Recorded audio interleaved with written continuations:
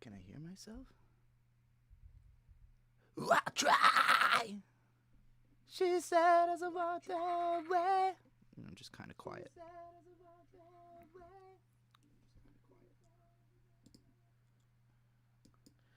Bidding, bidding, bidding, bidding.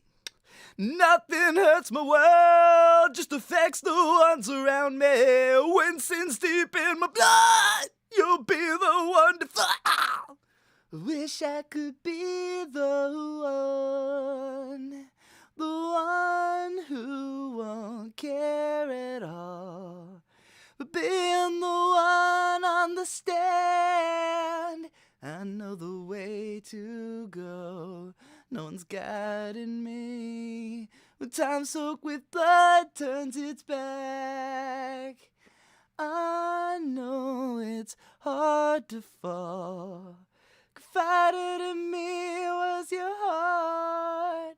I know it's hurting you, but it's killing me.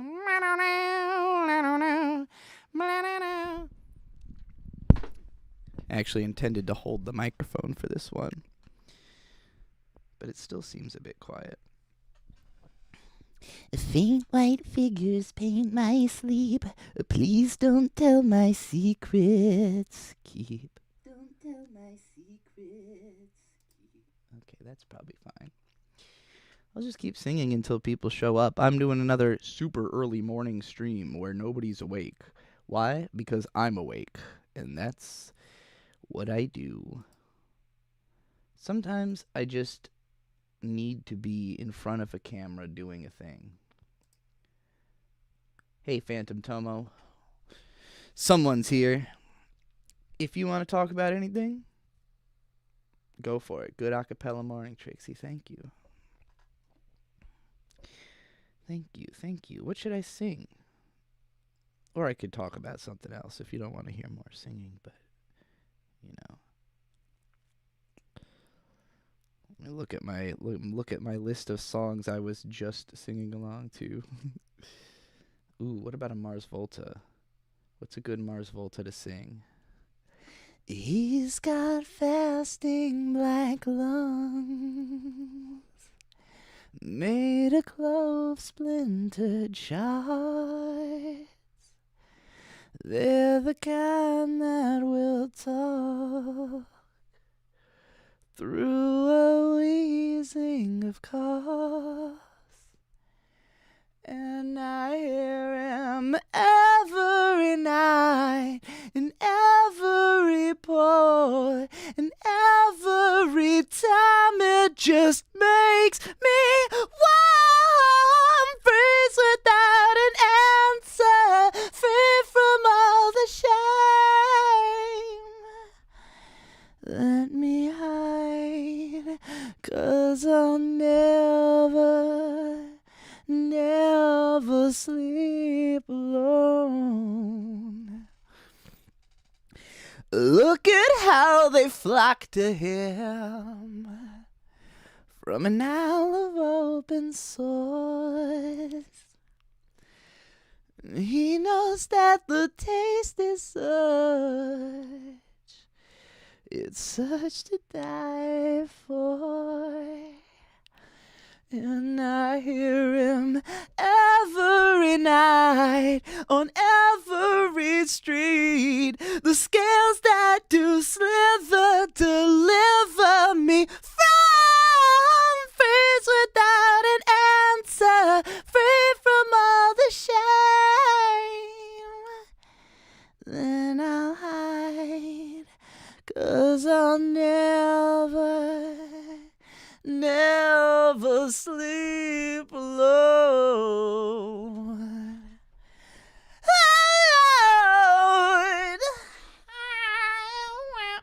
Lord, sit down, Said I'm bloodshot for sure.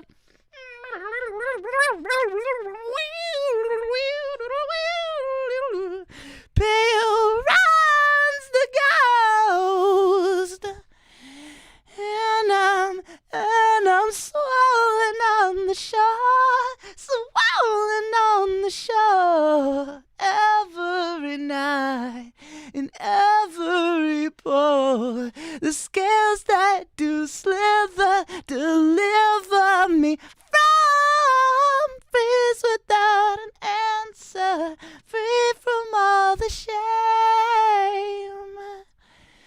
Let me die, 'cause I'll never sleep alone. Oh, oh, oh, oh,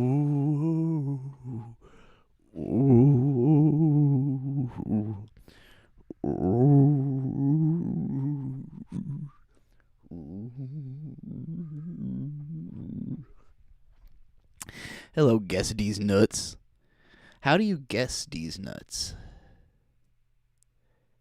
Guess these nuts. I guess these nuts. Guess these nuts is how you guess these nuts. Guess these nuts, nuts. Hey,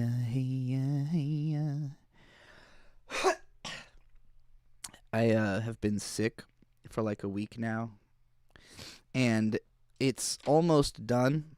Like, it's no longer painful in any way, but it feels like there's a cotton ball in my ear, like between my ear and my nose. It feels like there's just a wall of cotton inside my head. And so when I speak, it feels like I'm hearing my voice reverberate off of that back into my head. And it sounds like how narration sounds in anime. Like when it's always super close to the mic when they're doing narration. That's what it sounds like just to speak right now in my head, which is probably closer to how it actually sounds in the microphone than how it would sound if I didn't have that. So I don't know. Maybe it's helpful for getting any just right tonality into the microphone. Anyway, I'm here this morning to talk about literally whatever. I'm about to spark and watch Red Garden. Holy shit. I haven't fucking seen people talk about Red Garden in a long time. I was thinking about recently, actually, that I feel like that's a show that could catch on with a younger audience, if not for the fact that it's in 4x3. And I feel like there's a lot of young people who just won't. I don't know. Revolutionary Girl Utena caught on with a younger crowd than I would have expected. I think Red Garden's in 4x3. I might actually be wrong about that. I can't remember. Fandom Tomo said, I don't think I've seen Red Garden. It's a very strange anime. It's set in New York City. It's about 4 girls who become like undead zombie fighters, basically, or vampire fighters. It's not in 4x3? Okay, maybe it does have a shot. I feel like that show should be more of a hit now than it was when it came out. Like, I feel like it's closer to modern sensibilities, at least with the, like, because back then, anime fans were not looking for weird shit. Anime fans were looking for, like, anime, you know? Now I feel like anime is well enough established that people are, like, a little bit more eager to find the weird anime or, like, the memorable old stuff. And Red Garden is definitely one of those, like, undiscovered. It is 8:02 a.m. for me, Night Otaku 3050, but I woke up at 4, so I'm already well into my morning. But unfortunately, the internet really is only awake in the afternoon, which for me is the time I spend with my husband and don't want to be online at all. So, I don't know why the internet is quite so focused on like 4 o'clock to 10 o'clock, but that's like maybe midnight. You know, midnight is like the end of peak hours online. Maybe some people are up till 1. Hey Nat, good morning, good morning. It's cold, says Anonymous. Yeah, that's why I'm in the robe. I have the heat on, but we have like a wall heater It's not that powerful. Words. Hey guys, good night. But it's morning. In fact, Kome, it's 8 o'clock. Wake up. What's that? Do y'all remember this meme? Oh, I forgot I don't have the computer on screen. There was an old anime, another undiscovered show that like I know people generally said was good, but I don't know how many people have seen it. Was Taisho Baseball Girls, a show about girls playing baseball in 1920s Japan when it was like the first time girls could really like be tomboys in that context. And like there's this moment where the main character girl Kome is like sleeping like spread out on the floor, and her mom calls up to her and says, Kome, it's 8 o'clock, you have to get up. But the translator wrote it's 8 of clock. And the screen cap of Kome laying there and the words, Kome, wake up, it's 8 o'clock, used to get posted on 4chan's A board every single morning at exactly 8. I assume there was a bot set up to do this. But that used to be... I didn't used to wake up early. I used to still be up at 8 a.m. And that would usually be my sign to go to bed. Was when it's time for Kobe to wake up, it's time for me to pass out. That would have been like 2015, thereabouts. When that meme was going. And even then, the show was kind of old, so it was always a funny meme to me. It's like an old, obscure anime that kept coming up every morning. Phantom Tomo, I also wake up at 4:30, but I also went back to sleep for a bit. Brody says, good meowing. Can't believe you only have 15 watchers. Gone downhill. I know. Wait, I have 15 this early? God damn. That would be crazy. That can't be right, can it? It's only 8 in the morning. Oh my god, there really are 14 of you. Nobody talking about Speed Grapher? True. I only saw the first episode of that.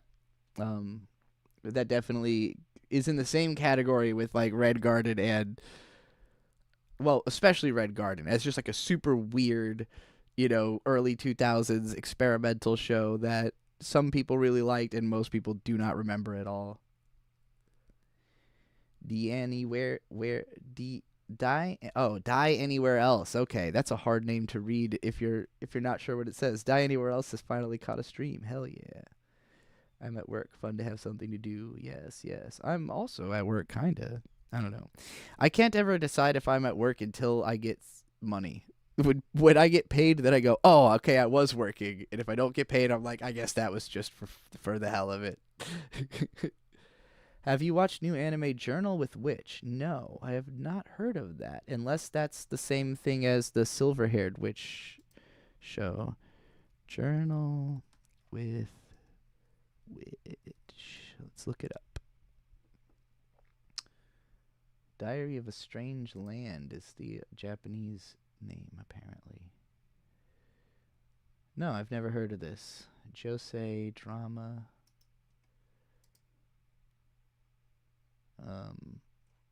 What's the anime look like? Ikoku Nikki. Okay. Oh yeah, this looks very Noitamina. Is that when it is? That would be funny, because I'm just throwing that out there. But, Studio Shuka. Yeah, that's the Do-Da-Da-Da guys. I thought so. Okay.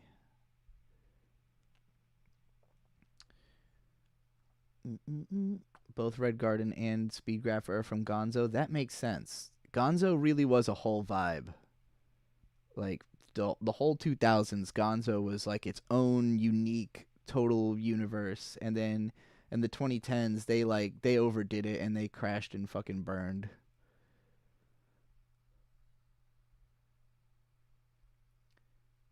Not enough people like these streams when they come watch. Phantom Tomo, I agree. Everybody make sure you hit that like button. It does good things for me in the algorithm, supposedly. Isabel Incorporated made it. Woo! I thought you were going to be stuck at school or something. I was like, she's going to be pissed she missed another one. I guess I don't really know how school works for you, though. I don't know that it's normal, like 7 to 2 or whatever. So far it has nothing to do with witches. Well, that's unfortunate. Been rewatching K-On! And Yui is my spirit animal. Felt, for sure. She is one of the greats. What do I think of the new Jujutsu Kaisen season overall? The The first 2 episodes looked fucking amazing.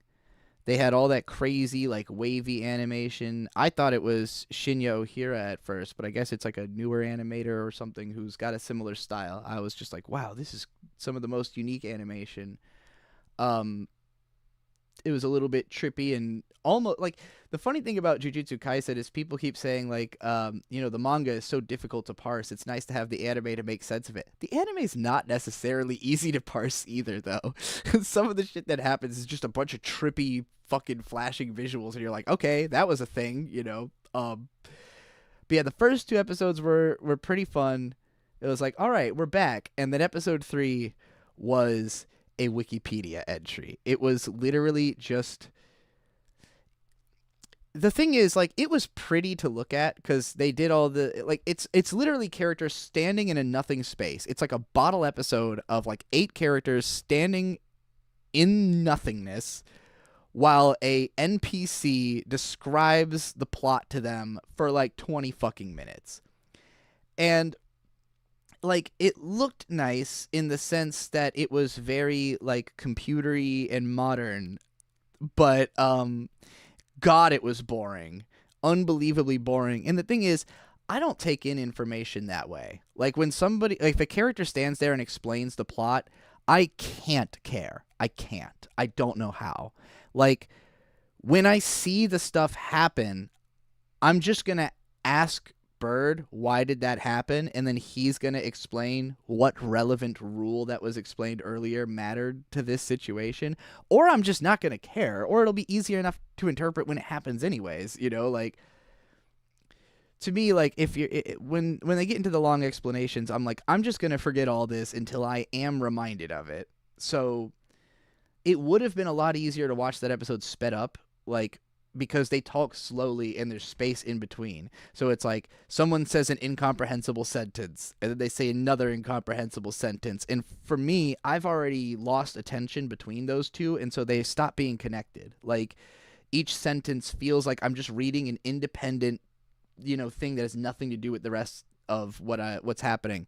And so I keep zoning in and out and just basically had no idea what they were talking about the whole episode. Like the entire time I was just like, I don't know, I don't care. Why are they talking about this? Is it just gonna be this? Is it all gonna be this? It's all gonna be this, And then at the very end, they tease a character, which it's one of these situations. This happened twice this season where we got to the end of an incredibly boring episode and then they show a character and Bird, who has read the manga, pogs. It is like, oh, it's him. And then he doesn't do anything.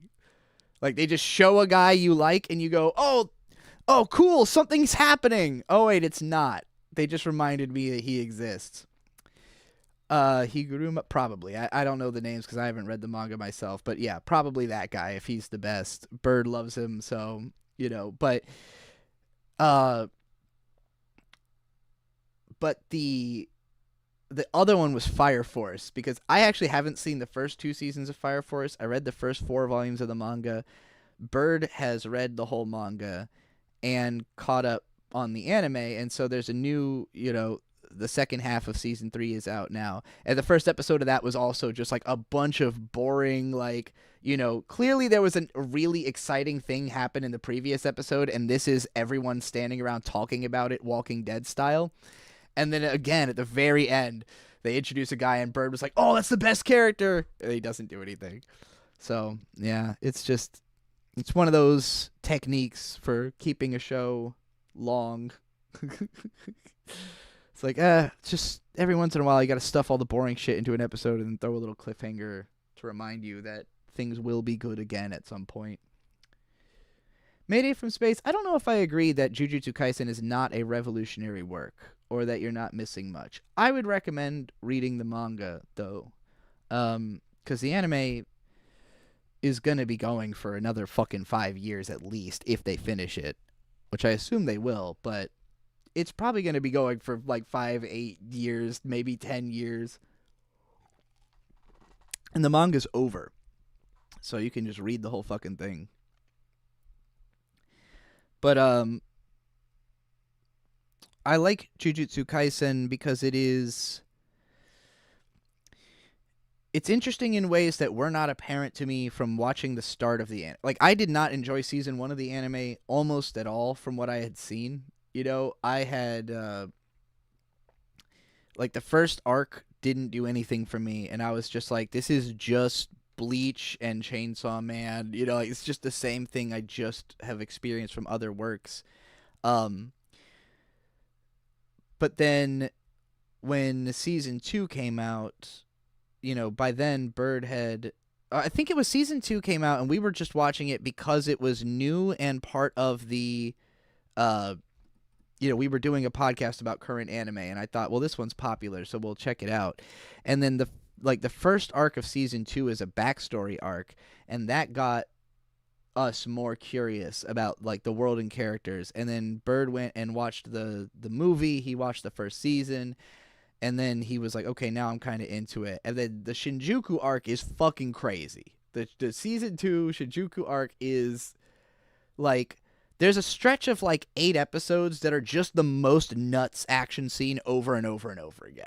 Like 8 straight episodes of the most crazy thing you've ever seen in anime. And that was when I was like, okay, this show is officially good. Like, this is officially transcended into something worth watching.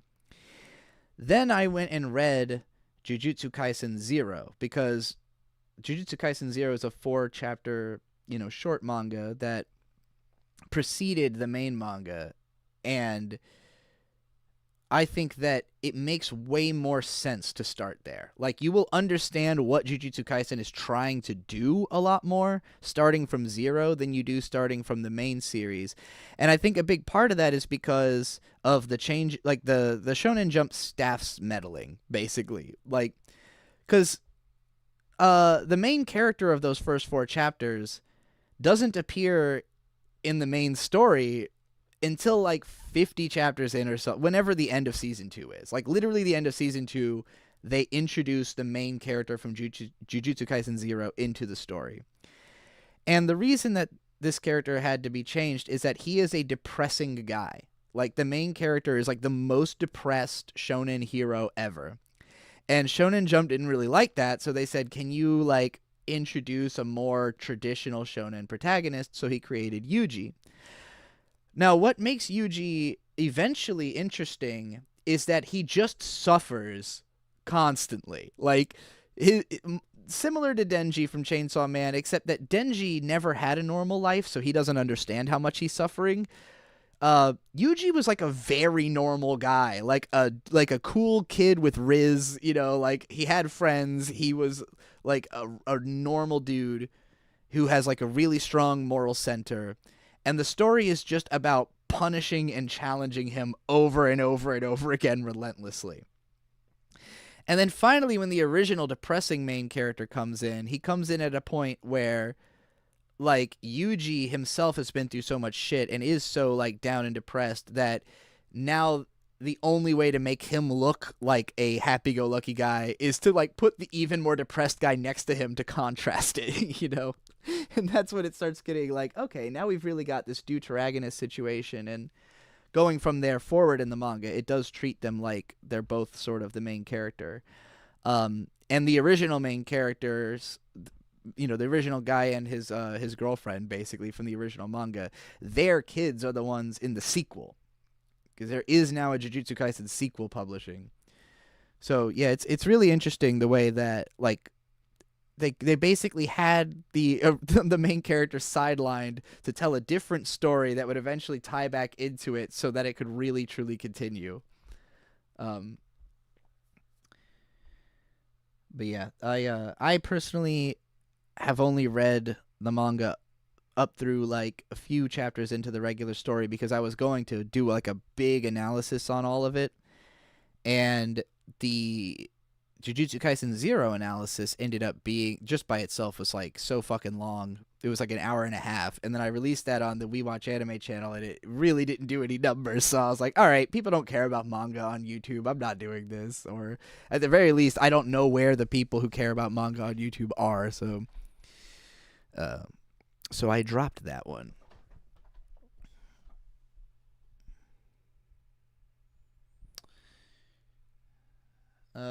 I agree that Kimetsu no Yaiba is ugly as sin. I don't understand. I mean, I, I think the outfits are kind of cool, but I don't like the aesthetics of it at all.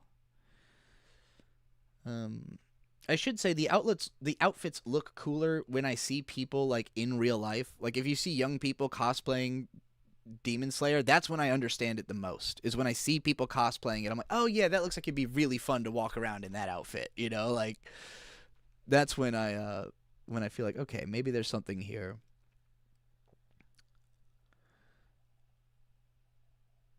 Some people being just like Bleach is a great selling point.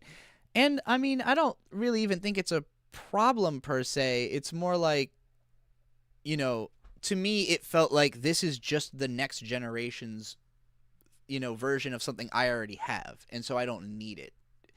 But once we got to a point where the story was different, because like Bleach does have an overarching narrative that goes through the entire manga, but it's mostly like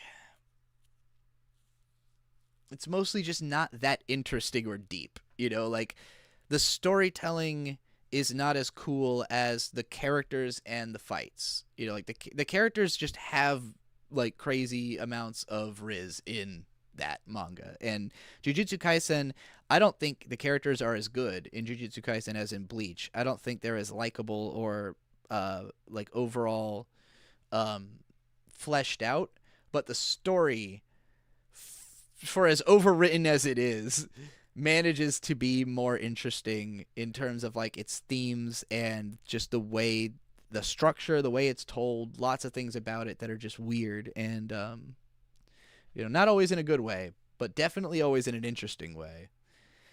And it's just really effective horror. Like that's another thing. It is legitimately terrifying. Like Jujutsu Kaisen has moments that are like, oh, oh no. That was like Bleach was never scary. It was like tinged with horror as a aesthetic, but Jujutsu Kaisen is actually scary. Is actually kind of fucking terrifying.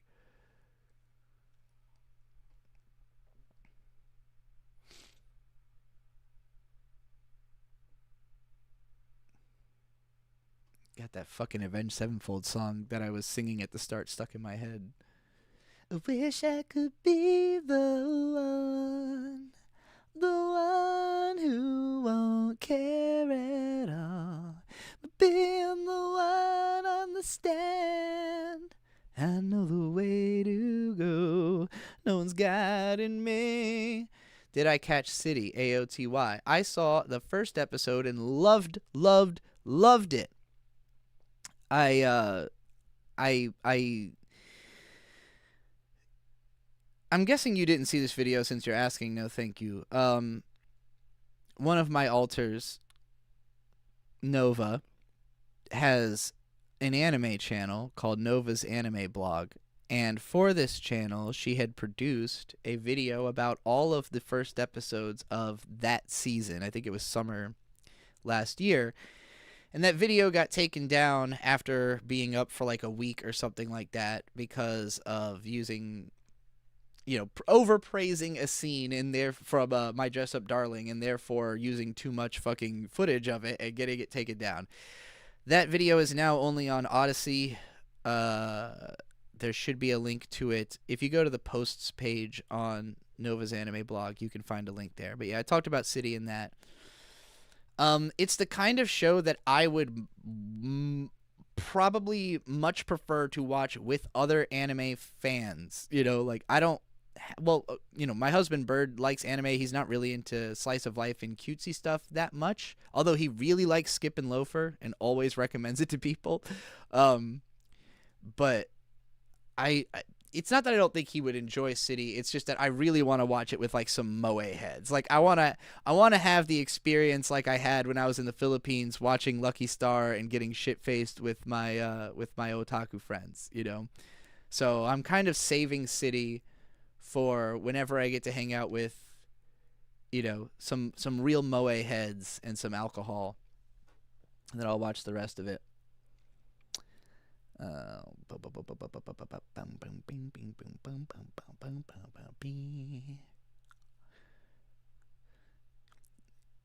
Enigma, who said, I still remember your CryptoPunk video, quite relevant today, it seems. One of my favorite of the After Dark era. If you're talking about Guile of the Bolden Ditch, that was actually on the main channel. That's actually post After Dark era. But I think it's still, I think that's one of the ones I've kept in playlists. There's a lot of videos that I have quietly unlisted and only have in playlists. You can find them all, but you know, I'm not trying to make every video equally findable. Lace Agar Argar says, I don't know why I always say Agar when it's Argar. Lace Argar says, Oi oi Trixie, I think that JJK is horror for horror haters. All the dialogue is gibberish, and now look at this fit and this punch and this aura and this scary pick.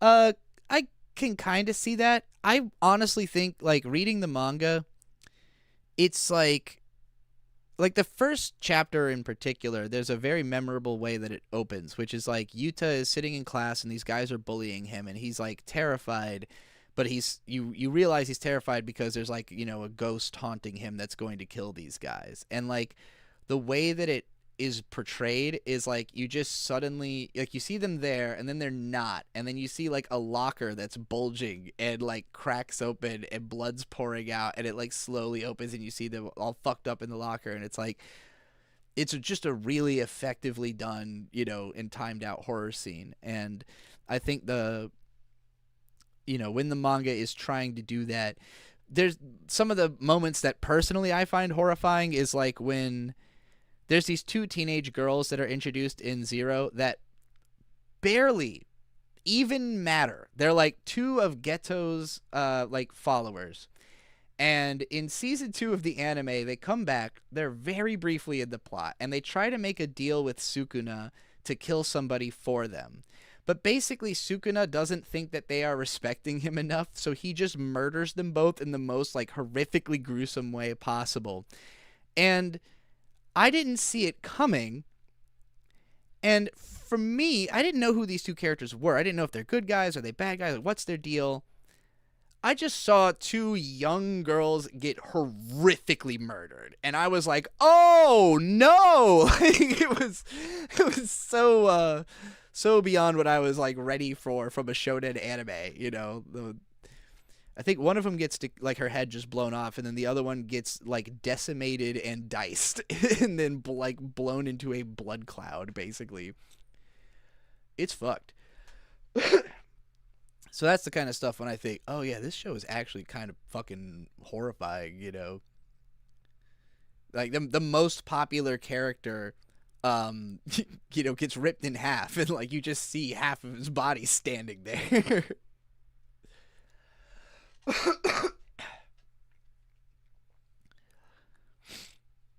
And also consider that like the main characters, again, they mostly like lose or win in like Pyrrhic victories, you know. Characters are dying all the fucking time in Jujutsu Kaisen, and the hero accidentally destroys most of Tokyo and then just is like racked with guilt for it for the rest of his life, you know. So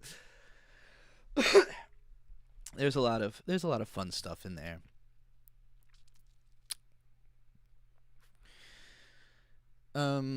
Still need to watch the Reze movie. That's also a fun time. It's a lot of big explosions and crazy action. There's definitely like a Gary Always, the transfigured kid that Yuji was trying to befriend fucked me up. Yeah, and that's a pretty, like, the way that arc is resolved is also pretty fucked up, because it's like, yeah, there's and like when I watched the show the first time, I was so checked out that it didn't really hit me this like the way it should have. This was another case where like you know, looking back at it and then like hearing other people talk about it made me understand it a lot more. But like, yeah, like the main character spends the first like 8 episodes trying to befriend this depressed kid who's being manipulated by this evil spirit. And like, you would think that where this arc is headed is that he's going to help this kid out, like maybe become friends with them, or maybe the kid will die tragically somewhere. But like, really what happens is the villain like kind of reveals himself and then just kills, like, just immediate, like, feeling nothing, no dramatic fanfare, just kills that kid, you know, like, turns him into a monster or something like that, and it just kind of happens, you know, and that's, I think, part of what makes it unsettling as well with Jujutsu Kaisen is, like, it doesn't treat any characters or lives as precious. It's just like, no, that one's gonna be dead, like, you know, characters who seem really cool will just all of a sudden be gone. Pretty much Maki and, like, I think the women are the only ones who get off a little easier. Like, there's two different women who seem to be dead and then turn out to be alive. But yeah, most of the characters just get fucking torn up in Jujutsu Kaisen.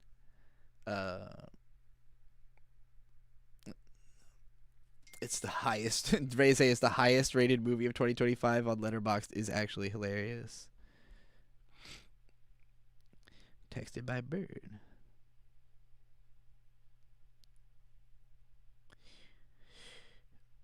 Boop, boop, boop, boop, boop. He asked, "How you doing?" I said, "Doing good, streaming."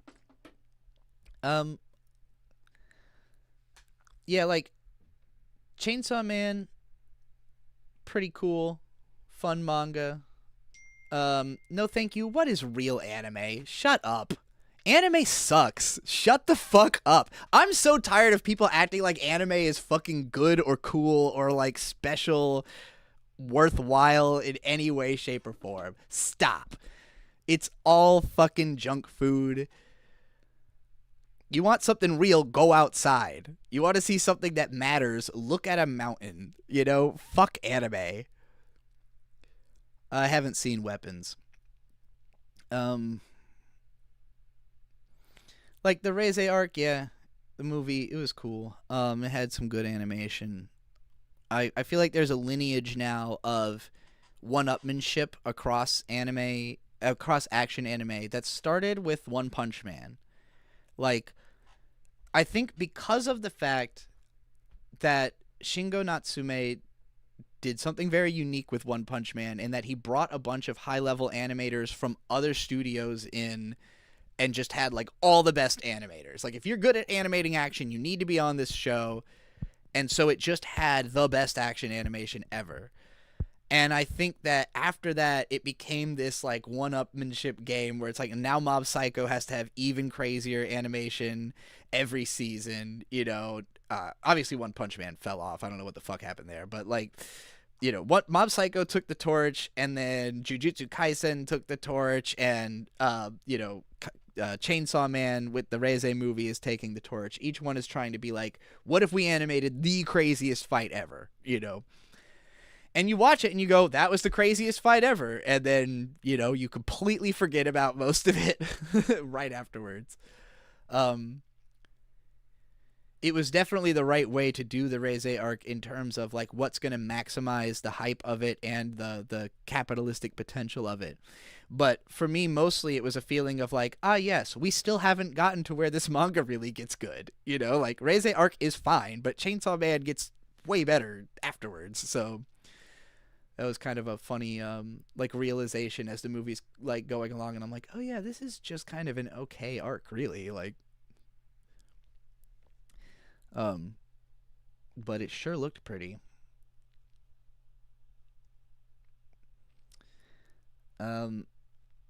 Anime is more real than outside, and obviously real anime is whatever I like. Real anime is Neo Tokyo and Ninja Scroll and absolutely nothing else. Yeah, that's a pretty good.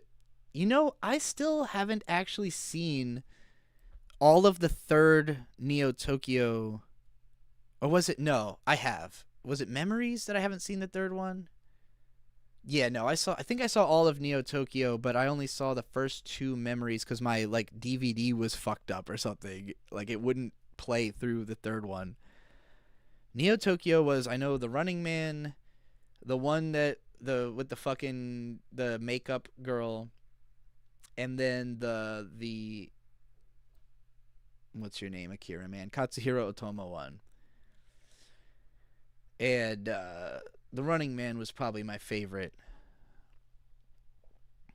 which of course is by Kawajiri, who also directed Ninja Scroll, and those are like my two favorites of his things. I think everything Kawajiri did before and after, well, everything he did before Ninja Scroll was not interesting to me, and then Vampire Hunter D was really cool, but just I don't know that I would say it's as good as Ninja Scroll. It's hard to say. It looks amazing, looks immaculate. And then he made that shitty Highlander movie and kind of fucked off. So, Gary always says anime hasn't been cool since Satoshi Kon woke up from his dream and entered glorious reality. Fucking, yeah. That's a good way to put it. And I don't even think he got to reach the potential he had. You know, like, I don't think he ever got to make what would have probably been his greatest film. Because he died very young for an animator. If you haven't read Opus, you should definitely read Opus, his manga. I know it's not his only manga, but it's like the only one that there's like a whole ass volume of. And it's really good, very dense. Real anime is the 2003 Tokyo Mew Mew advertisement that played in Japan and Iraq only. How did that happen? Animatrix is the real anime. Animatrix is pretty cool. I rewatched that recently, and it was... I think I liked pretty much all of them. Like the first one, the Final Flight of the Osiris, which is like the first of the Animatrix shorts, is the worst one because it's mostly like a tech demo for how impressive graphics were at the time, but it's the PS2 era, you know? And like, to be fair, it looks as good as the best looking PS2 games from a few years later, but it is not aged well as a visual showcase, but the rest of them are fucking pretty sick. Animatrix is really fun. Definitely my second favorite Matrix movie. I think it's my first favorite, but I still haven't seen the fourth one yet. The Matrix is incredibly overrated, including by me as a kid. And I think it's one of those things where, like, it's just that we're so much more normalized to the ideas in it now that, all I see is the movie. You know, like, I'm just watching the movie as, like, okay, forget all of the intriguing, philosophical shit, because I already have seen a billion other shows about all this now. Just watching it as a movie, it's fucking paced terribly. It doesn't really make any fucking sense. Like, I've never understood why the Resistance why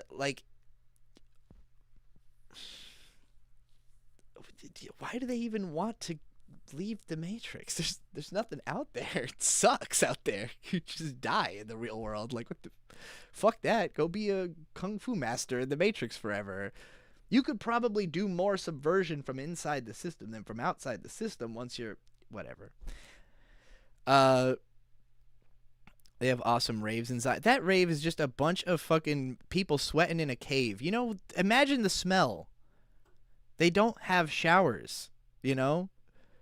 They packed 10,000 people into a cave to... That's what a rave is? Well, you know. I have never been to a rave. Like a real rave. I've been to, like, convention raves at the most. Not my scene, really.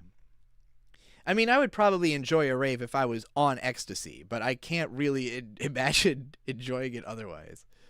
Maybe ecstasy and acid at the same time. That sounds like it would be great for a rave. G'day from Australia. I wonder whatever happened to the pub crawl.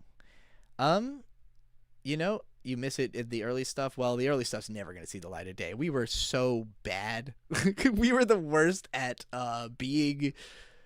saying things you're allowed to say. Like, I feel like on the pub crawl, I was looking for every combination of words, you know, like just every combination of words my brain could come up with, I had to say it. And it was so funny because Cider would always tell me about getting complaints about things I said. Like, he would always be like, you know, oh, somebody was talking about you. And I was like, why don't they ever talk to me? Why do they always come to you? Cider did in fact get his doctorate. That was like 5 or 6 years ago. But he ended up so Cider got, I believe he got his doctorate, but what he ended up doing was working for a board game company. Like I think he like runs the distribution for a major board game company in Australia. Um, so like yeah, he ended up with a job he just felt really passionate about um, and went all in on it. So that's why I haven't heard from him. The last time I heard even of him was I met his partner. I don't know if they're married, Chi in who was also part of the show back then in Portland in 2023. Just because I happened to be in town and she lives there. And at the time, they were still together, and she said he still had that job and was very happy with it. He travels. I know he comes to America like fairly often. So, what are the chances of a pub crawl reboot? Pretty much non-existent because Cider has a real life now. I can't see him wanting to. There would be nothing in it for him. There'd be no reason. So yeah, I can't see that possibly happening. Um, Unless it was me and Dima, the artist formerly known as, or some currently known as Jeff Burgess, depending on which identity you're talking to, I guess. But Dima Foxpaws, Just Fern, whatever name you want to use, I could see me and them doing a pub crawl with just the two of us. Um, but I haven't seen them since, I don't know. I think he uses they, them, or he. I'm not sure if Dima has a preferred pronoun, actually. I'd have to ask, but I could see doing a podcast with Dima, but the last time I saw them was also in 2023 in Washington for, what the fuck is that PonyCon in Washington? Everfree Northwest. And I think he joined the military as like an officer or something, or a scientist, like some kind of, he's doing like astrophysics for the fucking military or something, some kind of smart ass thing. I missed the pub crawl when it was airing and there's no archive anywhere. Yeah, that's on purpose. Well, okay, so you have to understand that like the pub crawl was a show performed to basically no one. 2 nights out of every week for years, for 2 to 4 hours at a time, sometimes 3 nights a week. And like it was just me and Cider getting drunk at what for me was 2 a.m. and for him was, he just got home from school or whatever. So like we would just kind of chat about whatever was on our minds or going on that week, and a lot of it, a substantial amount of it, was like, did you know about this weird law? Did you know about this bizarre thing that people do? Did you know about this like, it was very like locker room talk, the podcast. I guess it's just like any podcast from back then, but like we would just drift off, get bored and start playing music and stuff a lot of the time, or like you always thought the pub crawl was an IRL stream, never watched. No, so the pub crawl was on it was a technically a internet radio show, because their internet radio used to be somewhat popular, and in the Brony community there was a big internet radio show called Everfree Network, and they were run by this guy who was like kind of a dick and a bit of a like what's the word for somebody who like picks and chooses their affiliations and can really make or break who's gonna have anything, like a career in that field, that kind of a figure. And so I think there were like other competing radio stations. They all had a problem with like that guy and his show. And then Celestia Radio was like one of the gatekeeper. Yeah, very much a gatekeeper. Celestia Radio was a less gate-kept radio network, but also less popular. And it would have mostly just play pony music all day, but occasionally um, have shows on it. Basically, whoever worked for the station and wanted to. And so Cider, it was Cider and his friend, whose name is slipping my mind, Thorfinn. Yes, Cider and Thorfinn. And the two of them would mostly just listen to music and like maybe say a few words to each other. But Thorfinn was not really a talker, so it was really just like Cider, would say a few words, have another drink, maybe encourage the audience to drink or announce what the next song is going to be and put it on. He was very much just doing a DJ thing. Well, he had on guests sometimes, and there was one time that this guy named DJ Kalkos was going to be a guest. And Kalkos was he's a nice kid, bit of a spaz, by his own description. I think he would agree. And he was one of those people who tries to make friends with like everybody in the community that has clout. A bit of a clout chaser, but not the worst kind. The kind who's like actually a fan, who like really cares about your material but really wants to be your friend also about it. So he had befriended a guy called Tarby, who is a musician in the space, a guitarist, as far as I know, still doing like guitars for Pony Music and stuff like that. But Tarby was one of my favorite musicians in the space.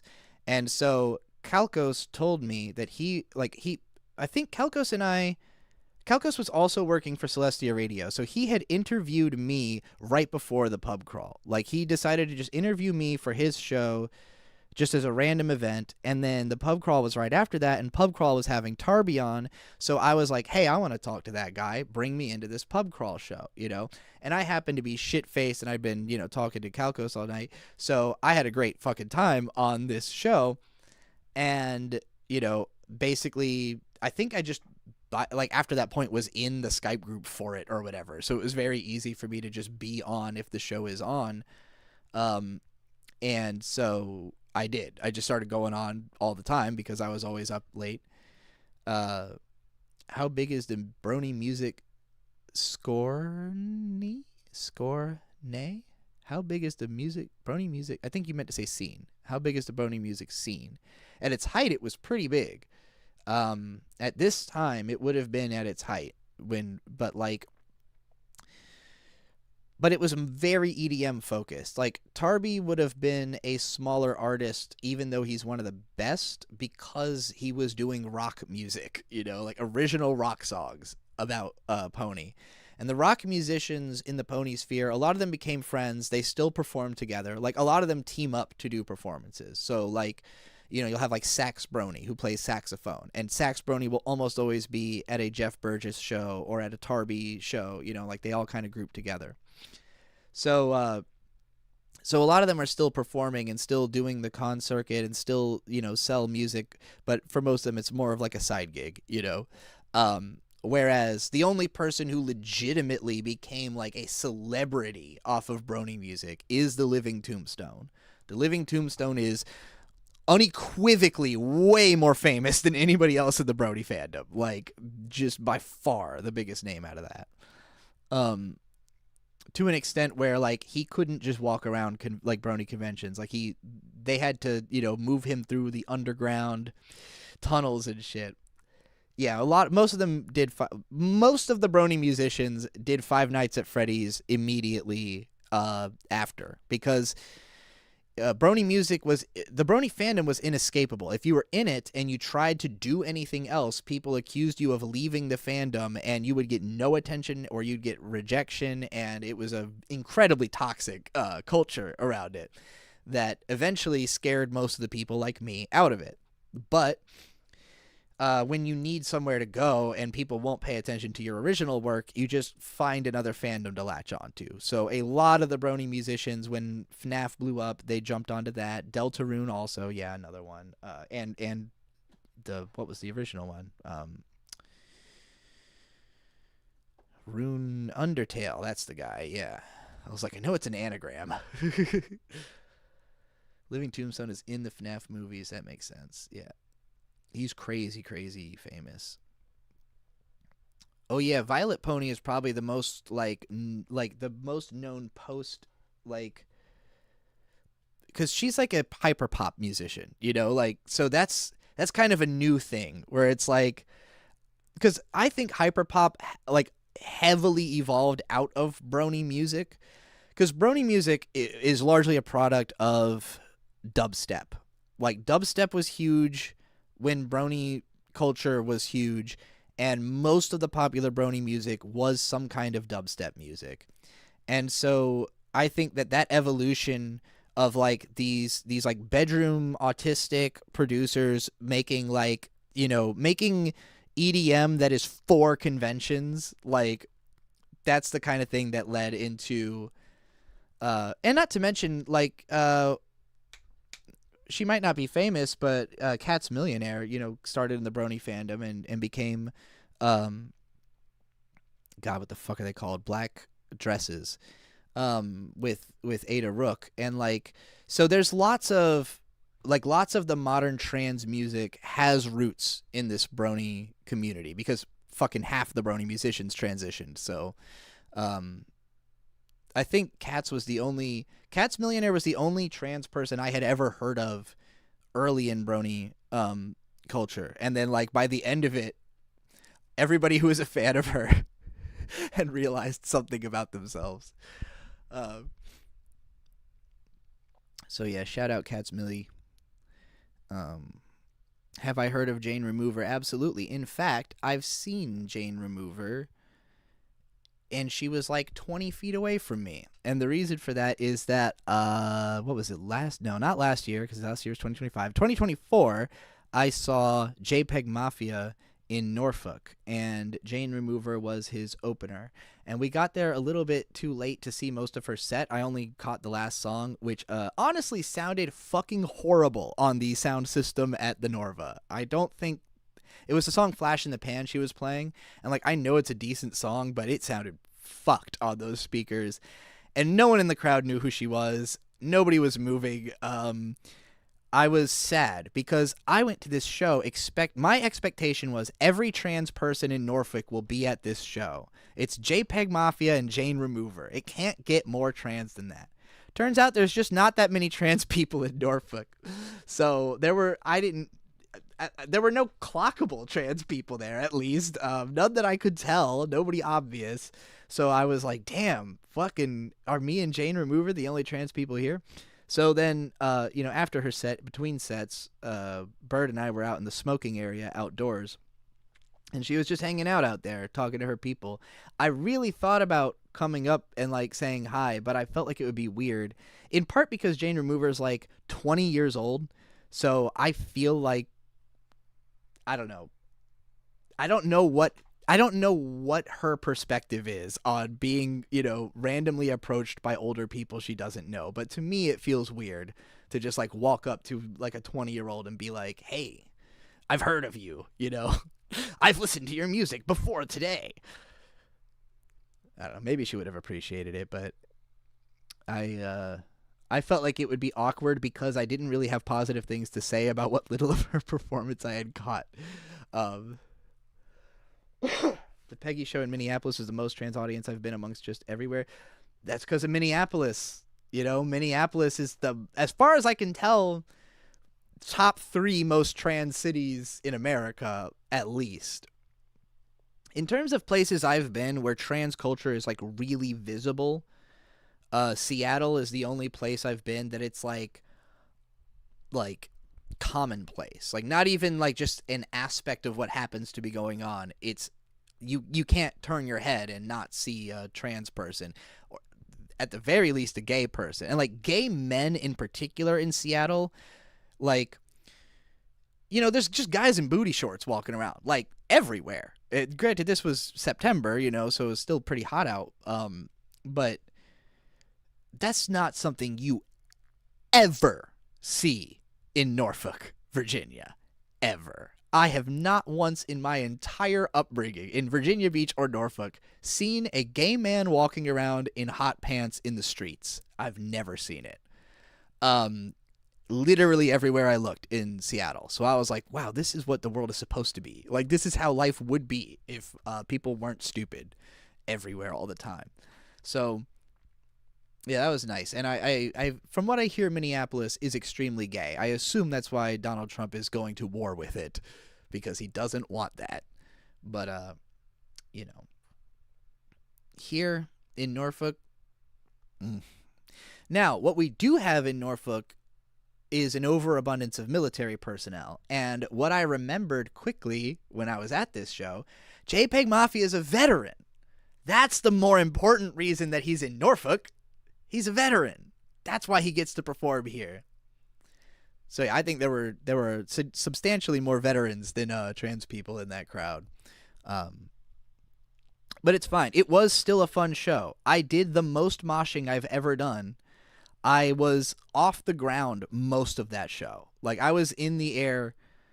I think I described this somewhere else, but like, I would jump up and the crowd would carry me like 20 feet before my feet hit the ground. I started the circle pit in real one, you know, the song, the real, you know what I'm talking about. I'm a real, that one. I was during the I'm running around the circle in the pit, and then the whole thing, when the beat kicks in, the whole thing collapsed in like a riptide, and I fucking got pummeled. And the only thing that broke my fall was that I landed on top of a big fat guy. And otherwise, the force that I was hit with was fucking substantial. That wasn't my only spill that night either, but I see trans girls on the street in Minneapolis that I recognize from Instagram weirdly often. That's amazing. But no, that makes perfect sense to me, because like, when I started following a lot of trans creators on Instagram, it started telling me about things happening in Seattle and Minneapolis all the time. Like, I'm dead ass serious. Those are the only places that trans culture exists. Like, all of people who, maybe New York, but like all of the trans stuff, everything that we consider stereotypical trans identity or whatever, that's just Seattle and Minneapolis people. Like, it's a culture that is real and has really developed, and the rest of us are experiencing it secondhand and like copying it, but it is like a whole ass, you know, place thing.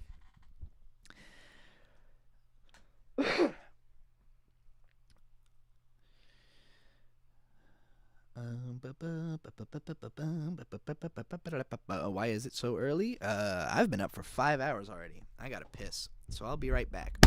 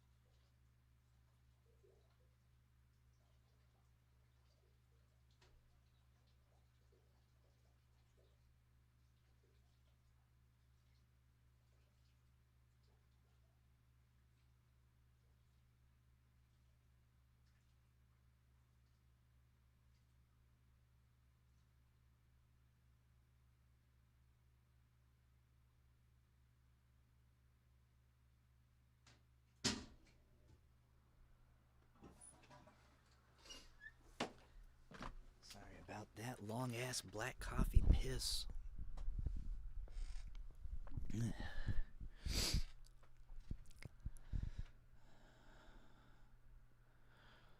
Walked out the front door like a ghost into a fall, with no one notices the contrast of white on white. You can love brony content without being a brony. This is true. There is some good brony content, almost surely.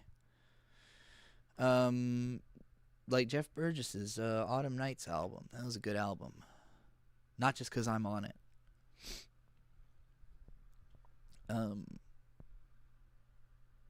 I don't really revisit a lot of that stuff very much, to be honest, but It was a fun time. It was it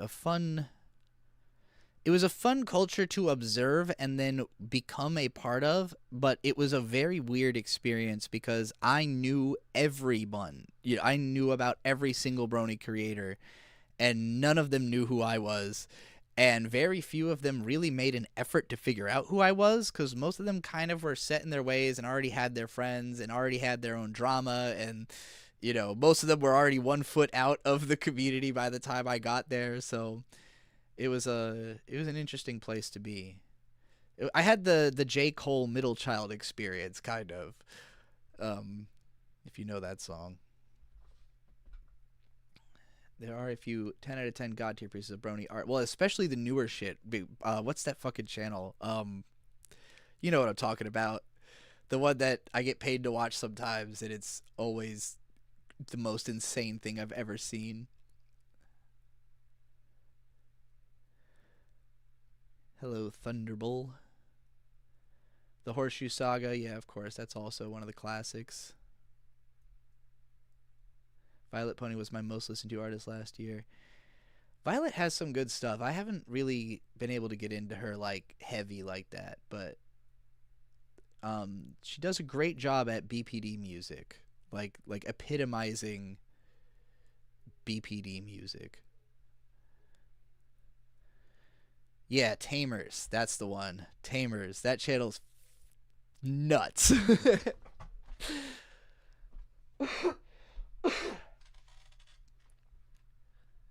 Monarch of Monsters, yeah. I think I listened to all of it, but it was so fucking long.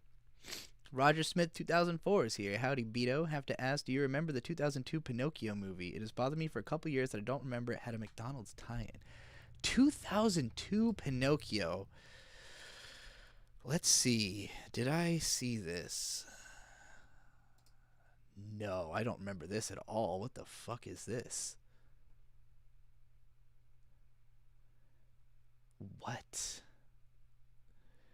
I know it's not on screen so none of y'all can see, but you should just open up another tab and Google Pinocchio 2002 and tell me if you recognize this, because I sure don't.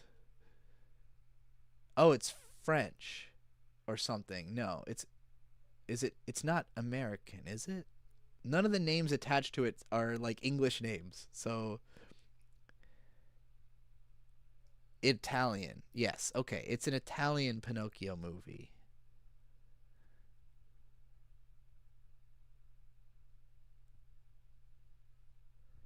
And yeah, it's live action.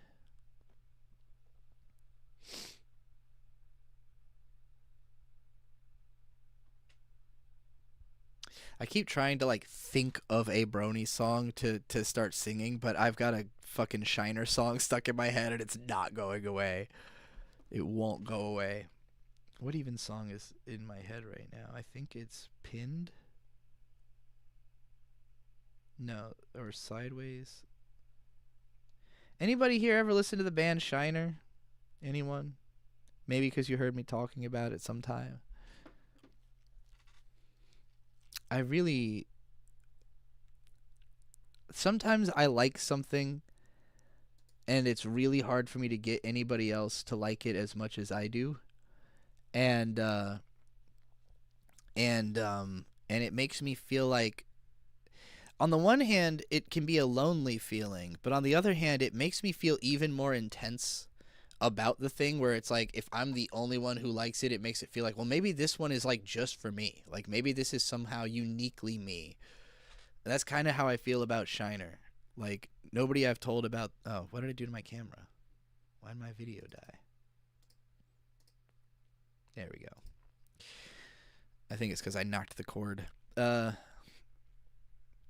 was supposed to be Oscar bait. That's hilarious. Do I know the words to Loyalty? You mean, I need loyalty, loyalty, loyalty. Tenfold, no switching sides. Something wrong, you acting shady, you know why, get me no wrong. I need loyalty, loyalty, loyalty. I don't think I know all the words to it actually, but I do think about that song constantly because loyalty is the number one thing that I look for.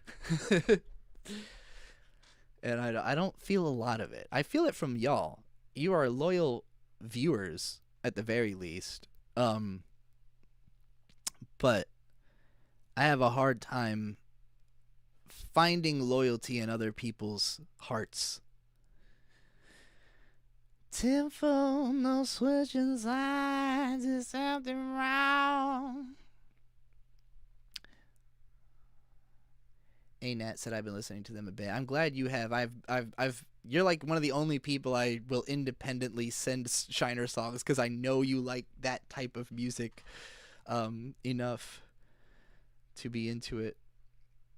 An open forum, one of my favorite kinds. Hello, Mopu. You ever see something advertised as a closed forum? You'd be like, why am I even hearing about it? I disagree with you all the time. Am I still loyal by your definition? I figured you'd not consider me a part of your group in that sense. Nobody agrees with me ever, so I don't know who you think would be more loyal than you by that standard. But except for I guess like there's a couple people who generally tend to agree with me, or at the very least, when they disagree, they don't make a big deal out of it, or they don't mention it. But I don't think there's anybody who really agrees with me that very much. I am definitely a Lannister. If I was a part of one of the houses in Game of Thrones, the Lannisters are the only like relatable ones.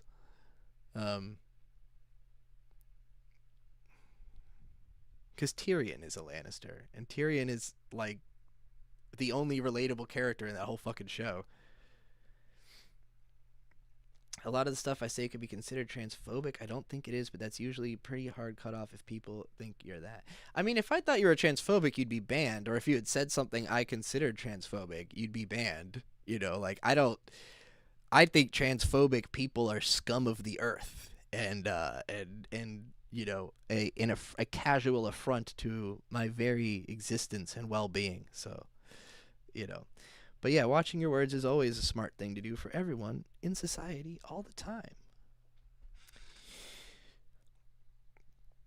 But yeah, I've never felt the sense that somebody agrees with me like all the way on most of the things I say. I really try to keep people around me who don't agree with me on everything. You know, like I prefer to have people who are gonna notice the shit I'm not gonna notice. Gary says you don't even agree with you half the time. Yeah. That too, that part. Um, like I said, you know, for a certain part of my early career, I really was just like looking for every combination of words. Like it wasn't about trying to be correct. It was trying to say something, you know, just have something to say. Over time, I have come to curate what I say so that it's like, oh, I don't want to say anything that I think is going to, you know, spread harmful behaviors or, you know, insult somebody who I'm not trying to insult, you know, like just try to be more careful about what I say. Roger Smith said, if you had to go on a date with a cereal mascot, who would you choose? Note, you have to pay the bill, and Snap, Crackle, and Pop are a package deal. Thunderbolt says, easily Tony the Tiger, right? I mean, that's not a bad one. See you later, Isabel. Tony's pretty good looking. You know, they're great. Annie seems kind of gay. Trix Rabbit, he's fun to hang out with, you know. Lucky Charms Man, he'll if Lucky Charms Man makes me pay the bill, I'm gonna be like, really? Don't you got like a pot of gold or something? You feel like Tony Tiger wouldn't think about his sexuality? Maybe. I don't know. I haven't given much thought to cereal mascots. They have had an ever presence in my life as they exist in the atmosphere. You know, you see them every time you go to the grocery store, but I think the reason that Tony the Tiger came into my head first is specifically because there is a Manchester Orchestra song called Tony the Tiger. Didn't think that you would actually do it. Whoa. Oh. I think that's the one. You slept the entire drive home. It was you, my sister, and I.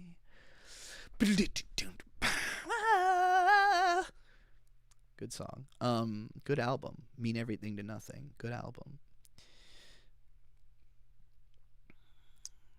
Saying stuff to see how it sounds coming out of your mouth is an important part of some people's creative processes, and that's true. You got to be careful who you're saying it to. You really got to be, just got to be cognizant of. There are people who love to hear every random thought, and there are people who will not want to hear a random thought. Some of those words you said 10 years ago are ones that I still echo to this day. For example, objectivity doesn't fucking exist. Oh, that's one I definitely am still saying. That one's still important. But that's just true. You know, I didn't make that true. It just is true. So, you know, it's not really that important that I said it. I'm not the first nor the last. You know, I've heard it a billion times from other people. So,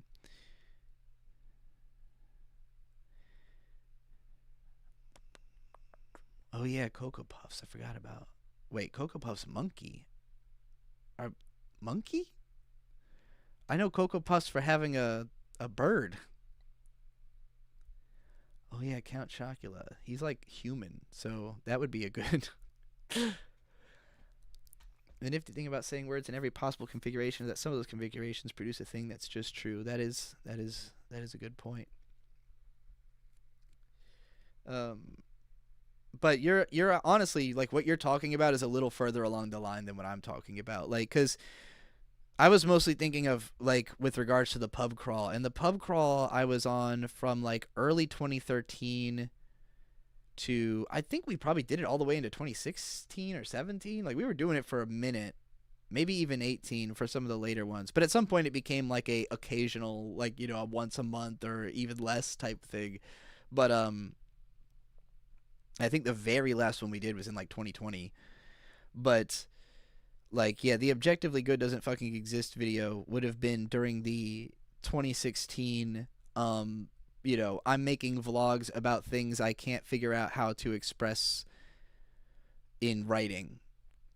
Because I didn't used to do vlogs. Like, vlogging and podcasting and streaming were all scary to me because I'm a dissociative person. I will just, like, you know, lose track of what I'm doing in the middle of doing it. And so I was always afraid of being in a context where, like, I have to stay on, you know. And obviously once I realized that, like, with vlogging you can edit it, that helped a lot. But in the early days we used to shit on edited vlogs. Like Jesse particularly hated jump cuts. And if you watch his old videos, like, you know, go watch, like, the Hello Kitty Cube Frenzy video or whatever, or the Sim City one, where, like, he'll open with, like, a several minute long monologue, and it's like he memorized those, you know, and he would do, like, 20 takes to get it right. But this was during the same period that, like, Niga Higa was doing vlogs that are like a jump cut every 3 seconds.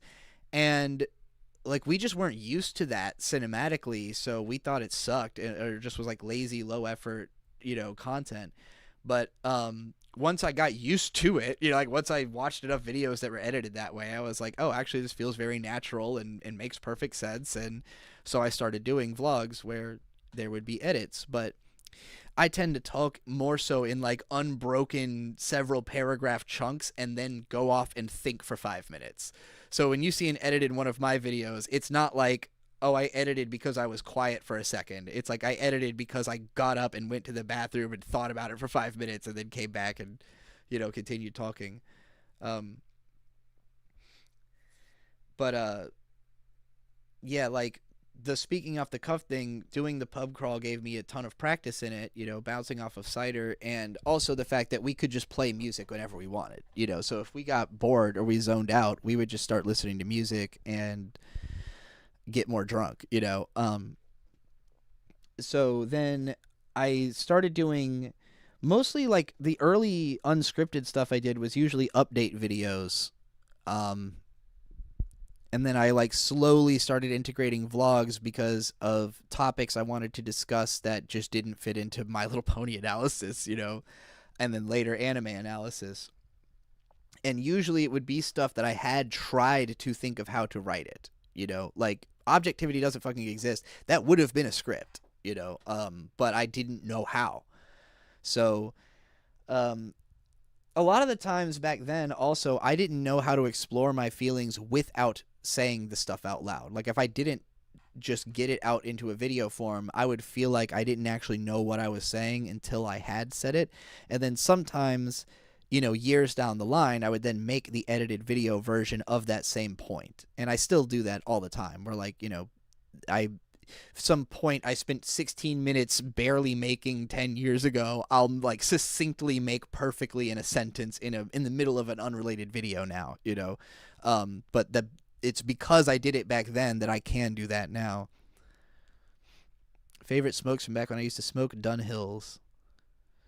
They don't sell them in the US anymore. I don't think they make them anymore, actually, but that was Hunter Thompson's cigarette. And it became my cigarette. And then they stopped having them. Have I ever considered doing a fan dub of something? Yes. There's Roger Smith pointed out my Legend of Duo. I only did the first 2 episodes because nobody was fucking watching it. But Legend of Duo is like the worst anime ever. It was made for cell phone. Like, let me back up because everything's made for cell. It was made for flip phones. It's an anime made for flip phones in the 2000s. It's BL. It's about vampires, and the main character is voiced by the guy who plays Kyon, like Tomokazu Sugita, one of the greatest voice actors. So that's the best thing about the show, is that his voice is in it, but it's bad. It's just a terrible show. And so I thought it would be really funny to do a fan dub of that, but I only got through the first 2 episodes. Partly because I couldn't get the actual music from the show, and so I kept having to like make up my own soundscapes for it, and that was difficult. It's a show about people dying of the disease of death. So they keep talking about dying of the disease of death throughout the show.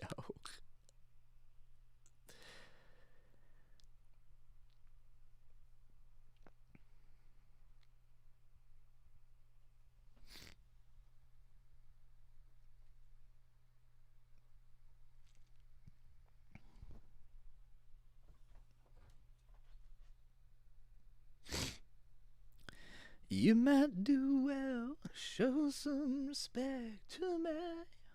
The rest should just come to me, come to me.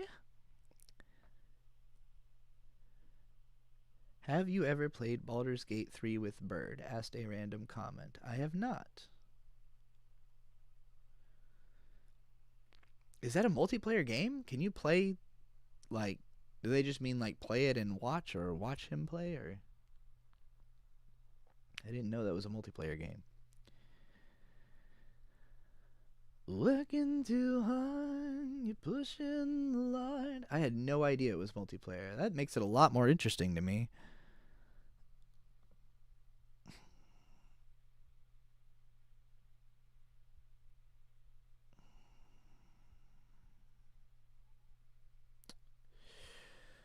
I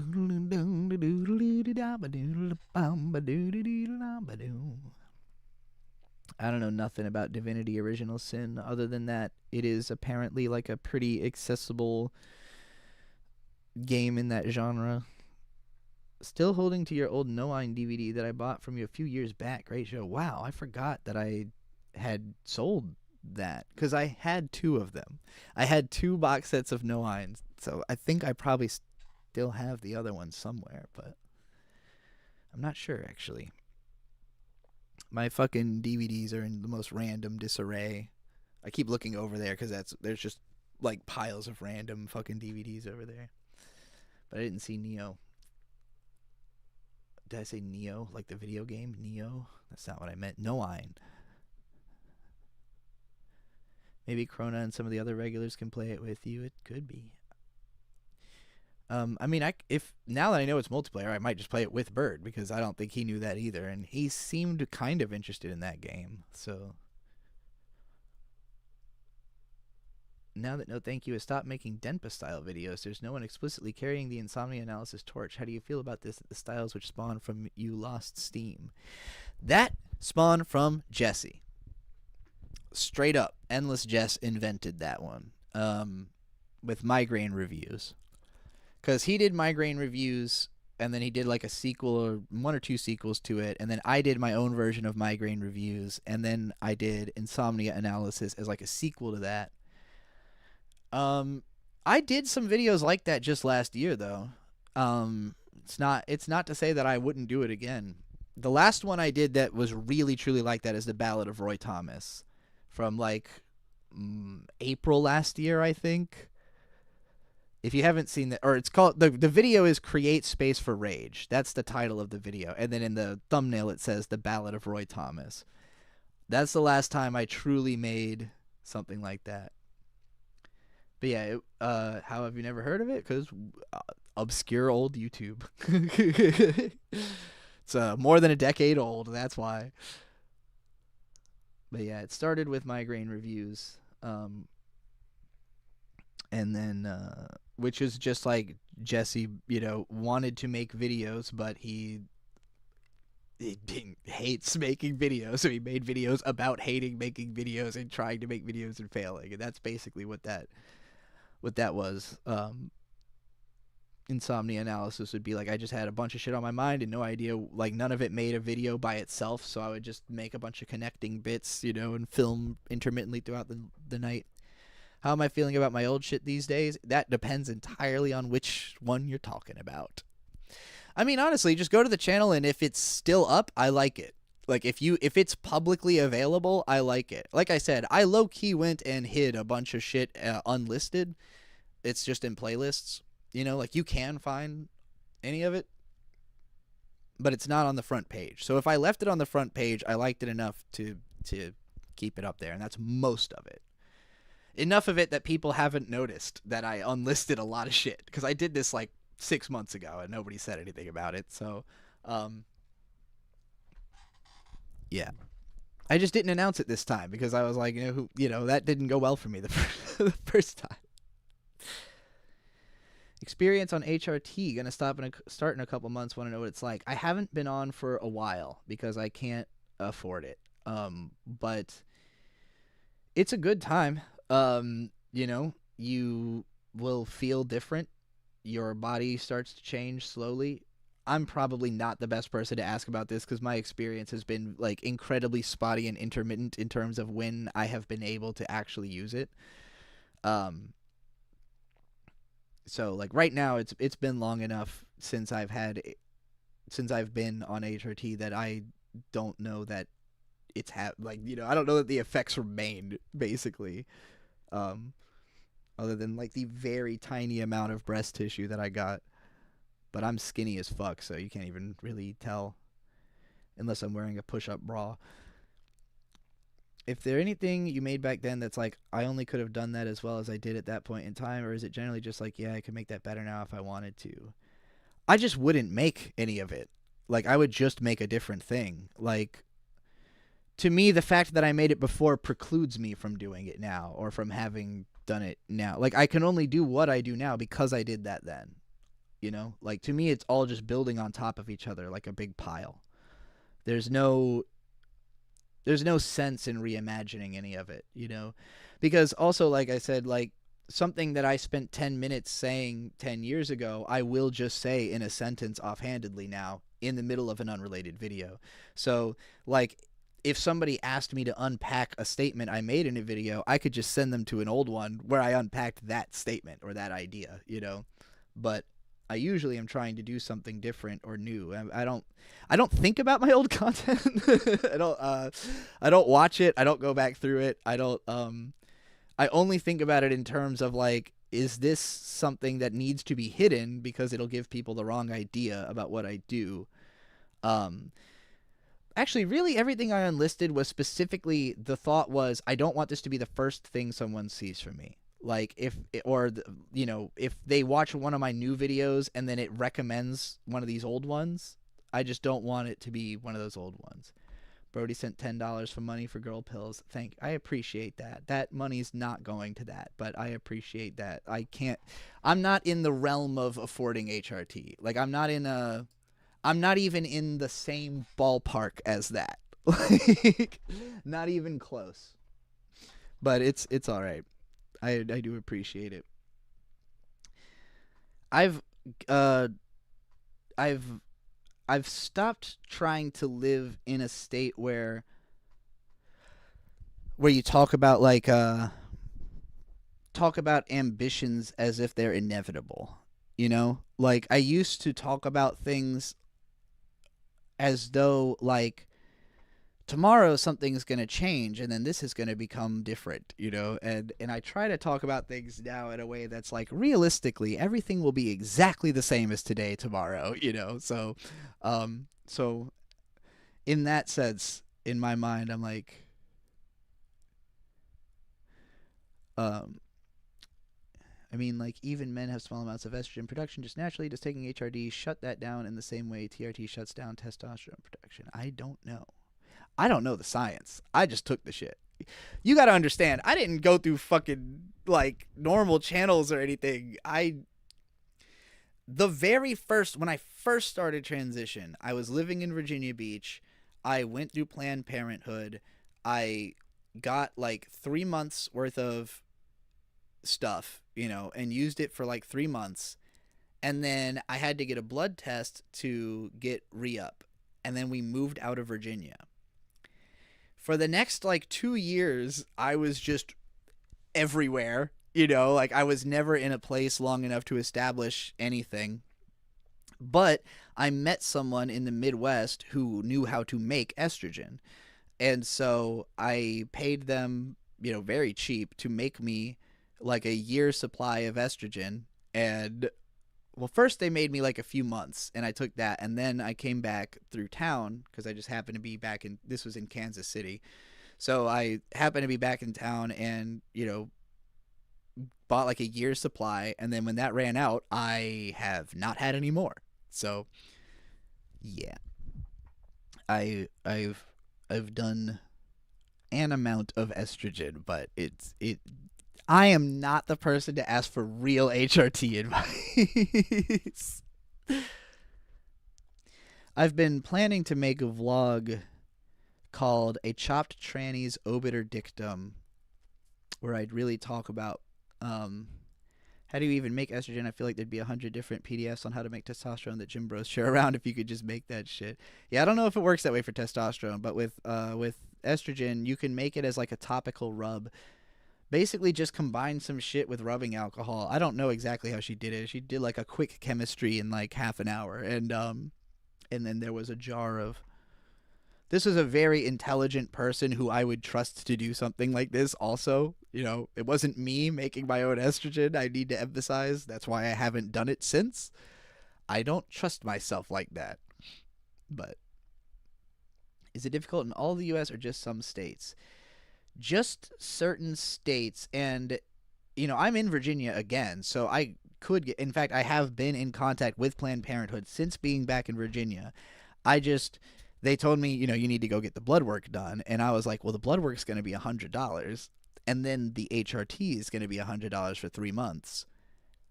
I don't have $200, you know, like I just not casually, you know, like not $200 that I wouldn't want to use for something else, you know, because I have lots of things to need money for. So you know, it'd be different if I felt that I desperately needed it to survive, which a lot of people do. Like a lot of trans people don't think that they can live without estrogen. I was already alive for 28 years, so I already know I can live. You know, I'm not literally going to die. So it's not priority number one. And yeah, I also have no insurance, so there's that. Meow. Big kitty came up. Hey, hey, big man, come here. Come here. No. I wanted to show you Big Cat, but he don't want to come over. He's on his own mission. He's going to the bed. Hold on. You going to the bed? Come over here. Ugh. He ignoring me. You might do well. Is Medicaid in West Virginia really hard to get on? I don't know. Also, I'm in regular Virginia, but I've never even attempted anything like that. Thank you, Possumist Z, with I don't know what 200 MX dollars means, but thank you very much. What is an MX dollar? A Mexican dollar? It is. It's like $11 in US. That's awesome. Thank you.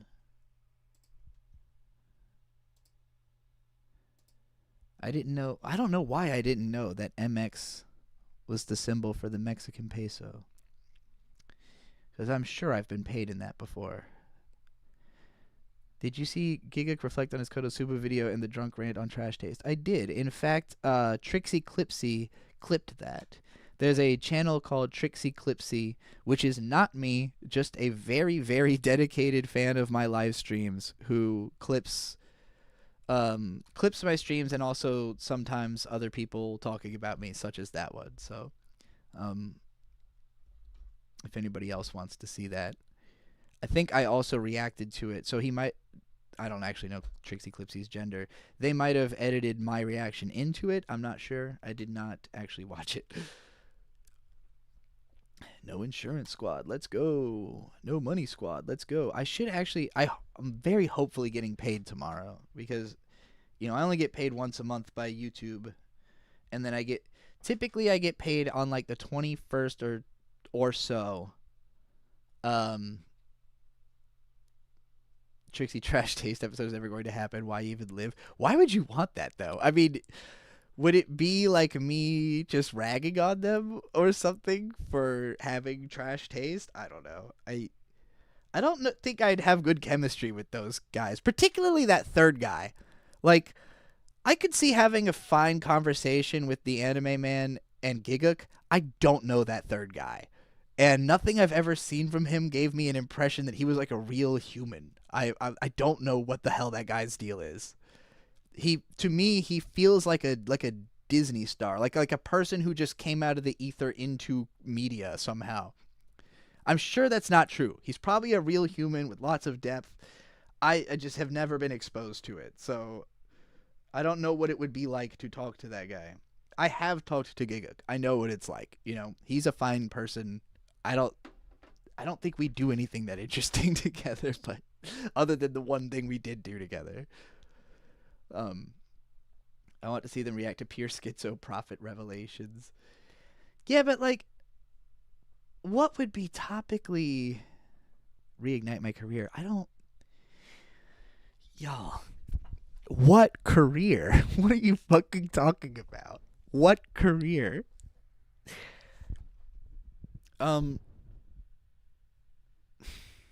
Sea Dog, yeah, that sounds like the guy. They would edit out anything actually interesting. That might also be true. What like, are y'all imagining that I'm gonna go on Trash Taste and be like, Israel's fucking not good, right? Like, like, what am I gonna say if I go on Trash Taste? It's gonna be shocking. I hear you guys don't watch anime. Me either. That'll be a fun topic. Let's all not watch anime. I actually am watching like 5 shows this season, but it's just because, Bird actually likes anime. So I watch it with him. No way Trash Taste can handle you. They would be fine. I don't know what y'all think that is. It's like a show, right? Like, it's not like those guys are just like having casual conversations that they would just have normally, like they're doing a very specific bespoke show. Like they're doing a thing, like a planned thing with that probably like at least halfway scripted. And by that I don't mean like what they're saying. I mean they got notes that tell them what the show is. Like If I was going to be on an episode, it would be completely planned. Like, everything we would do would have been planned out beforehand.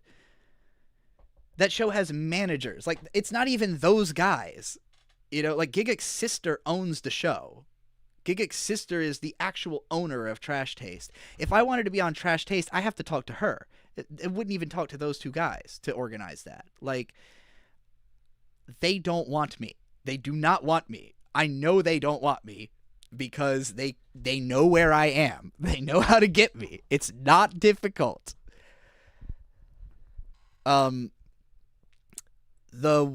Gigic's sister who owns that show, you know, is associated with the people who own AVGN. I've met them. They've told me why I've been explicitly told why I'm not a part of things. They don't like working with people who they can't control in the industry. That's it. That's all it is. Nobody wants to work with someone they can't control unless they are working for that person and making a lot of money. You know? Hey, Caribou-kun, what's going on? Best Guy Ever would be great for Trash Taste. He'd be perfect. Perfect for that show. He'd fit right in.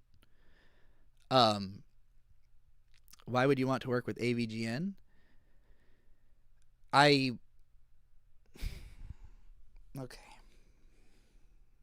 Let me back up a little.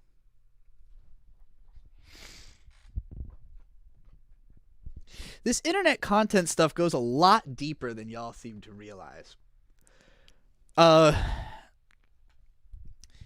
AVGN is a multimillionaire who owns production companies and conventions.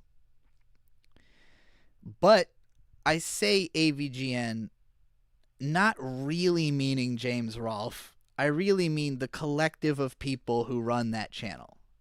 Because one of James Rolfe's friends from school, a guy named Ryan, made a fuckload of money by being an early Bitcoin adopter and bought everyone he knew. So Ryan owns AVGN. Ryan owns Retroware. Ryan owns, Too Many Games. And Ryan told me, if you were making 50,000 views a video, we would absolutely start throwing bags of money at you. And I've never made 50,000 views of videos since then. So there is a level where if I was just undeniably successful, you know, they'd be like, well, we can't deny success. I didn't know any of that back when I was actually that successful because I had never met anyone like that. I had never met someone who owns everyone, you know? As the time traveling agency looked into Ryan, yeah, he's just a smart guy who had Bitcoin, you know? Like, the spike of Bitcoin was unbelievable. Like, when it actually first spiked, it was like you could have bought $1 worth of Bitcoin and had like $10,000, you know, overnight. So, yeah, the good investments basically let him become the guy who was managing the money for everybody else around him. Now, AVGN himself, James Rolfe, is a family man. James Rolfe is a quiet autistic guy with 2 kids who doesn't want to have to fucking manage people and be like a boss. He's comfortable to be not in charge. So the guys who are in charge of him, guys like Ryan, Justin Silverman, who, you know, co-runs the Too Many Games convention, which has, you know, it's a whole con. It's got a huge staff. It's a con about AVGN. Like, it's a con that built around his fame and the fact that they all live in Philadelphia to, you know, to build this huge convention. He just want to make movies? No, now he just wants to be in a band. He's over movies. If you don't know about Rex Viper, Bird actually proposed to me during a Rex Viper concert. So I got proposed to with a Zelda heart ring in the middle of Angry Video Game Nerd performing Touch from the Transformers movie on guitar. at too many games in 2021. Fucking amazing. So and we got to tell him that. Like I met James that night and we were like, yeah, we got engaged during your show. And they were like, holy fucking shit. Like you enjoyed the show? Like, because we were like the most positive people about their show. Like I might be the most positive anyone's been about Rex Viper. But you know, he really wanted to do it.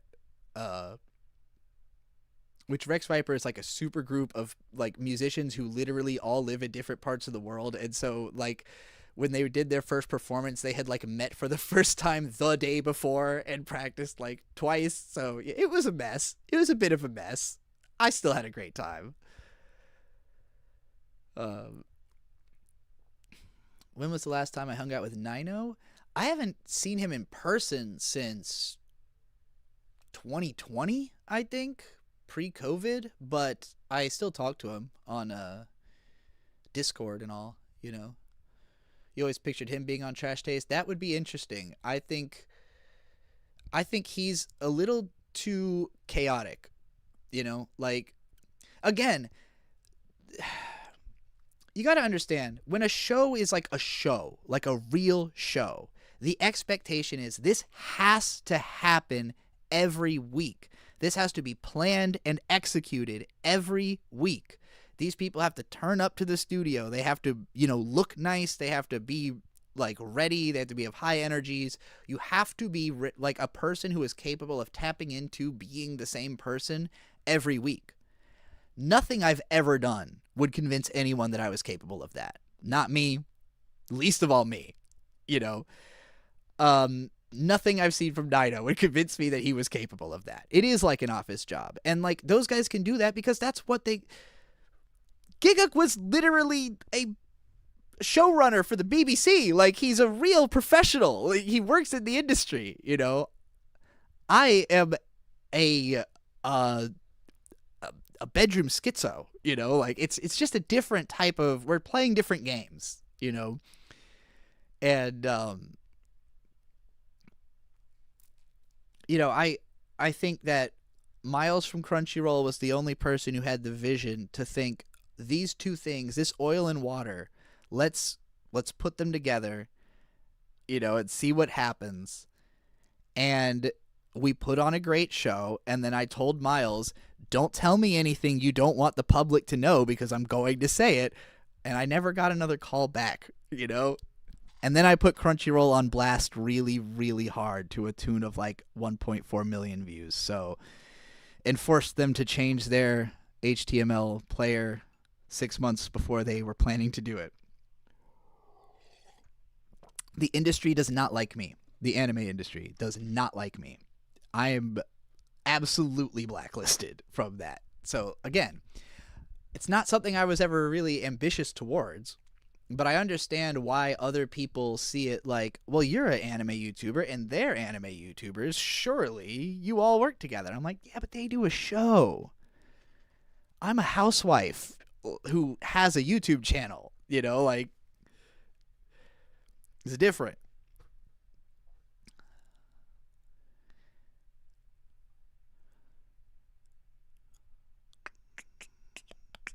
They're saying they want me to be a guest. I still think, though, that they'd have to fly me out to Japan. Like, why would they do that? Who is going to spend $2,000 to put me on Trash Taste? No one.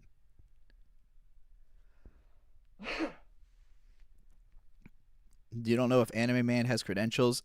You should look into the Anime Man. He's got credentials out the ass. Aside from being fluent in Japanese, he's like a real expert in manga, has interviewed a bunch of like, you know, people in the industry and stuff. He's legit. And everyone I've ever known who has met the Anime Man has said that he's like an incredibly nice person on top of all that. €20 from Oliver, or no, those are pound. £20 from Oliver H9U3K. I want to read it as like, How do you feel about the psychoanalytic claims about the limits and harm of self-analysis, especially since you've produced so much of it and positioned it as a vehicle of potential self-understanding for your viewers? I can't understand people who don't do self-analysis. Like, I get why it can be like exhausting or difficult, and I think some people's brain just shuts them out from it. You know, like you start doing it and then your brain's like, nope, can't tell yourself you're a bad person, and it just switches off. But I wouldn't know how to stop. Like I wouldn't know I don't know how you're supposed to be not analyzing yourself. Um to me, I think that for most people they have this sense that whatever I'm doing must make sense because I'm doing it. Like I think that's just how most people move through life is they're just doing stuff and they're like, "Well, I'm doing it, so it must it must be the thing to do, you know." And I'm the type of person who will do something and then go, that felt bad. Let's not do that again, you know, or that felt great. How do I orient my life towards making that happen again, you know? And like, so I don't know. I just live a naturally thoughtful existence, and I don't think everybody necessarily does that. But is it I don't think it's also something that you can necessarily make someone do or like convince someone to do. I think it's more like most of my audience are people who are like me, who just by nature are analytical. And so it's like, you know, it's more like I'm helping you to do it. Not even better, just um comparing notes. I won't even say it's like me helping you. It's more like we're comparing notes. You know, like I look into myself, I say here's what I found, and then other people tell me what they think about that, and then I think about what they said, and then it's a never-ending process. And it's why comments are so important to me. Part of the reason I'm doing this live stream right now is like I just didn't have enough comments. Like my last video didn't really produce a whole lot of discussion, and I was really hoping it would. And so I've kind of been like, how do I get some discussion going? What if I just open the floor and anybody can bring up whatever they want? And we'll have some talk. See where the heads of the viewers are at. Caribou Kun said, honestly, I can't think of another anime YouTuber on Trash Taste. It's only been anime adjacent like Emiru or ProZD. Mother's Basement hasn't been on, and he's in Japan with Geeks Plus. Maybe they don't like him, though. I mean, that guy's kind of fucking insufferable, so, you know, maybe they just don't want him around. Have I heard of Crunchyroll having bought European anime streaming services Wakanim and just dropping their features? No, I have not. Have I seen your Warriors of the Wind video? I don't think so. Hello, Space Hunter M. I've seen some of your, like, your clips and stuff. Right? I think you post, like, clips from old Japanese movies and stuff. So I've seen some of those, but I don't think I've seen a Warriors of the Wind video. True Denakori, a person who can't self-reflect is more animal than human, it feels like. No, I wonder. There must be some animals that have self-reflection. They just don't do it the same way we do. I would bet plants self-reflect in their own way. Highly recommend Space Hunter M's Warrior vid. I will definitely check it out. I think I've seen your video about it, Caribou Kun. But I'll check that out.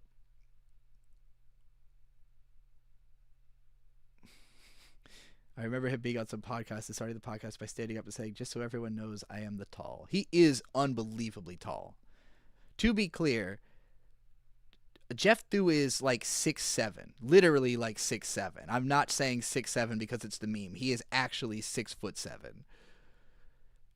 He is one of the tallest people I've ever been around.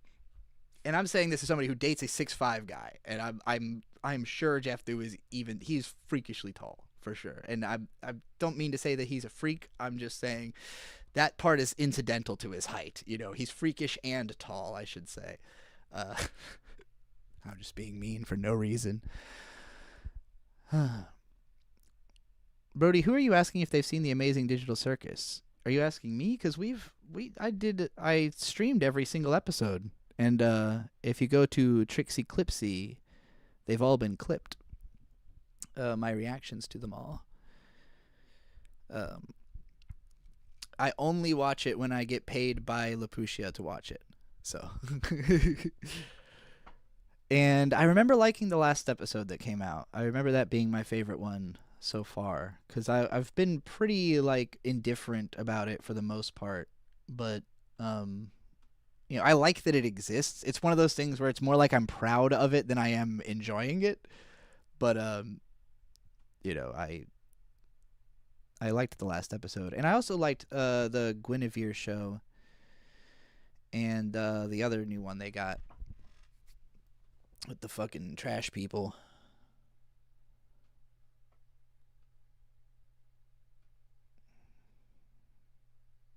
Everyone has blind spots, and I've noticed a lot of people's blind spots seem to be the space where who they think they are meets what they actually do. Self-reflection is odd. That's true. I don't really watch Mother Spaceman unless he covers an anime I'm already interested in. I haven't watched him in a decade, so I can't even comment on what his content is like.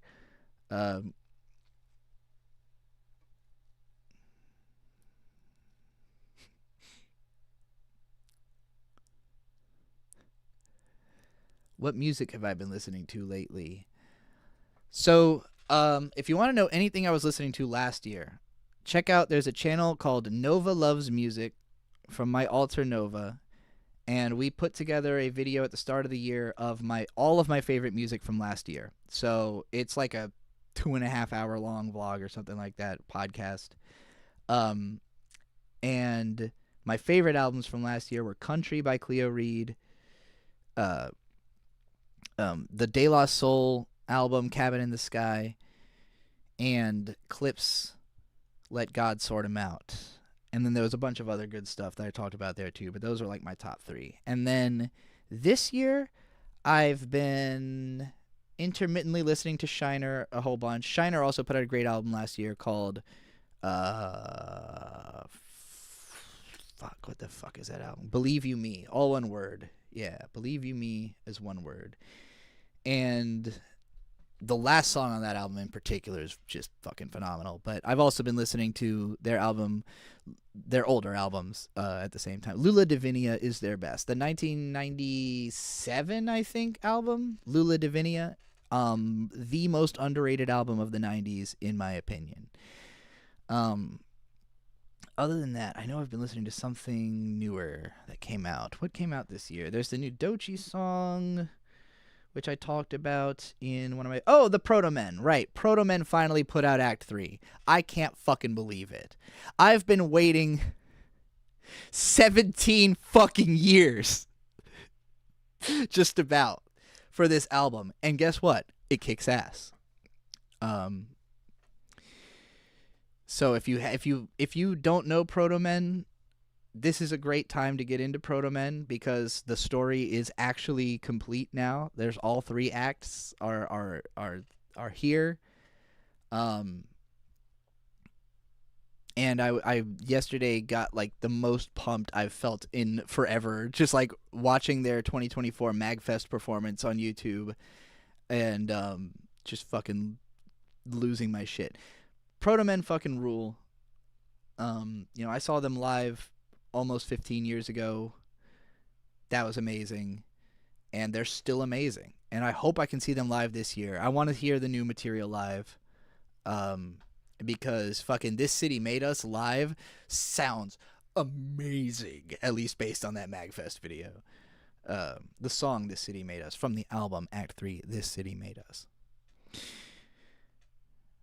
So yeah, don't miss out. If you were already a Proto Men fan, now is the time to finally wake from your slumber and get excited.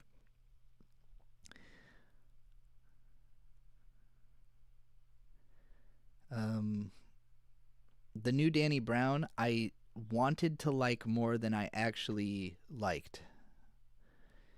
Have a meeting in 10 minutes. How long are you going to be live? Want to know if I come back. I don't know. Probably a while, because I have nothing better to do. I greatly appreciate all of the super chats.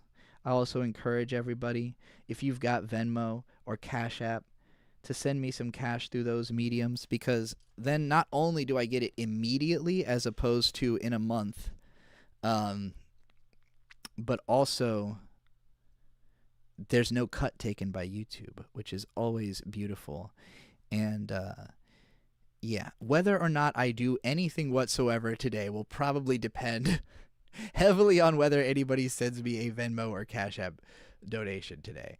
Because I've been sitting on like $30 for the whole year so far, and it didn't really matter for the last week because I've been sick anyway, so what the fuck was I going to do otherwise? But I'm coming off it, and I'm ready to get active. Love playing games with you in the background. That's the best way to consume. I'm really happy to hear that, because that is, in my opinion, playing games while listening to something will make both things stick with you longer and interconnect them. Like, there's a lot of albums and podcasts that I specifically associate with, whatever game I was playing at the time. Active how? Like leaving the house.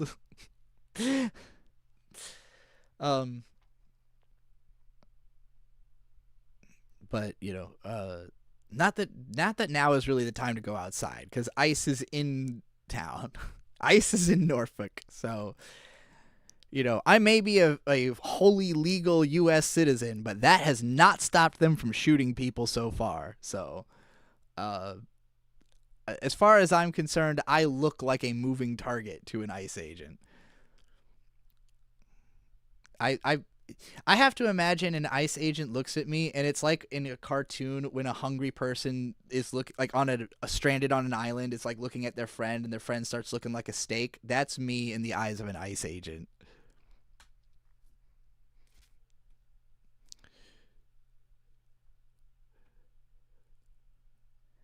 Mia Charlotte Fang Milady. I don't know what you are referring to. Maybe you're responding to someone else. And let's scroll up a little bit.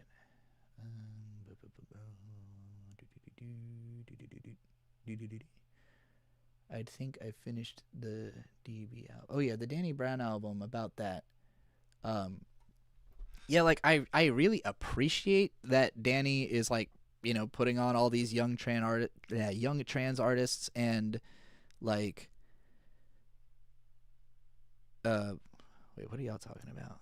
I want to get to a bakery this weekend that sells fuck ice cookies. All the boomers on my Facebook are offended over it. Fuck those. The boomers on my Facebook hate ice, which is nice. I've never seen the boomers on my Facebook more upset, actually, at anything other than ice. Shibbity dibbity, are you kidding me right now? Shut up, you dumb motherfucker. Whether or not she tried to ram him is in debate. Are you an idiot? Did you watch the fucking video? Don't be an idiot. You are fucking out of your mind. Out of your fucking mind. Go back to school. Grow new eyeballs. Fucking learn how to be a human being when you consume media. Jesus Christ. What are you talking about, dude?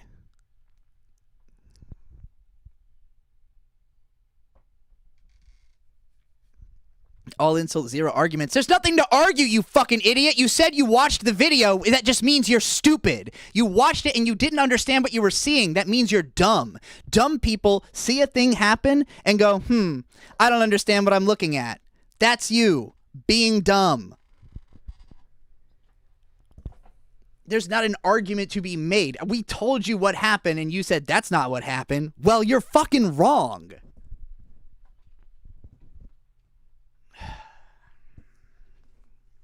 I knew it would be somebody. I knew there had to be a bootlicker in here. Get the fucking boot out of your mouth.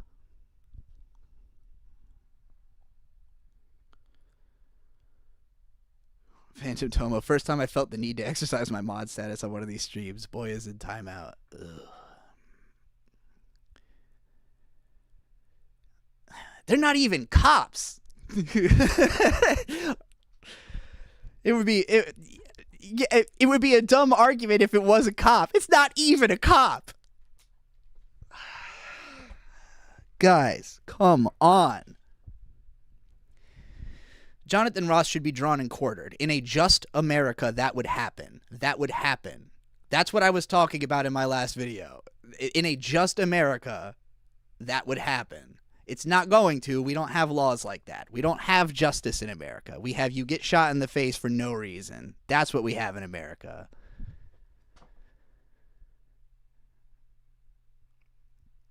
I haven't only watched the video. I've seen the 3D remake of the video. I've seen it recreated in 3D and then explored from the back angle. And that's the most damning version, if you haven't seen that version. Oh, yeah, he's not just on the run. They put his ass in hiding. They moved him somewhere. For sure. I doubt he will be back in the United States. They're gonna go, boy, you belong on the front lines in Gaza. They're gonna ship his ass straight to Israel. They're gonna go, you know how much damage you could be doing somewhere you're allowed to do damage? They're gonna send that man straight to the front lines of Israel, Gaza.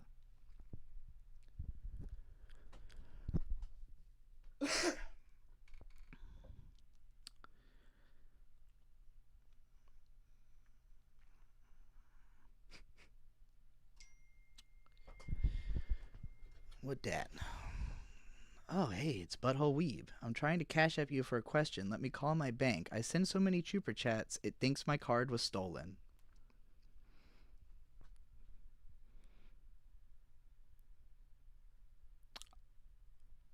Okay. I appreciate it, Landon.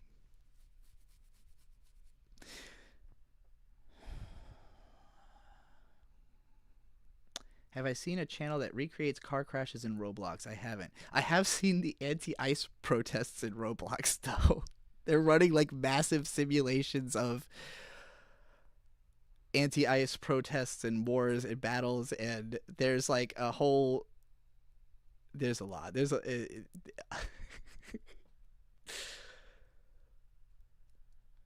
Oh, man.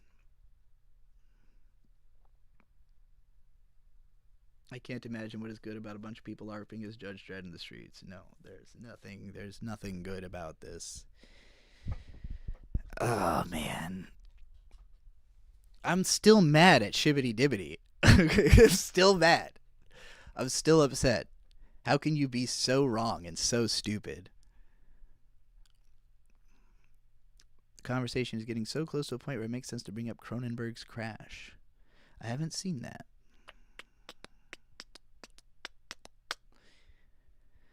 Oh, well, all right. I don't want to keep ranting about ICE because then they're just going to show up and be mad. I know they're in town. It can't be that hard to find. Send 5 super chats with $10 channels instead of 50 with $1 channels. That's true. Shout out Zen Huxtable. Everybody's here today. Hell yeah. I was just thinking about you, Zen, because I put together a collection of songs the other day on the channel, and I had put one of our collabs in there. I think, did I put 2? No, I didn't put Beecher in. I almost did. That compilation was going to be like 3 times longer, and I just kept listening to it and then taking out stuff that I didn't want to hear like over and over again until it was a tight 25 minutes. You get used to people being wrong if you have to spend time with them in an office every day. That's why I don't do that. Literally. That's why I don't have a normal job. I can't stand people. People who are... Like, if I overhear people being wrong, I'm not going to sit there and say nothing. I'm going to get into a fight. So I'd rather not. What would 2012, 2014, 2016 trans Trixie possibly look like? Could trans pony analysis have kickstarted 1,000 lives? Would she have been digital at all? 2012 would have been... I still would have already been in my 20s, so... I have no idea.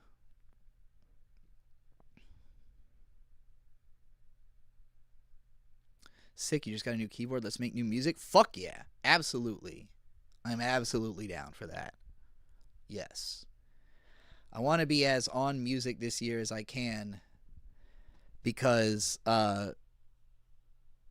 it's my favorite thing to do.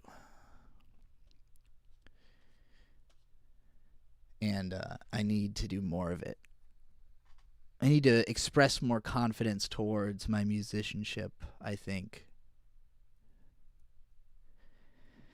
Shibbity, all we said while you were gone is that you're the dumbest human alive, and that you are absolutely insane and out of your gourd, that hopefully you don't have, like, United States voting privileges, or, like, God forbid, interact with young people or influence anyone, or, like, you know, like, with any luck, you've got no friends to agree with you about your bad takes.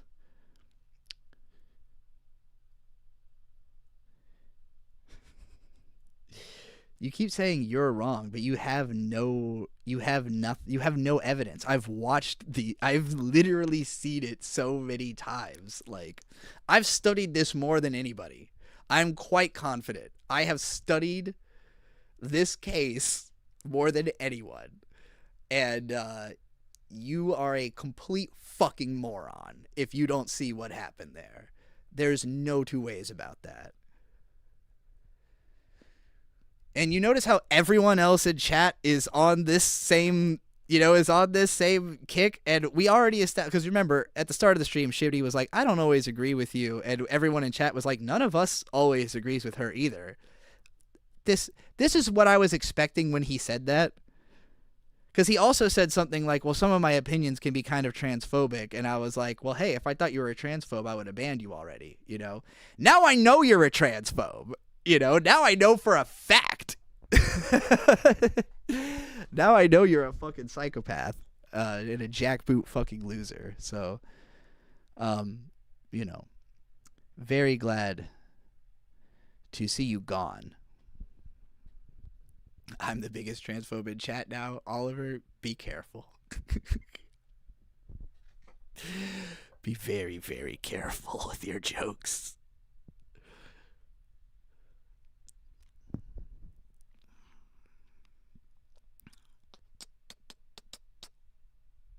He also mentioned the anime saying virtue signaling, and I was confused. Like, isn't he super centrist publicly? I have no idea. I can't believe people still use the phrase virtue signaling. That's like a fucking 5-year-old meme. Ugh. Sometimes when I talk to people from, like, that side of culture, I'm just like, where do you get your news? Like, where do you get your info? How? Like, where do you find this? And, like, how do you not see all the rest around it? Like, how... I'm the biggest transphobe of 2015.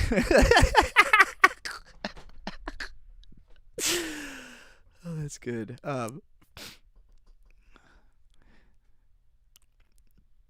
Yeah, I can't imagine defending ICE either. My conservative Christian grandmother is upset at ICE. I know like 3 or 4 grandmas on Facebook who are losing their shit over ICE right now. I don't know how you could be pro-ICE. I don't know where that comes from. You definitely can't be following me on fucking Instagram and be pro-ICE, considering that I repost anti-ICE material literally every 5 minutes on Instagram. Like, I see everything. Every single time a civilian gets hurt, every single time somebody gets kidnapped, you got the Watch ICE app right there on your fucking phone, Like, I'm literally tracking the movement of these people across the country. Like, dog. Fucking spend 5 minutes and you'll learn. Even fixating on that one case is stupid. Like, yeah, okay, that was really bad. What about the fucking 40 other people they've killed? What about the fucking children that were in that car where they threw the tear gas canister into? What about the illegal gas machines that they're throwing at protesters? What about the people that they have run over with their vehicles. Come the fuck on.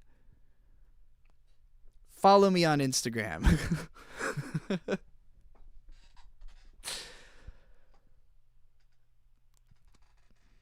Oh, man. Nobody that I know isn't protesting ICE at the moment. Like, every friend I've ever had is out there fucking protesting ICE right now. I followed on Blue Sky and you didn't follow back? Really? Let's go find you.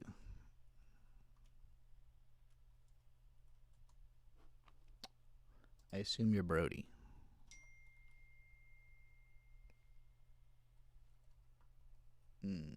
Brody didn't work. Just typing Brody didn't work. I'll find you. Back into Blue Sky looking for yaoi. It is a great place for yaoi art. It is a really good place for yaoi art. Landon says, my brother, who is not political, can't stand ICE, and he lives with my right-wing grandparents who think ICE is doing nothing wrong. My mom wants me to stay in Japan for the time being. It's fucking ridiculous in the States. Yeah? Are you in Japan right now? Yeah. It's I mean, particularly in Minneapolis, is a fucking war zone. It is just a full-on war zone. Hoping that doesn't happen here.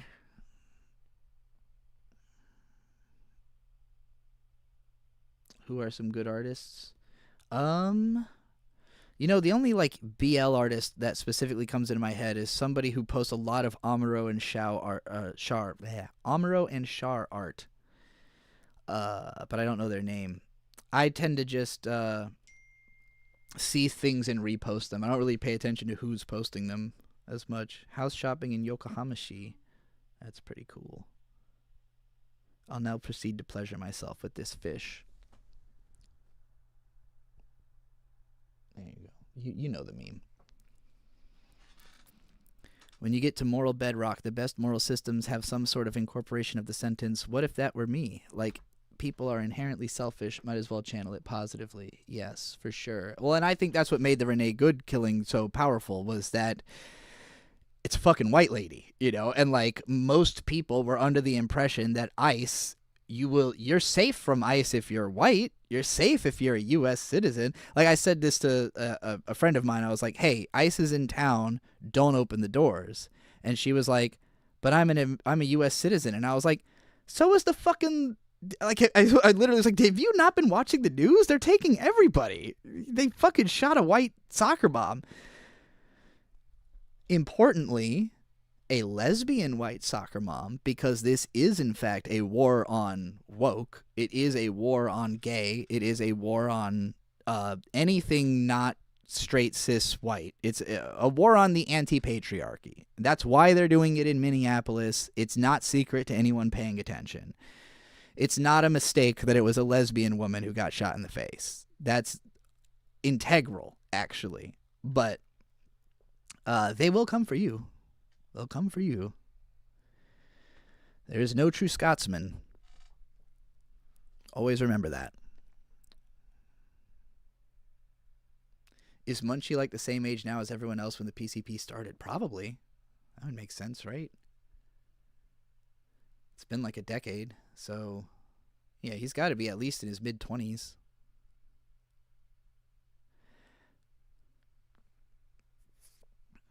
Chew Beetle, they're out there to be that way. Like, I think a lot of people are under the impression that, like, that these guys are, like, doing something other than what they're being told to do. They're being told to do what they're doing.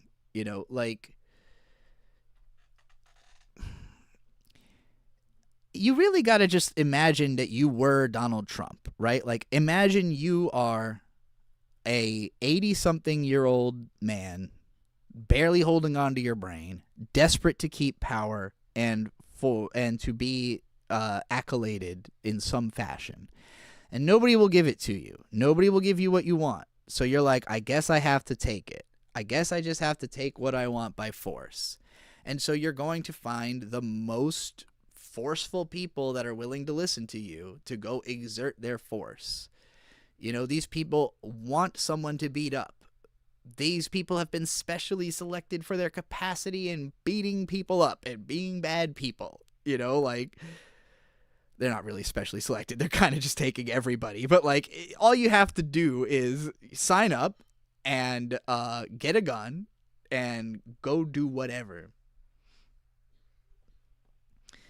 Also, importantly, this is something I've seen a lot of, is people in stressing that we shouldn't really be comparing them to the Gestapo. We should be comparing them to slave catchers, because the Gestapo themselves were already copying slave catchers.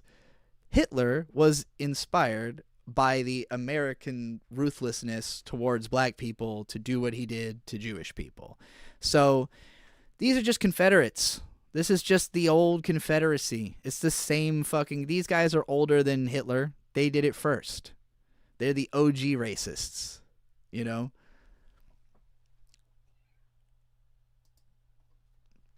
Thank you, Light Spaceman, for the $1.99. If you had something you meant to type there, just go ahead and type it and I'll read it.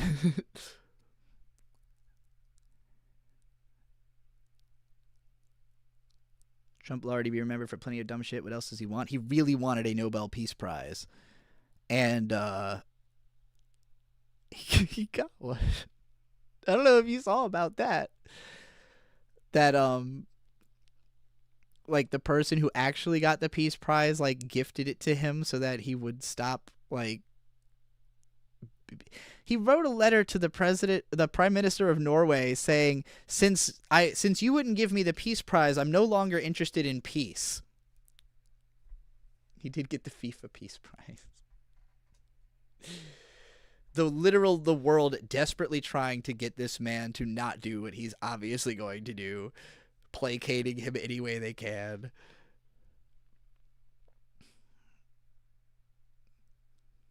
True, Brody. True. I mean, his dad's dead, right? I would think.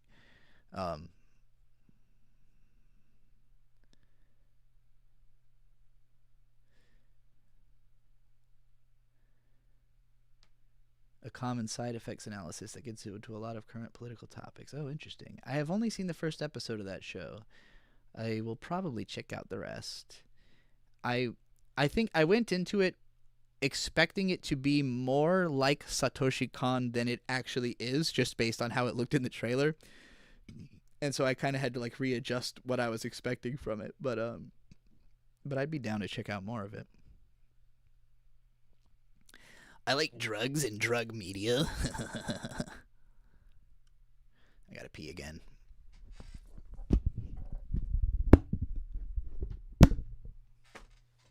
Ooh, I'll read that when I get back.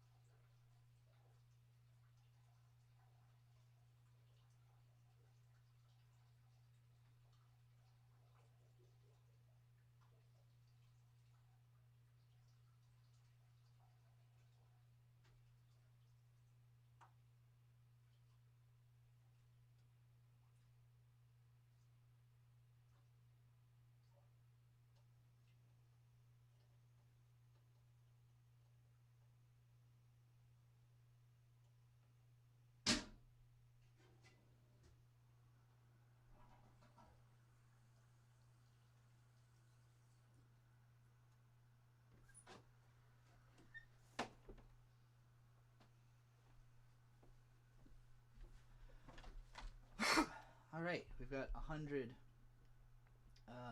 ARS.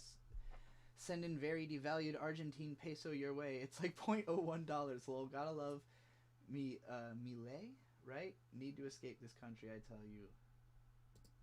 Oof. Oh, I forgot my microphone. Yeah, sorry our dumbass president kidnapped your probably also dumbass president,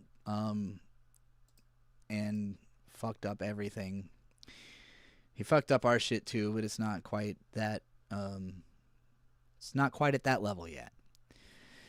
The U.S. dollar, though, is facing the most uncertain future it ever has. So we'll see how that goes.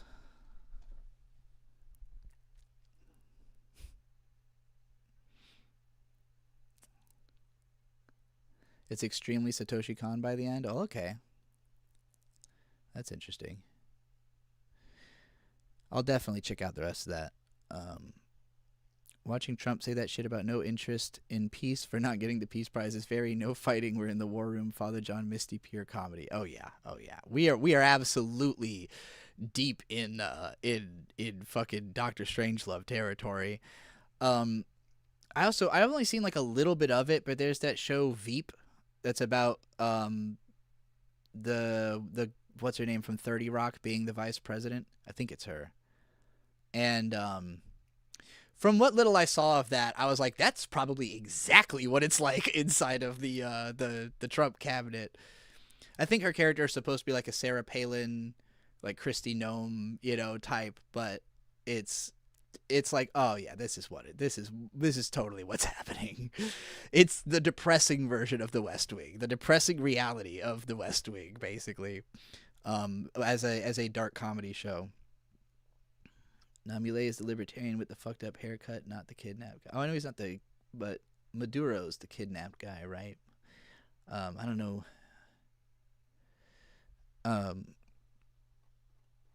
Oh, right. You said Argentine peso, not Venezuelan peso. Wow. Racist of me.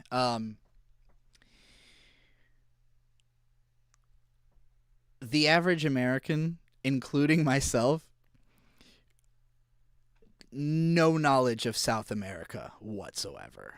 Like, we don't get a lot of South American culture here. Like, which is weird, because we're right there. Like, we have tons of Mexican culture. You'd think that we'd get some South American culture. Like, I guess we get some food.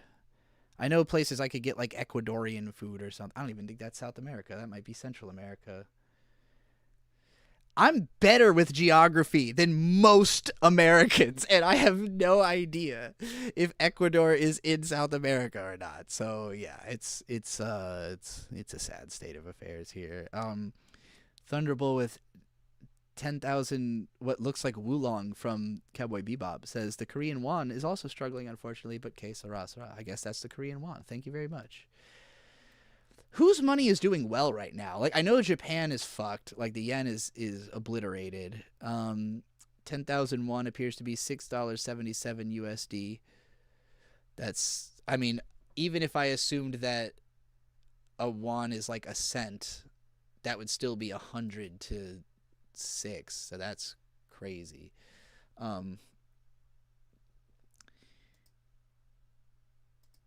I would have thought that Korean money was worth a lot more than that. I don't know how they math it, though.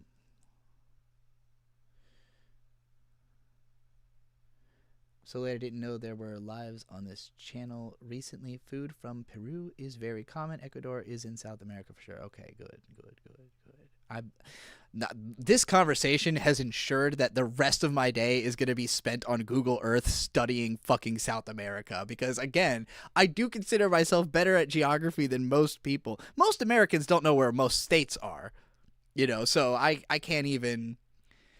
If I asked the average American to name all 50 states, I know for a fact they're going to forget at least 3 of those motherfuckers.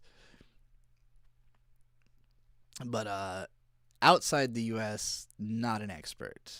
I couldn't even name every country in Europe, for that matter. I can name every country in Australia and Antarctica, so I got that going. Can I state all 50 states off the top of my head? Yes. Do you really want me to do that, though?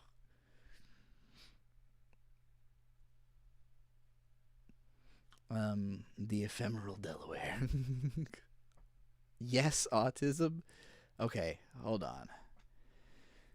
Maine, New Hampshire, Vermont, Connecticut, Rhode Island, Delaware, Massachusetts, Pennsylvania, New York, Maryland, Virginia, North Carolina, South Carolina, Georgia, Florida, Alabama, Mississippi, Louisiana, Texas, Tennessee, Kentucky,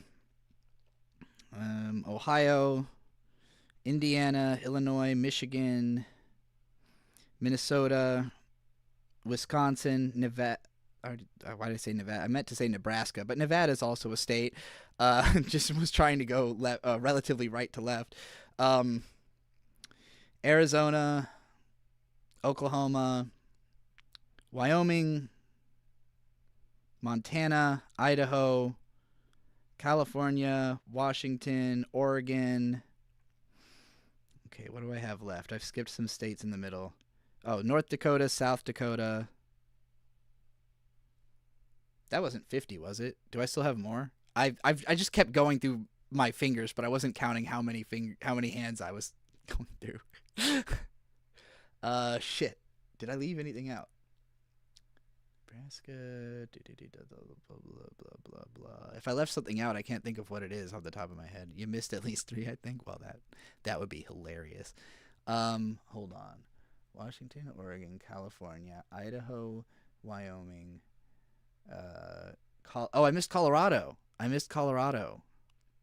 And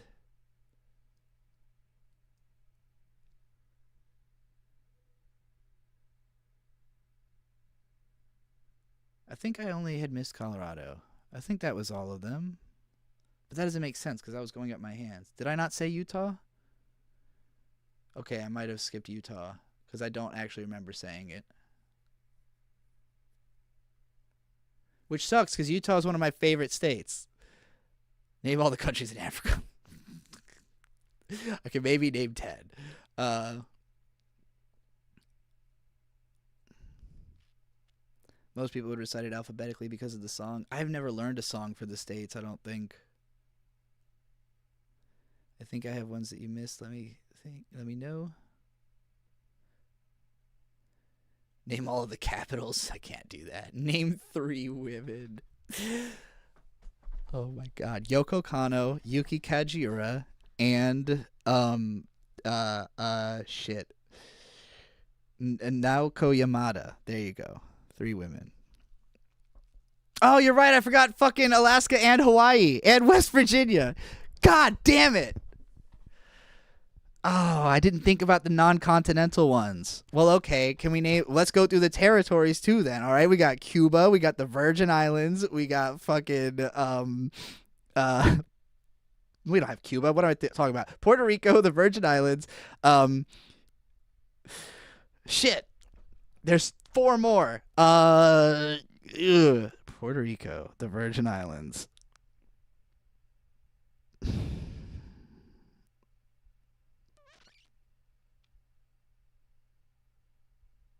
I know these. I know them. Guam. Yes, Guam. Thank you. Guam. That's 3. There's 3 more. Ah! I feel foolish. I took this fucking geography test like not long ago too, so I should at least be fresh in my mind. American Samoa. Yes, yes, yes. I don't know the other 2.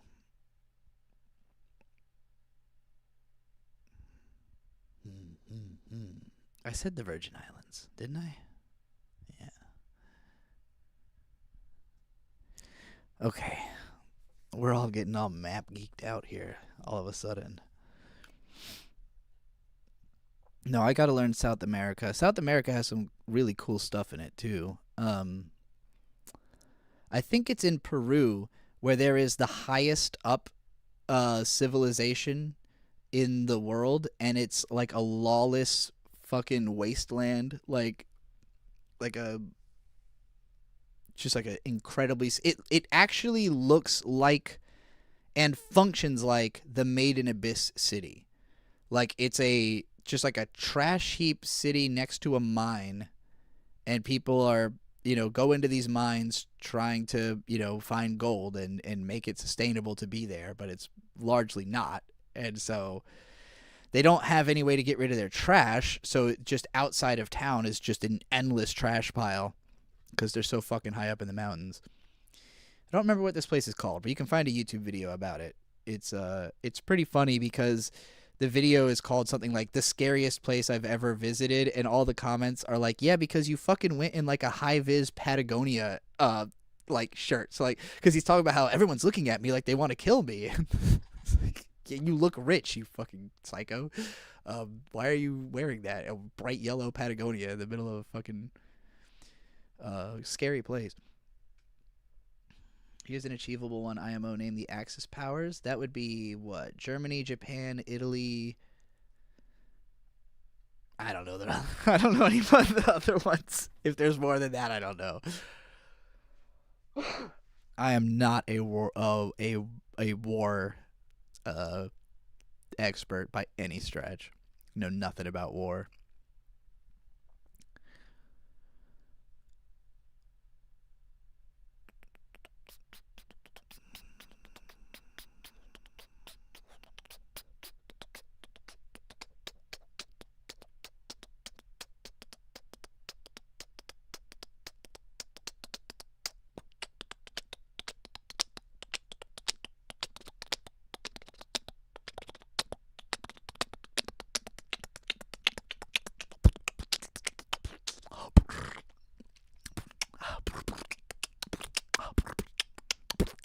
Name 3 assassinations within the last decade. Charlie Kirk. Who else got assassinated? Was Osama bin Laden in the last decade? I don't think it was. God damn. No, that had to be like 13 years ago or something. Shinzo Abe, that's a good one. But you like Sound of the Sky? I watched that same year Osama bin Laden was killed, according to the Petrichor. I haven't seen that show in a fucking eternity. Later, Brody. Catch up later. If you don't know about all the states from other countries, then I dare you to name all the Pokemon from Gen 1. Oh! I want to be the best there ever was, to beat all the rest, yeah, that's my cause. Electro, Diglett, Nidoran, Mankey, Venusaur, Rattata, Fearow, Pidgey, Seaking, Jolteon, Dragonite, Ghastly, Ponyta, Vaporeon, Poliwrath, Butterfree. At least 150 or more to see. To be a Pokemon master is my destiny. I can't remember what actually comes next. Articuno, Jinx, Nidorina, Beedrill, Hunter, Squirtle, Chansey. That's the one that always gets stuck in my head. Articuno, Jinx, Nidorina, Beedrill. That or the very last one where it's Charmeleon, Wartortle, Mewtwo, Tentacruel, Aerodactyl, Ammonite, Slowpoke, Pidgeot, Arbok. That's all, folks. I couldn't do any of the Japanese names. Except for Mijumaru. That's the only Pokemon that I always remember by his Japanese name. Miju! The best. The best. Did y'all know Ash himself is a Pokemon? I'd believe it. That's why he can talk to... Pikachu.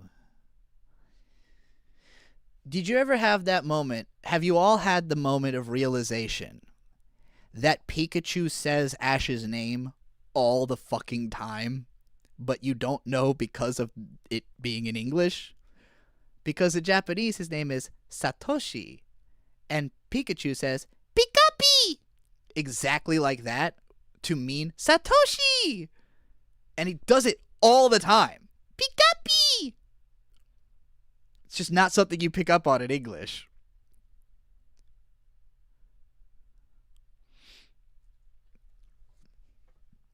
It will literally change how you understand every scene with Pikachu. I've never heard anyone talk about this either. I just kind of noticed it and was like, oh, his name is Satoshi. And then I thought back on the hundreds of times I had heard Pikachu go, Pikapi!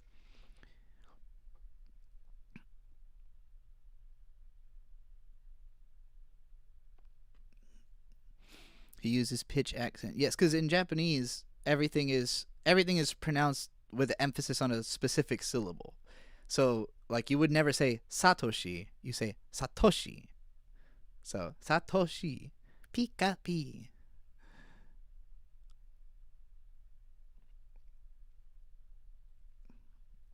What name do I prefer between Satoshi and Ash? Well, I mean, Satoshi makes more sense considering what I just explained, but, I grew up with Ash Ketchum, so it's hard for me not to think of him as Ash.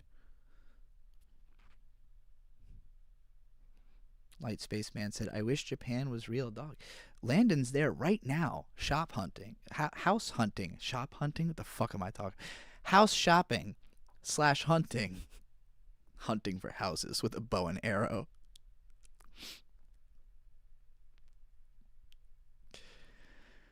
Oh boy. Yep, Pokemon's pretty fucking adorable. I read a blog post. There was this guy called Anime Critique, spelled Kritik, who was, I think, from Thailand, and he was a really awesome anime blogger, and then there was some political turmoil in that country, and he disappeared, and no one's ever heard from him since. But he talked about in one of his old blog posts that he had a friend who had met Otani Ikue. I think it was Thailand. It was either Thailand or Taiwan. I think it was Thailand he was from. This is a long fucking time ago. This is like, I don't think I've seen him since 2010. But yeah, this dude, definitely if you're from Thailand, check it out and let me know if I'm right. I'm pretty sure the blog is still up. Anime Critique. It's a great blog. He's the ultimate Leijiverse connoisseur. If you care about Leiji Matsumoto, you need that blog in your life. He also did a lot of interesting scanslation work and stuff. But anyway, the reason I brought him up is that he told a story one time about, I think it was him who told this story, about a friend who had met the voice actress of Pikachu, Otani Ikue, in like 2001.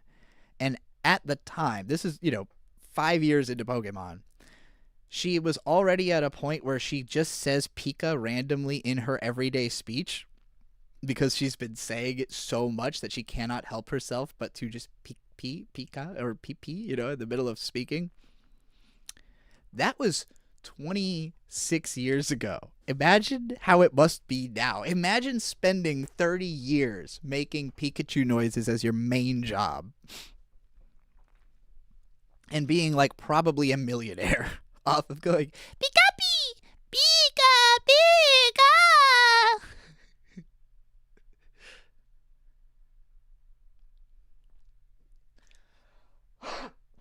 I wish this fucking cough would leave me.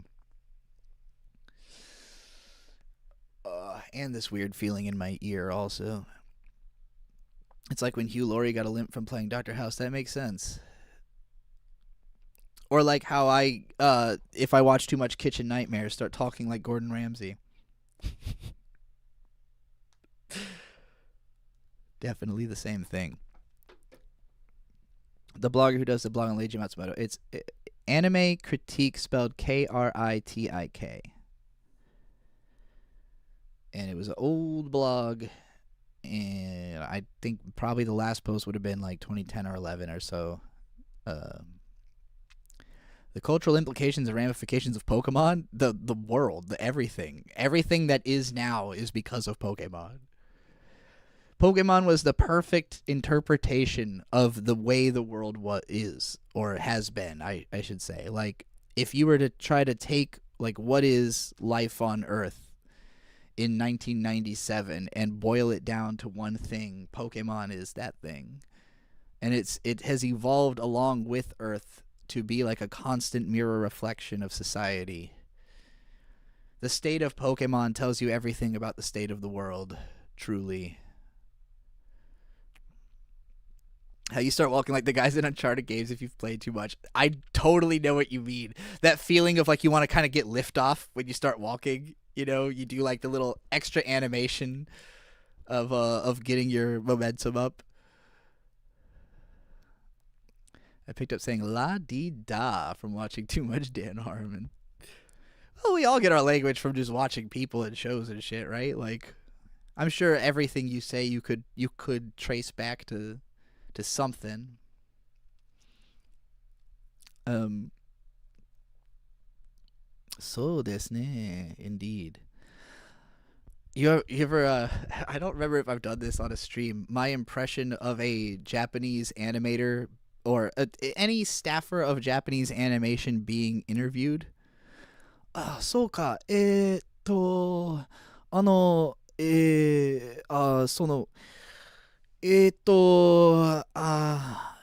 い。えーっと、はい、でも、はい。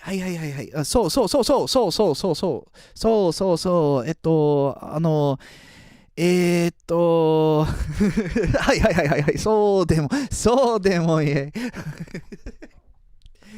いじゃん。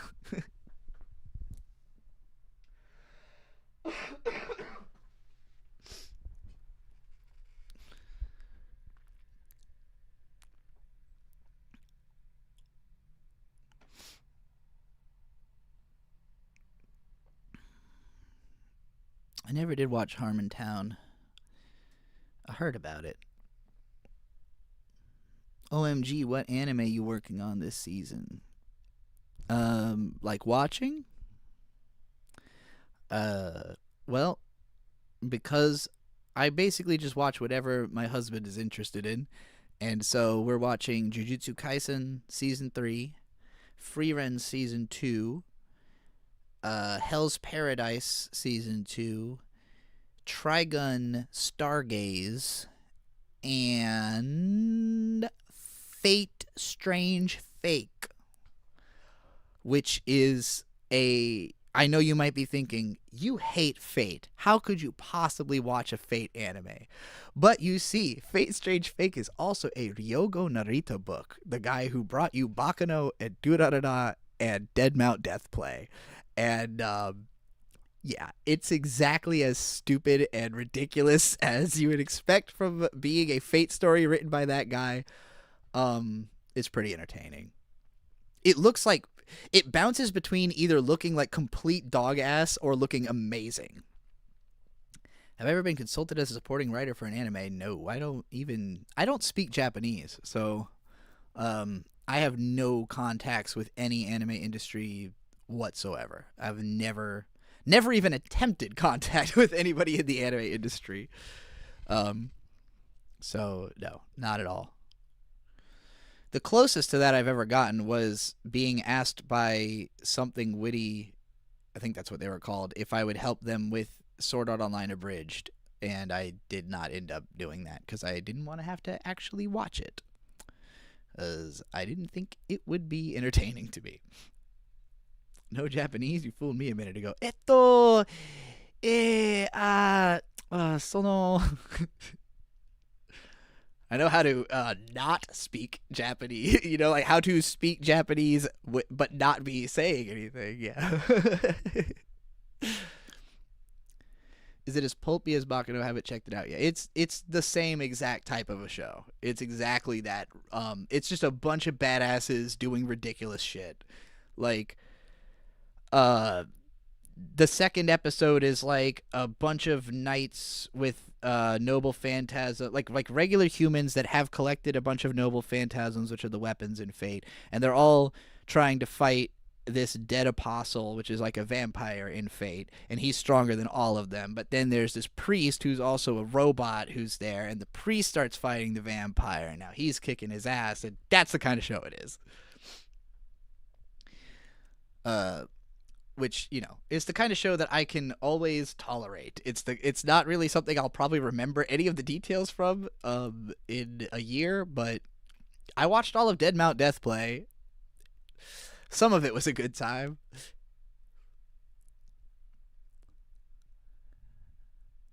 I could still probably watch children's anime in Japanese, yeah, but that's not, you know, that's not the level where you're helping consulting writing on a show or anything like that. I wouldn't call that knowing Japanese.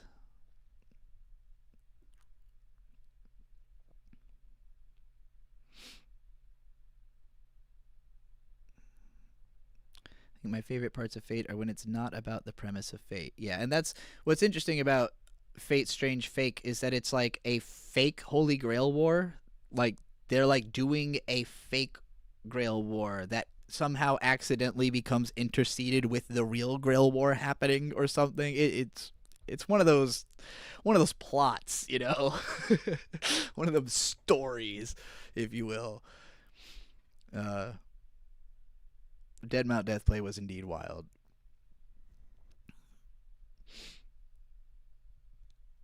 You're probably not the only Fate fan here. I feel like Fate is pretty well liked. I'm like a hater though. I've always been a bit of a Fate hater. Have I seen Heike Monogatari? Only I saw most of it and didn't end up finishing it. And the reason was that if you follow the channel Nova's Anime Blog, that channel used to be called We Watch Anime, and it was originally a podcast with me and my husband Bird that when we were doing a traveling job, we would like once a week sit down, catch up on the new anime and a few old shows, and then do a podcast about them. These are unlisted on the channel now, but you can find them in a playlist over there. But while we were doing that, we were doing bonus episodes for patrons, and we did Haruhi, Bochi the Rock, and Don't Keep Your Hands Off the Azoken. And we were having the audience like, you know, nominate and vote for what we would do next. And so Heike Monogatari was going to be next. And we watched like 8 episodes of it, I think. But the show is so, like, it's very fast paced. It covers a lot of ground and a lot of characters. And I don't know the history of that period, like, at all. So both of us got pretty lost trying to keep up with what was going on.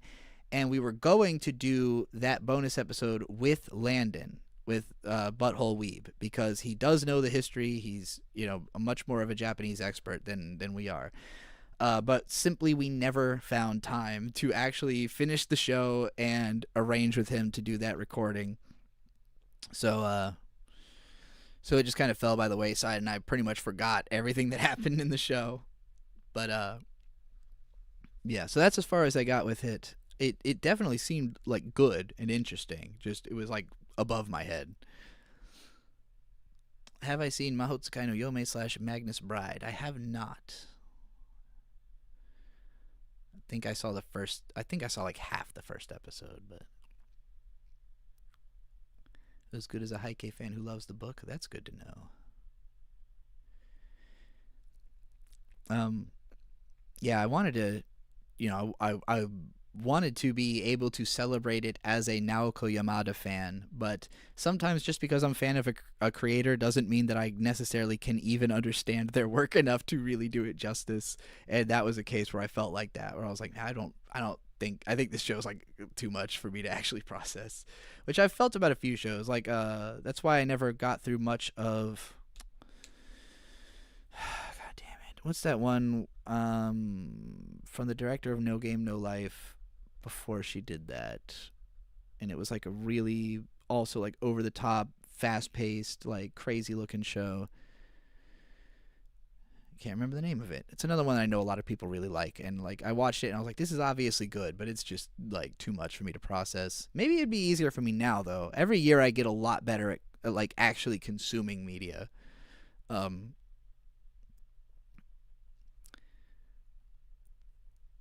I have not read or any of Witch Hat Atelier, and I have been curious about it because it looks gorgeous, just absolutely drop dead gorgeous. But I don't know anything about the actual story. Next month we'll get a New Year's delayed Akiyuki Shinbo movie potentially, Madoka. Oh yeah, that's right, Madoka. There's a commenter named Leaf Blady who was offering to pay me like hundreds of dollars to do like a big Madoka rundown in preparation for this movie. I don't know if I'll end up doing that, but we'll probably end up discussing it again. I never have been as passionate about Madoka as, you know, the fan base of it, so I don't feel like I'm really the person to do justice to it, but I was there. I was there when it happened. I was at ground zero. In my opinions, what advice would you give for people to be in a healthy relationship, romantic or platonic? Don't bring any assumptions into it.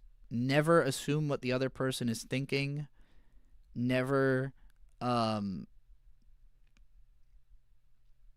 yeah, like just ask lots of, like, be careful how you ask them or how you phrase them, or thoughtful, I should say, not careful, thoughtful. Be thoughtful how you do it, but like a lot of communication. Like ask questions if you're not sure about something.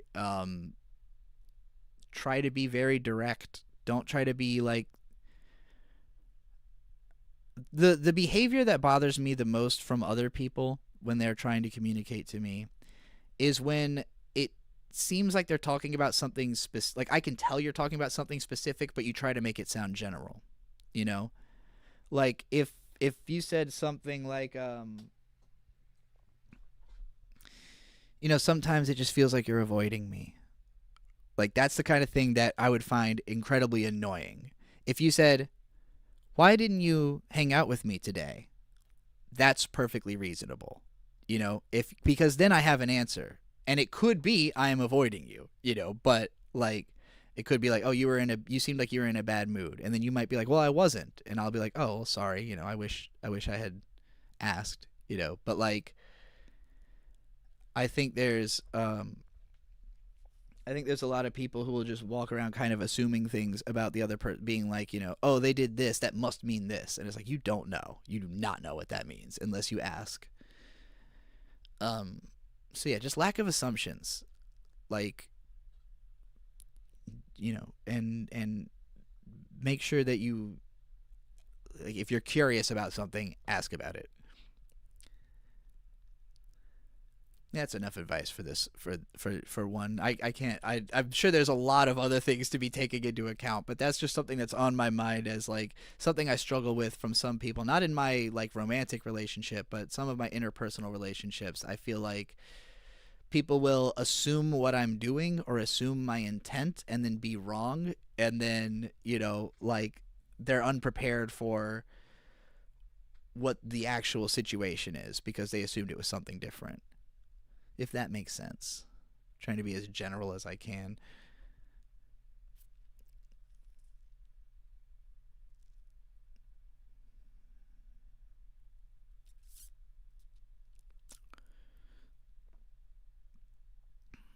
Communication is most important. If you feel like something would be awkward to say, not saying it only makes it more awkward. That's also true. Especially if you're going to hold on to it in your mind. Is MLP worth checking out in big 2026? That is really about what kind of vibe you're into. I haven't watched My Little Pony in more than a decade, so I have no fucking clue if it's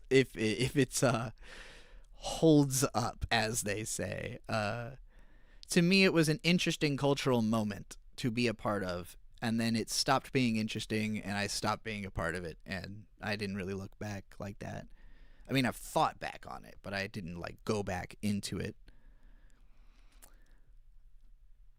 One of my pet peeves is people who can't bring up something that's bothering them. Yes, exactly. Why let something boil and explode? Be a fucking adult. And they often, like, a lot of the times people think they think like they'll be bothered, and because they think, well, this bothers me, so this must bother everyone, and you are doing this thing that bothers me, therefore you are trying to bother me. Like there are some people who think that way, and then when they finally say like, "Oh, this thing's been bothering," or like if it becomes evident, then you're just like, you could have said something 6 months ago at the beginning, whenever, like, if this was bothering you, why didn't you, like, why would I assume it was bothering you if you were going to keep letting me do it? Like if you're not saying anything that this is annoying, I'm not assuming it's annoying.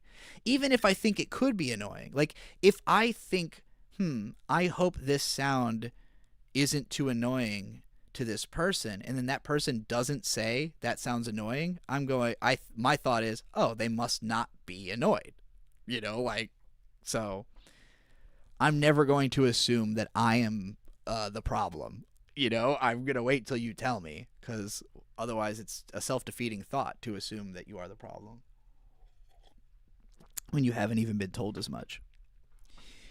And good people solve problems. So like if you have problems in your life, you either solve them or fucking I don't know.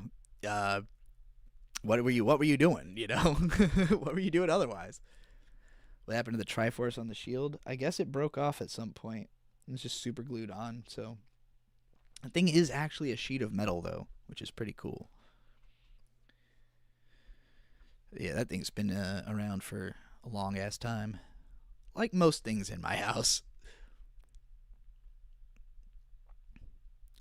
We had a conversation about this. Like, dude, we don't have psychic links. We don't have automatic knowledge of your mind state. That's what words are for, exactly. And it can be difficult, like sometimes people can't find the words for what they're trying to say, but and so you have to, give people some space for that, but they have to also be able to, at least communicate that they like this will happen to me with Bird sometimes where he's not always very verbal because sometimes like if he's just home from work or something, let's say, and he's like scrolling on his phone, his mind's not on. Like if I start trying to talk to him about something, he's not actually going to hear the words. Like I'd have to back him up and like set him up to be ready to hear words. So like if he was like disgruntled that I was like making an annoying sound or something like that, and he's in that state of mind, he's not going to say anything, but he's also not going to like bring it, or actually, you know what, he might bring it up later and be like, oh, you were doing something annoying earlier, and I'll go, why didn't you say anything? That has happened. I've been like, like, why wouldn't you? And he was like, oh, I was tired and I didn't want to, talk. I'm like, well, then that just means you bit the bullet then. I'm sorry, but like sometimes you just gotta suffer also. Sometimes you just gotta suffer a little bit. Do you think there will ever be another great Ghost in the Shell project, or is it washed up? That depends on this year. This year's the make or break moment for Ghost in the Shell. Science Saru making a manga accurate looking, gorgeously colored, at least based on the promo image, Ghost in the Shell. If the Science Saru Ghost in the Shell is good, Ghost in the Shell can last another 20 years. If Science Saru Ghost in the Shell sucks, I fucking hope it's the end. But I don't know. It looks cool based on the promo.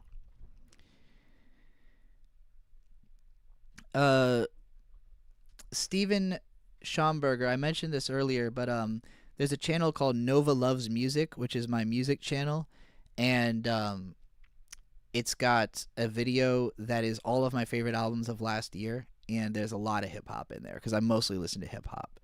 So, aside from Anat already mentioned Clips, Let God Sort 'Em Out, phenomenal album. De La Soul, Cabin in the Sky, which I know Anat is also a huge fan of, phenomenal album.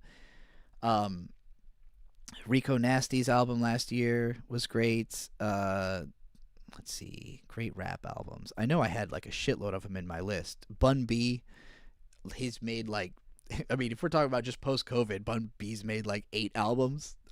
Most of them are rock solid. There was the LL Cool J comeback album a couple years ago. Everything Kendrick Lamar's done. Doechii last year. Doechii 2024. I keep saying last year to be 2024. I haven't adjusted to that yet.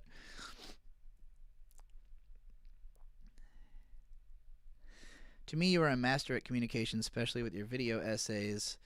So what advice would you give to be able to clearly and engagingly communicate one's thoughts and ideas? I highly disagree with you.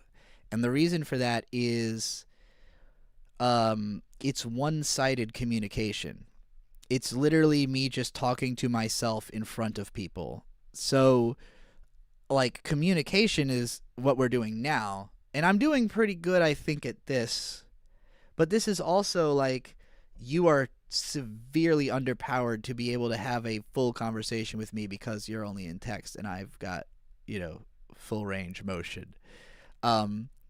So, like, I think good communication really would be like if you're good at existing in a space with other people, and I'm not nearly as good at talking to people incidentally as I am at making an event out of it. Like, when I want people to pay attention to me, I make an event for people to pay attention to me because they won't otherwise. People don't pay attention to me in my everyday life. I do not command attention. I do not, I'm not loud. I'm not personable. I'm not talkative. I do it on camera. So, like, if you want to communicate like I do exactly what I do, but don't expect that to translate to anything outside of this. Like, it doesn't translate to me being great at communication in all walks of life, because the truth is, most people are super resistant to communication because they don't think they're good at it and they're afraid that they're going to fail the interaction. So, particularly when people think that you're better with words than them or better at manipulation than them, they don't want to talk to you. And a lot of people know that about me. So, I don't I don't get people like approaching me for engagement in conversation as like a normal thing. It's something that I bring people in. I create a draw and I get people to come listen. And a lot of the times I'm desperately trying to do that and failing. This is kind of a lucky. I feel like I'm getting an unusual amount of attention on this stream. So, what the fuck? De La Soul dropped an album? Oh, yes, they did. And it is fan-fucking-tastic. Very emotional. I don't know if you know that one of them died a couple of years ago, but a lot of the album's about that. Oh yeah, the All You Need Is Kill movie. We have been thinking about going to see that. The only reason we didn't like on the night it came out is because we were both sick, me and Bert, I mean. But he seems curious about it, and I read the book and saw the Edge of Tomorrow movie, so I could definitely make a comparison video like I did back then. De La Soul, them guys are older than me. They dropped an album. Oh, I don't know how old you are, but so as of last year, I've been making a project to mostly listen to rappers over 50 years old. And it's in the effort of creating a 50 over 50 annualized series where we talk about the top 50 rappers over 50 years old at any given time. So, for instance, Malice, one half of Clips, older brother of Pusha T. Pusha T is 48, Malice is 52. Since turning 50, Malice has had verses in 15 songs, and 8 of them were God tier. This is how my rankings work. Malice is my current... Of the rappers I have ranked, Malice is number 1.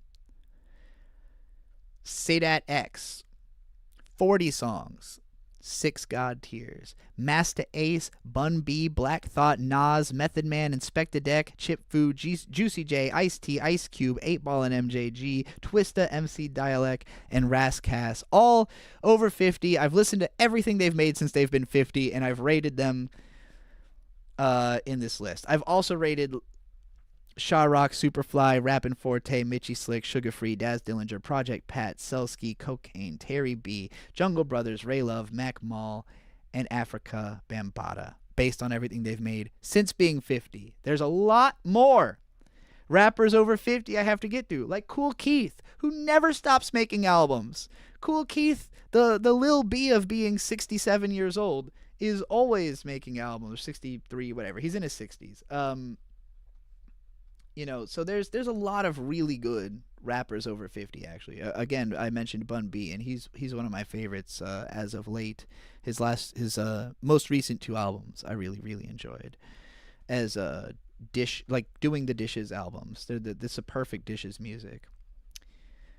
You got the whole of Bone Thugs and Harmony, like all cusping 50. Basically, all the best rappers are about 50 because hip-hop itself started about 50 years ago. 2023 was the 50th anniversary of hip-hop, and a significant amount of the best rappers were also turning 50 that year, like Nas. So I think basically anybody who was born in a world where hip-hop already existed just has that much more, that much more of like a lead start on the guys who actually invented it, 10, 15 years earlier. Anyway, Reading through some more of this chat here.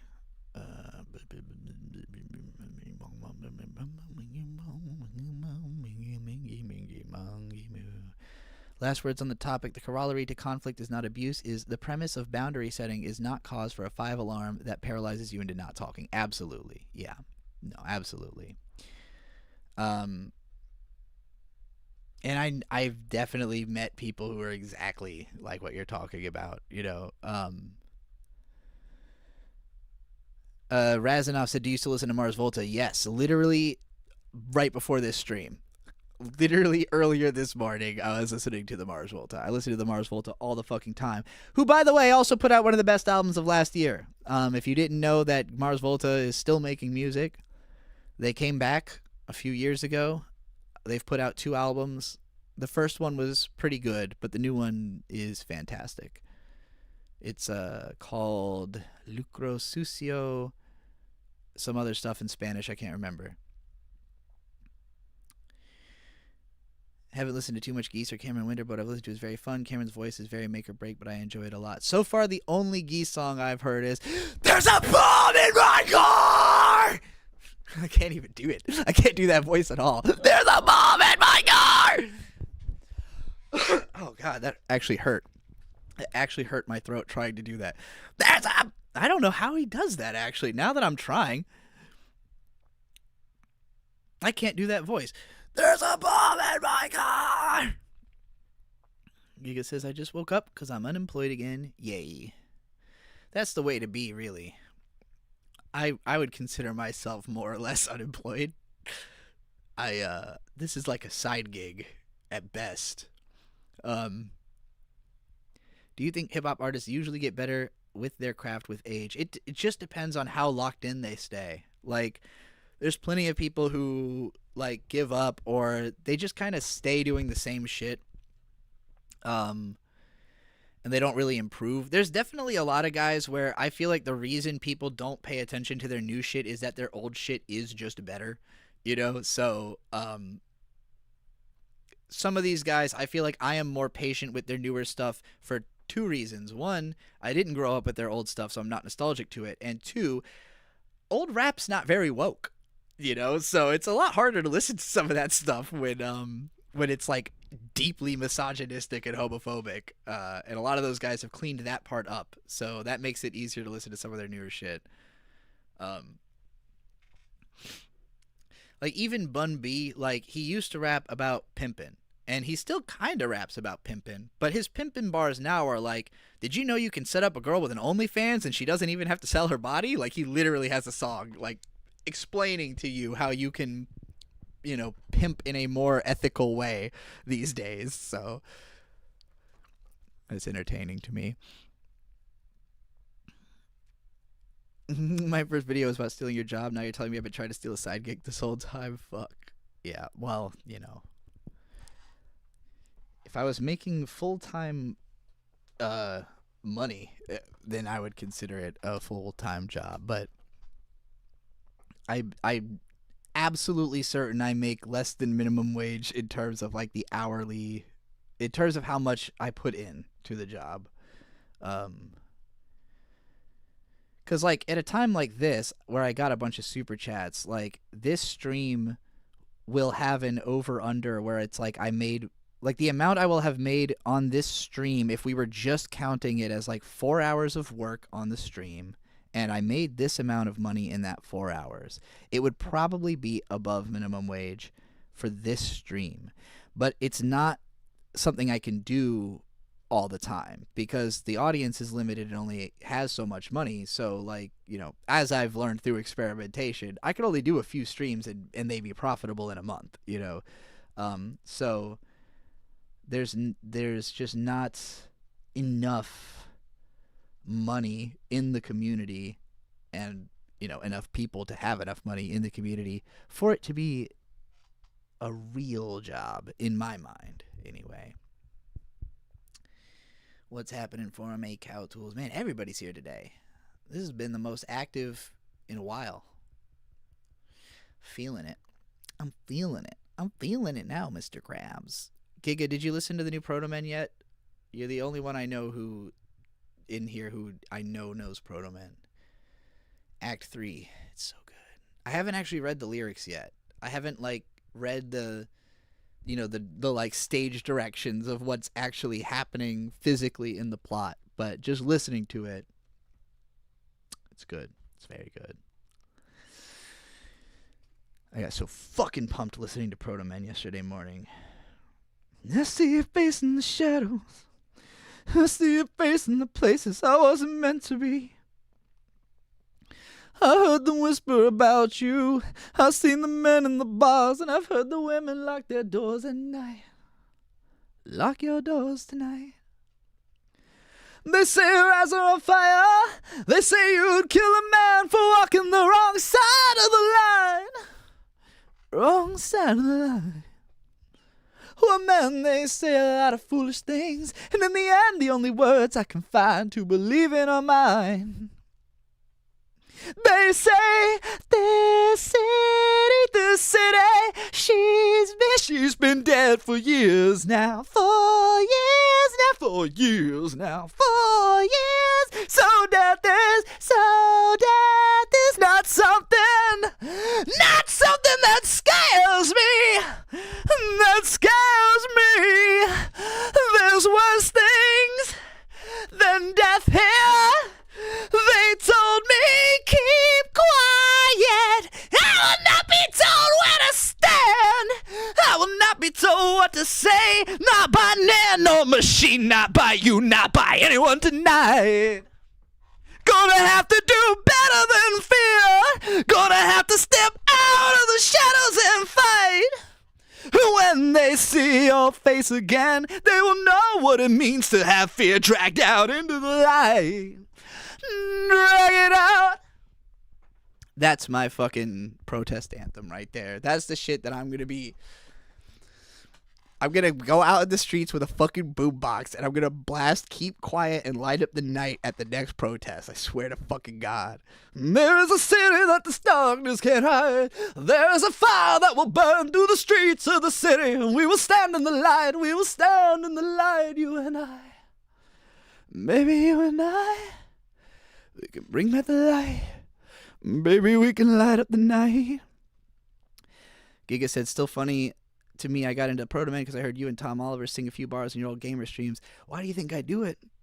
Why do you think I do it? Why do you think I sing on the streams? I just want people to listen to the music I like. That's all I want. I'll do anything to convince people.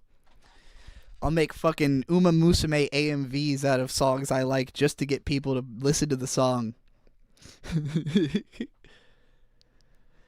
Have you considered engaging with your local grassroots organizations, mutual aid groups, or local food pantry? Considered, sure, but I don't know where they are. And I don't have my own vehicle, so it would be a little bit difficult for me to be out and about and around. I do like walking, but this is a bit of an awkward time to be outside and queer, in my opinion. So I guess if there was enough people, like if I heard that there is a big, like, we're going to push them out of town, I'd be like, let me get in on that. I haven't heard anything. It doesn't help that I don't really know anybody in the area. Most of my friends live around the country at this point, so like even the ones who are from here don't really live here anymore. So I don't know anybody. I don't know anybody who's in a grassroots organization or a mutual aid group. What I have thought about is something relatively nearby to me is a, what is it called? It's like a LGBT something center, life center. It's like a, AIDS thing, I think. Like a, hey, help you not have AIDS type of an organization. But I heard it was a cool place to be gay. So I was like, maybe I'll check that out sometime. But I have not done that yet. I'm not really much of an out body, especially in the cold of January. But maybe I would get some spiritual enlightenment out of doing something like that. Knowing that I was just in Minneapolis a few weeks ago and didn't see a single ice Nazi, I am extremely lucky. Lamau, yes. Yeah, you really got out at the right moment. It's something about the phrase ice Nazi is cracking me up because they are called ice, but they're also out there on the ice slipping around, and it's really funny. Good thing you weren't here earlier, Gigadog, because we had to ban a guy in chat uh, who was bootlicking, to put it the kindest way I can. We had to kick a bootlicker out of the chat. You don't expect to see something like that here, but it happens. You would have been so upset. He'd still be ranting about it, I'm sure. I mean, I had to put it out. It took a lot to cool myself off after that. Oh man. But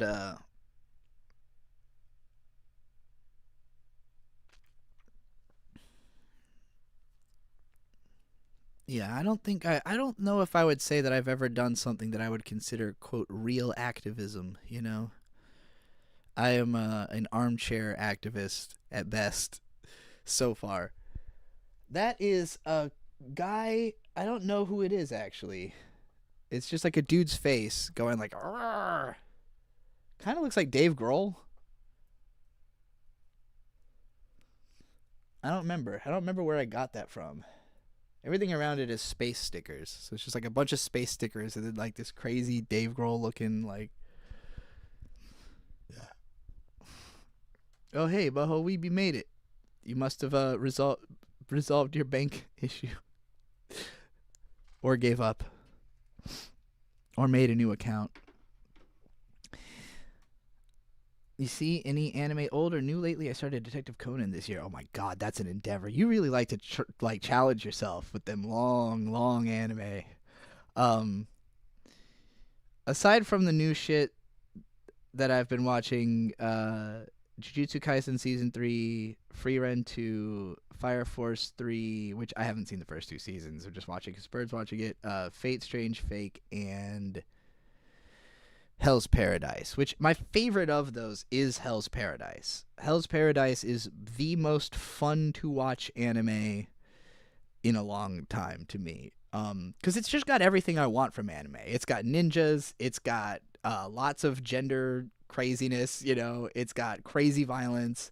The color palette is fucking whacked out, acid shit. So I always have a good time watching Hell's Paradise. I don't think Bird's been as engaged with it as I have, but Jujutsu Kaisen, the first 2 episodes of season 3 were badass, and then episode 3 was a fucking waste of time. 1 case a day, canon only. Oh, okay. Canon only. Interesting. That's got to cut a lot of it, right?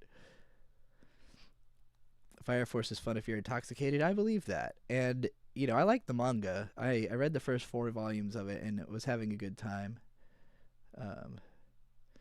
I hate anime. JoJo's has been pretty fun, though. Yeah, I liked part 5 in the end. It took a lot of warming up, but I ended up enjoying part 5. Yes, Hell's Paradise is definitely sick. Like half, yeah, lol, I'll watch the other half whenever I like it and it's easy to binge. Well, yeah. Fucking go for it. Join the. I can't imagine there's like a huge number of people that have seen like all of Case Closed and all of One Piece and all of Naruto. I know my old buddy from high school was one of them. At least at the time he was not only caught up on all those shows, but had had watched all of One Piece and all of Gintama and all of Dragon Ball like 5 times. Garbaggio 10 years later. Yeah, it's pretty good. And I will stand by that first episode looks like dog shit. There's something about like the color palette of the first few episodes of part 5 is just really garish to me. Like I really can't stand. And like even that first episode though, like I remember because I was complaining about it at the very start, and like the first half of it looks really bad, and then the second half there's like an action scene that actually looks like kind of sick. But um, with part 5, like once they finally like leave the initial color palette, it just gets dramatically better looking. Like they start doing different stuff to the sky, and it's just like, oh, thank God.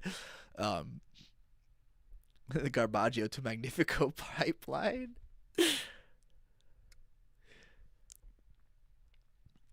Shonen maxing, yeah. I mean, again, I'm just watching what Bird's watching. So he likes Bird likes lore heavy shows. Like he likes to watch a show where he can do a bunch of research on the side of it and like watch a bunch of videos that explain who the characters are, and like, you know, he's got the mega ADHD, so it's hard for him to actually just like watch the thing all the way through. He'd rather go like plow through the manga and then reread a bunch of articles about it, you know, and then kind of casually have the anime on while doing other things and like only really pay attention to the action scenes type shit.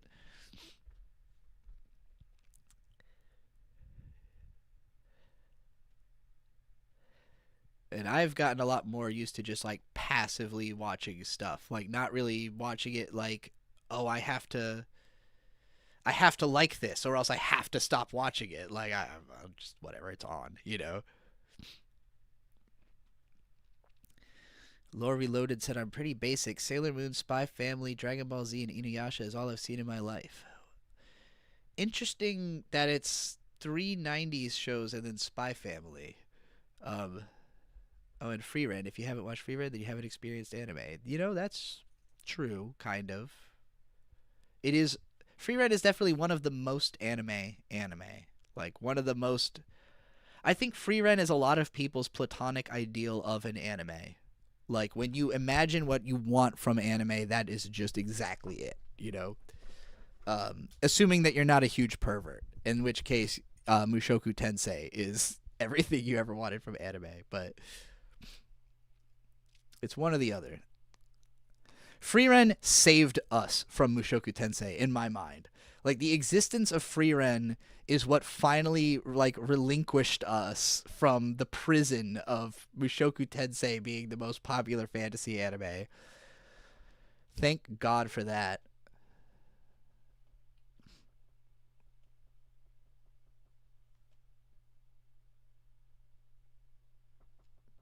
How would I make anime and video game culture better?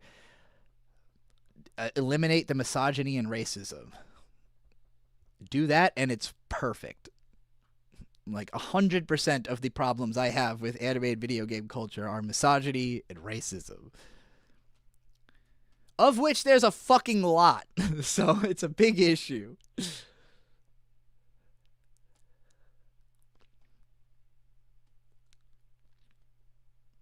Does Bird like Tolkien? I don't think he's experienced much of it. I know he still has not seen the third Lord of the Rings movie. He saw the first two, and it was a long time ago. And I know he's curious about it, but it's just one of those "it's so fucking long" type situations. Maybe he'd read the book if he had it physically. I know he read Dune, so he's into reading stuff. You changed Kaon off your Mal, I saw. Favorites. What changed, Mommy Mom? Promise I'll send money. Elaborate on that for a second, please. Secondly, Whisper of the Heart is better than Ponyo. If you disagree, I'll fly back from Japan and have a boxing match you motherfucker. And then also this GIF. I don't recognize the anime. I'm not sure what's happening in that GIF. Well, I just decided to go and recreate my Mal faves. It's actually a member exclusive video on the channel where I did it, so you can watch that video to get the full. I don't know why Shingo Yamashita came up when I typed in Mal, but oh, you guys can't see what I'm seeing on screen anyway. That's right. Whatever. I typed in my anime list and it took me straight to the like people page for Shingo Yamashita. Yeah, so I recreated my favorites list based on what I think it would be if I, like just pretended I hadn't seen anything more than like 6 years ago. Like, I haven't seen K-On! Since whenever I last talked about it. So I don't even really remember the show. Like I'm sure it is very, very, very good. Nothing about it is something that I'm attracted to watching at this time. Like the anime I currently have listed as my top 10 on my anime list are Ponyo, Revolutionary Girl Utena, Cowboy Bebop, Perfect Blue, Shirobako, Evangelion, the end of Evangelion specifically, Fooly Cooly, Space Dandy, Ghost in the Shell, and Log Horizon. And I could see taking like half of those off and replacing them with something else if I wanted. Like if I, rewatched a show and was like, oh, actually this is better. But that's what it is for now. Hey, Z-Cypher. Last time we met someone who hated Free Ren, we tarred and feathered them in the Discord chat. Yeah, that guy was a weirdo. Well, and like the thing that he disliked about the show is exactly one of my favorite things about it, which is the zero tolerance policy on demons that Free Ren has. Like it's been the most impactful thing on my life from anime in a really long time is the fact that Free Ren's just like, if you see a demon, you have to kill that demon. And like the way the manga just keeps proving that to be true is like, okay, like this is really making me understand. Like some people, to quote Perry Farrell, some people should die. That's just unconscious knowledge. I think about that a lot.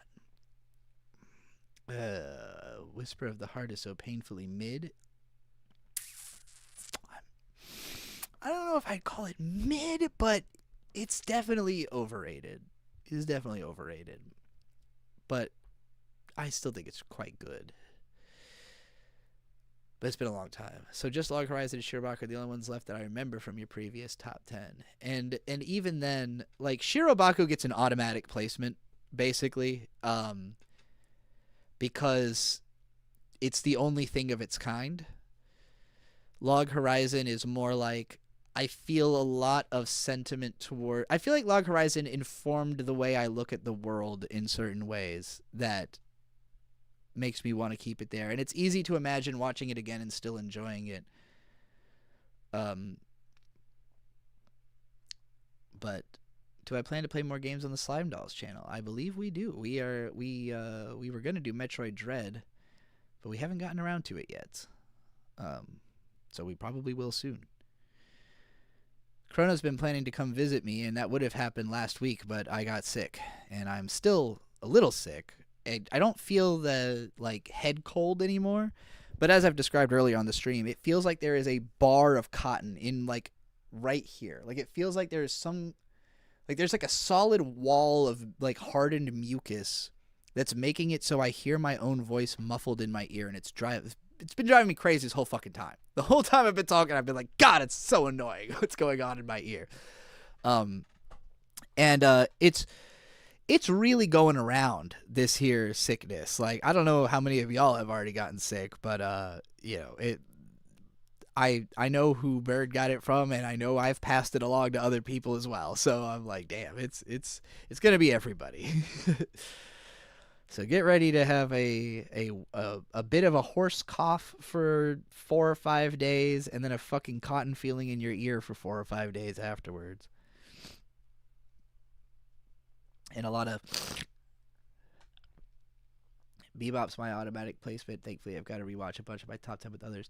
And the funny thing is, Bebop, like, is one that I feel like the only reason it wasn't in my top 10 for a long time is that I had convinced myself it's, like, too obvious or, like, too nostalgia-driven or something. I don't know. Like, maybe it's just that Cowboy Bebop is too baked into my mind for me to even really register it the same way I do other anime. Like, I had seen that show 5 times by the time I was 12. So,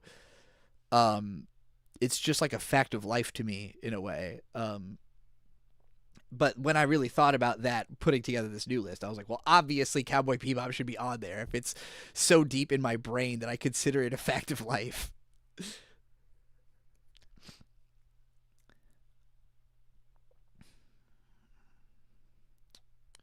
My taste is impeccable and genius, but also really smart and not butthole like. I'm lucky I've dodged getting sick for the past 6 months because I'm trapped in my house. Yeah, oh, that didn't save me though. I didn't go outside and get sick. Granted, Bird got sick from work, and then I got it from him. So,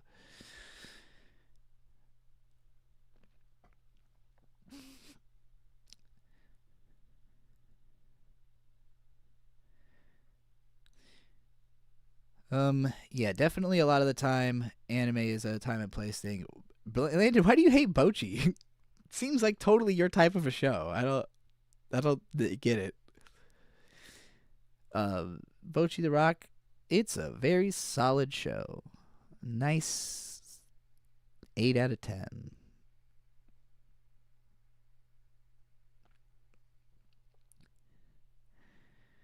Giga, you'd like Bochi. It's a cute show. It's good.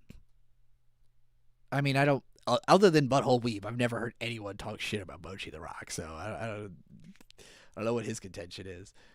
Any opinions on Hunter x Hunter after all these years? I cannot see actually watching it all again, and the reason for that is when I wrote early in 2024, Bird and I were at his grandparents' house for like 3 weeks babysitting their dogs, and they had these anime channels, and one of them was just playing Hunter x Hunter like nonstop on repeat.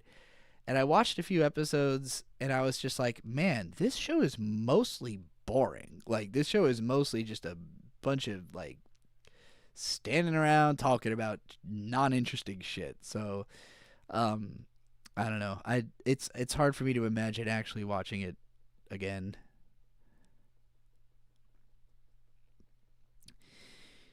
But again, I don't go out of my way to watch anime. Like, I only watch the stuff that my husband is watching. So, like, you know, and a lot of the time he just marathons shit on his phone. Like, he mostly watches everything on his phone. I like if the only reason that hasn't been the case for these new anime is that we're watching them together deliberately.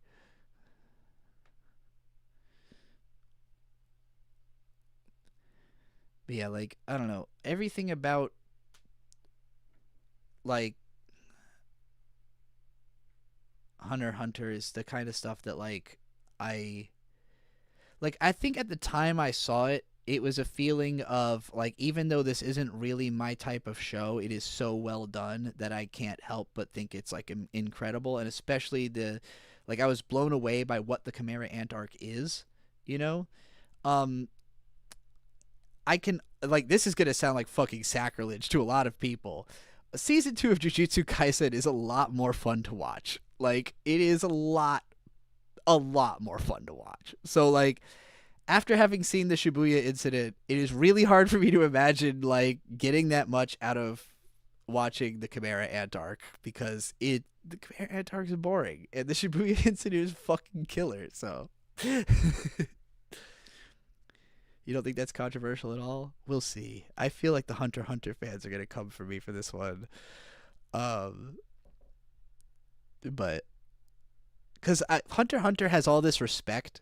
Like, people treat Hunter x Hunter like it is somehow an exception to shonen, and they don't do that with Jujutsu Kaisen. Like, nobody treats it like, oh, this is the ultimate shonen, this is the only good one, or whatever. Like, people treat Hunter x Hunter like it is its own, like it's just somehow transcended the rest of the genre. And to me, it's like, it's here, and then the next thing's here, and the next thing's here, and the next thing's here. Like, it just is a little better than the next. And I wouldn't even put it above Yu Yu Hakusho as shonen anime, even from the same author go. I love Yu Yu Hakusho. So that would be easier for me to imagine going back to. I also just never connected with the characters in Hunter x Hunter. So that's probably the biggest thing that separates me from other people who liked the show. Is like, I thought it was really interesting. I didn't find it actually like emotionally engaging in that way. Zen Huxtable said, tangent, for a while, 2 months, was too busy / procrastinating to go to the hospital. I apparently had walking pneumonia, which basically coughing a lot when I lay down or in the cold. I've heard of this. I took this thing called Mulane. It's this easily available thing online. It's available in pill and tincture form. Cleared up in a week. I resigned myself to my fate, and now I'm Mullane pilled. You know why that's really awesome? I assume it's probably pronounced Mullen, right? But like, that is one of the main it is the main curative harvestable plant in Arc Raiders. I have spent a lot of time picking up great mullen plants in Arc Raiders, which you can craft into like all of the healing items, basically. So I read that and I was like, no fucking way. It's real. Great mullen is real.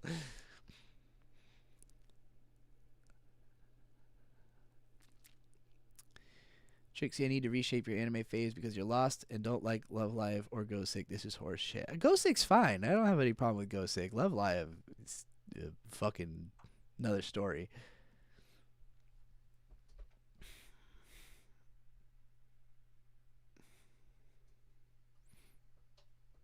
What are some obscure non-mainstream underdog anime you would recommend? Techno Lies.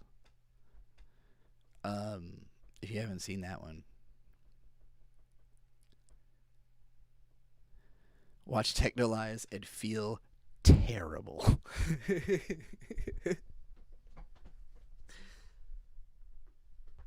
you just want to be like, maybe there's not hope. Maybe there's really not hope. Watch Techno Lies. Angel's Egg, yeah, Angel's Egg's cool.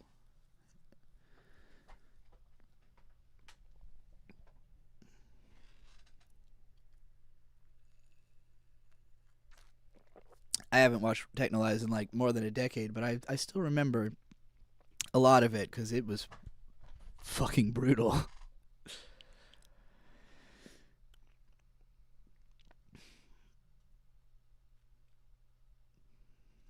I also haven't seen Angel's Egg in an eternity, but I did watch videos about it. Best Guy Ever, I believe, had a pretty good Angel's Egg analysis. Can't be more terrible than real life right now. Techno Lies might be more terrible than real life. It might be. It might be a harder experience. I mean, the fact that it's not real obviously takes a lot of the edge off, but as a thing to think about, it's fucking rough. Does anyone want to come over and play with my One Piece Legos? One Piece.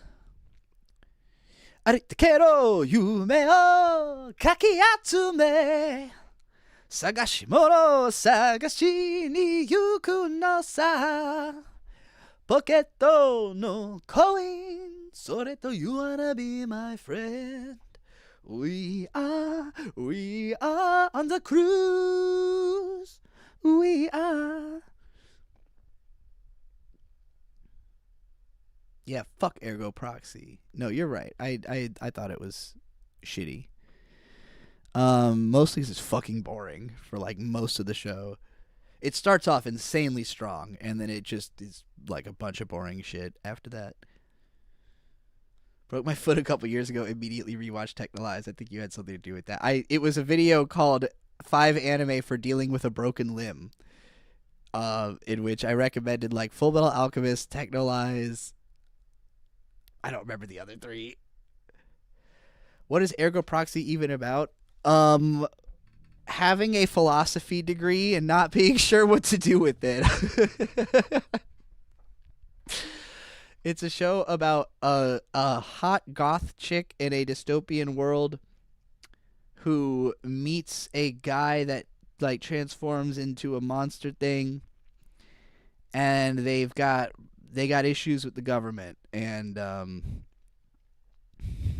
Trixie stopped singing anime out in public in Japan and people are staring at me. Why are you out loud playing a live stream in a Japanese public space? You're going to get evicted you're going to get iced out of Japan. They're going to...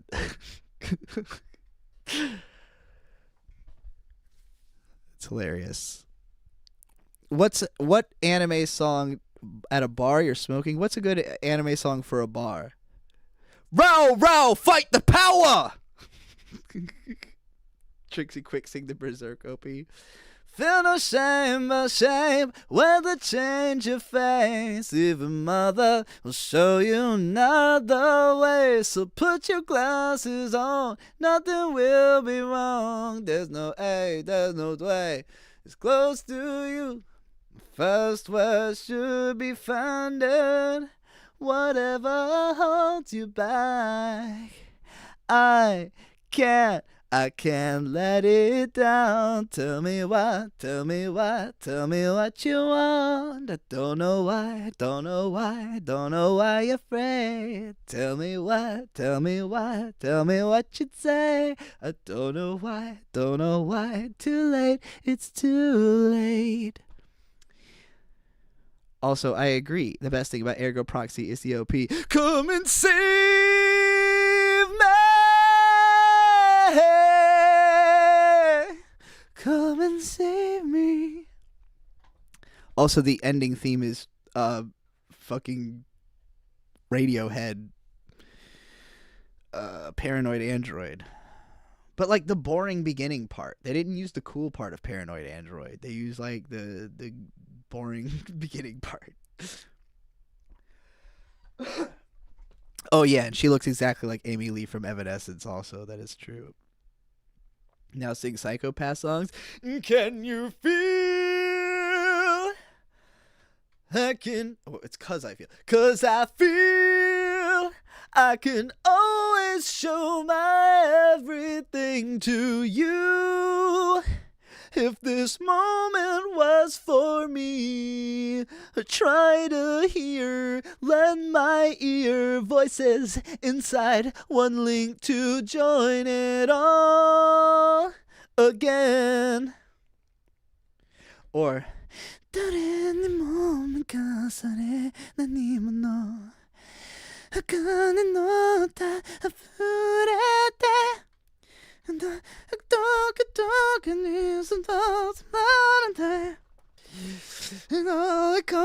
can hear the drums in your head, right? Cause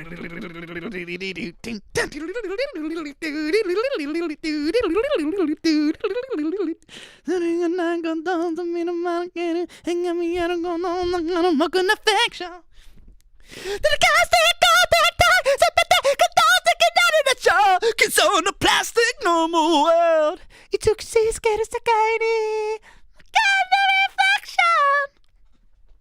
Secret remains for you. Thanks, plastic world. Yeah. I love that fucking song. I love that whole fucking band. Ling toss my Segure. You ever get your Segure ling tossed? Oh boy. Abnormalize is one of their best songs, but they have like a solid 15 to 20 best songs, like songs that are that good across their albums.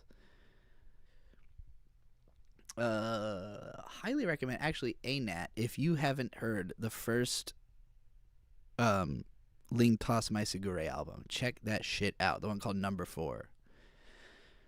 That is like the most, like, the closest thing Japan ever got to its own version of Midwest emo, I think, mixed with like post-hardcore. It's pretty cool. I feel like most high-energy shonen OPs like Ready, Steady, Go or Shala would be good bar songs. True. Ready, steady, get on me back. Ready, steady, give me good luck. Ready, steady, never look back. Let's get started, ready, steady, go.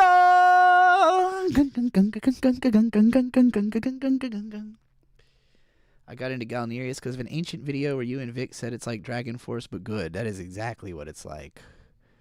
Although I feel like Galnerius has kind of been putting out like the same song over and over again for a decade now, but you know,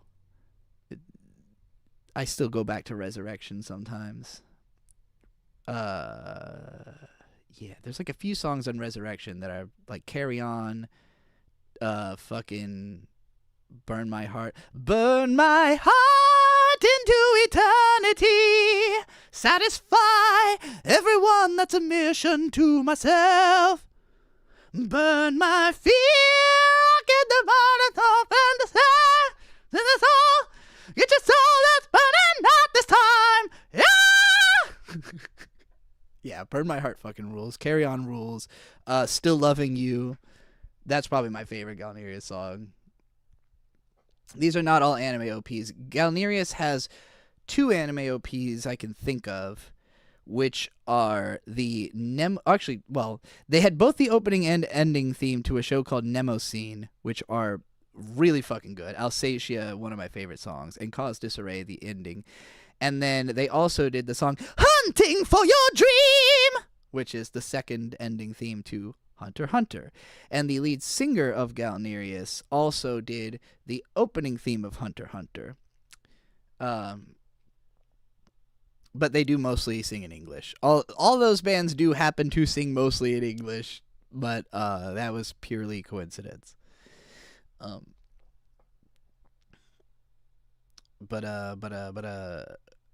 The other great band with a Hunter x Hunter song, Fear and Loathing in Las Vegas, also has a bunch of great albums, great songs, great OPs. They did the second Brunhilde in the Darkness OP, which is one of the like the most hilarious contrast of like a ridiculously badass heavy song and the most like nothing visuals. Very funny to watch. Do I like prog or power as a genre more generally speaking? I definitely listen to more prog than like power metal, but I mostly listen to hip hop, to be honest. So like when I listen to any kind of rock or metal, it's very like sprinkled in to the other stuff. But prog rock is pretty much my bag, like particularly modern prog. I mean, when it comes to classic prog, I am a huge King Crimson fan and not much else. But when it comes to modern prog, like the Mars Volta, you know, Coheed and Cambria, Tool, Mastodon, all the like prog adjacent, Opeth, you know, post rock type shit. I have never heard of Fate's Warning. I don't think I know any particularly new bands. Like if they're from the 2020s, I probably don't know when it comes to like rock and metal. I'm trying to think, like, what's the newest rock or metal band I got into? Because I do think there's something. When did I last watch Kata no Kyokai? When I did those videos about it. So, 2014. Do I think UFO Table peaked there? I don't know. I don't know what they've done in recent years besides Demon Slayer. I think UFO Table peaked with Manabi Straight. Like, I liked pre-Kata no Kyokai UFO Table more than post-Kata no Kyokai UFO Table, without a question. Let's see. They did Dokoida, which was really fun. Ninja Nonsense, really fun. Futakoi Alternative, really fun. Coyote Ragtime Show, I only saw a few episodes, but they were very fun. Manabi Straight, ultra fun. Fate Zero, fun in a very different way, but overall good. Kata no Kyokai, I really enjoyed some of them. I really enjoyed some of them. Some of them I didn't like at all. Unlimited Blade Works was fucking boring. God Eater I barely tried. Tales of Systeria I didn't really try. Token Ranbu I didn't try. Demon Slayer I could not make it through 5 fucking episodes. And I guess that's all they've really been doing since Demon Slayer, huh? So yeah, I would say I think the whole aesthetic, like coming up with that whole aesthetic that made them all that money, that's where everything went wrong. Shiki is also, yeah, I think about Shiki a lot more than I think about Kata no Kyokai as a whole. Like, I don't think about the plot of it, but I think about Shiki as a character because she is one of my favorites. And I do think that she is one of the characters with the personality that is the most like my own. In terms of what I'm like when I'm not doing video content, I think I'm a lot like Shiki, which is to say, like, kind of just a quiet hard ass staring intensely into the distance.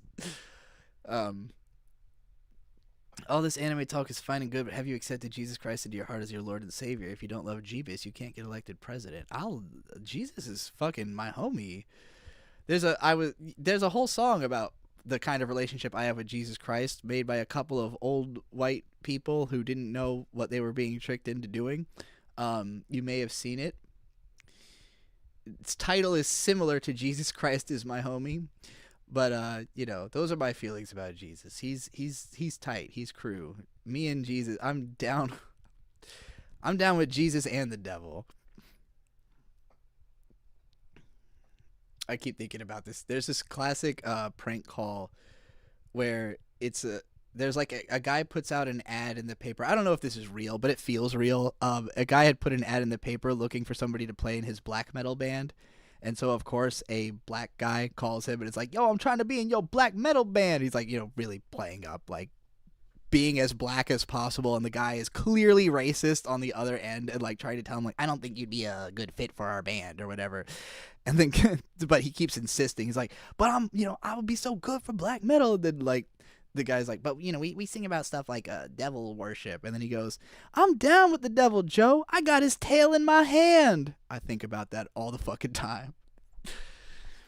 I got his tail in my hand. Between the two of us, who would you say is the drink and who is the cup? I have no idea how you would judge something like that. Jesus is a real one for real. That's true. Have you watched Thundercats 2011? No.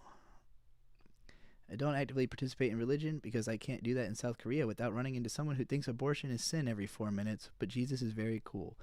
For the record, that's probably true in America as well. I doubt that there's many religious people who are like super pro-abortion here, but maybe more than in Korea. I don't really know anything about South Korea's culture when it comes to stuff like that. I bought a bag of Black Pocket Jesus to give out to my friends at Christmas. For some reason, the black Jesuses were $1 cheaper than the white ones. The same reason Black Panther, the toy, was $1 cheaper than the Iron Man toy. Racism. And yes, that was a real thing that actually happened, I remember.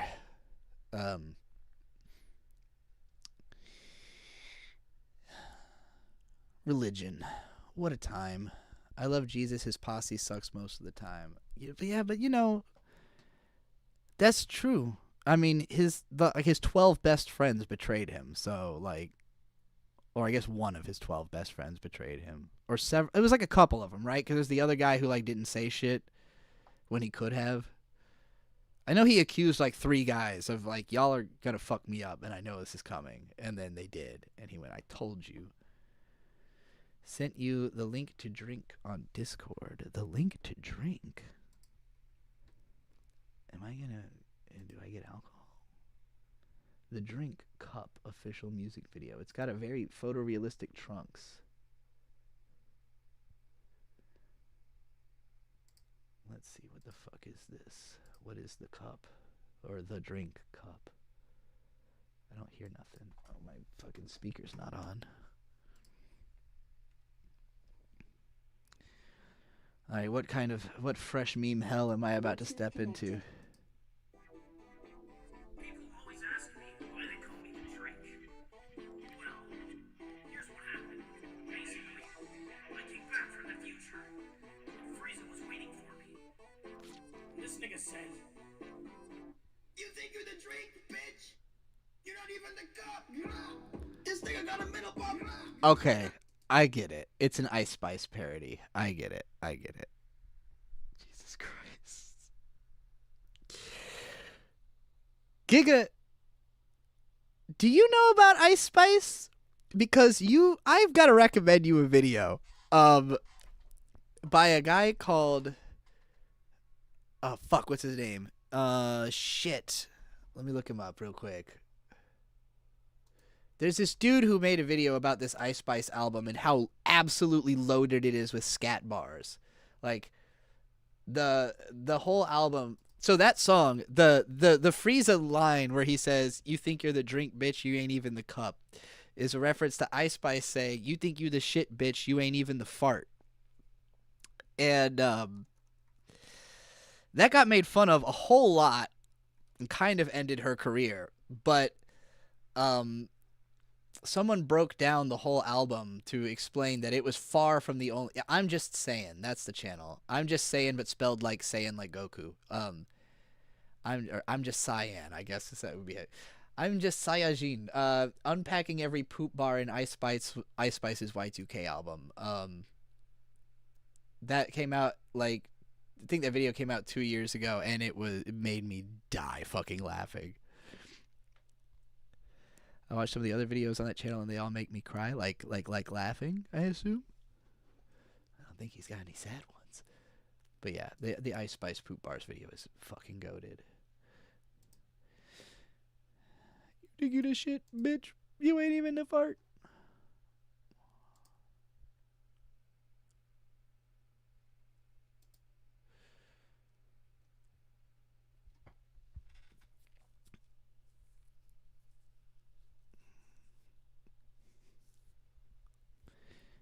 Trixie is the cup because she don't give a fuck.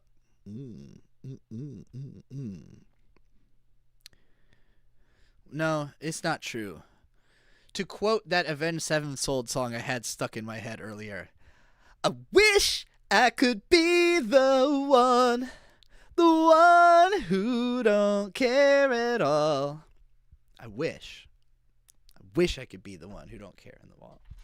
But being the one on the stand, I know the way to go. No one's got me. Alright, I don't need it back stuck in my head. I don't know why I decided to get it back stuck in my head.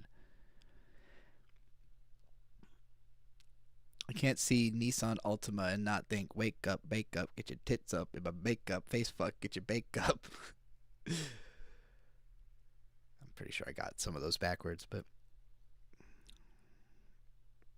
if you don't know Dochi's Nissan Altima, slap yourself in the face! What else is Gucci? What are we doing here? What's going on?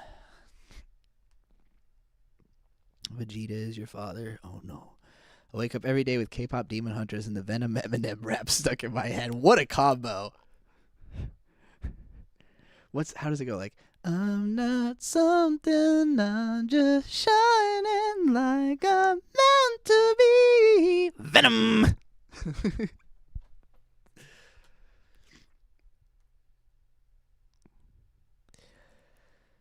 Fun fact, the two K-pop Demon Hunters who rap are rappers that I am a fan of. Audrey Nuna and Ray Ami both make fucking incredible music, and I would highly recommend checking them out outside of the context of K-pop Demon Hunters.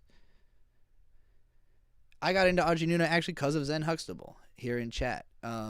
Zen had put, I think, Baby Blues in one of the, what are they called? Not riffs. Lick videos. Zen Huxtable, on the channel Flip Down Yonder, he will do lick videos where he just collects his favorite licks from a bunch of random songs. Yeah, it was summer, packed up the Hummer. Fooling us with your baby blues. Even your best friends can't condone the things you do. You do, you do, you do.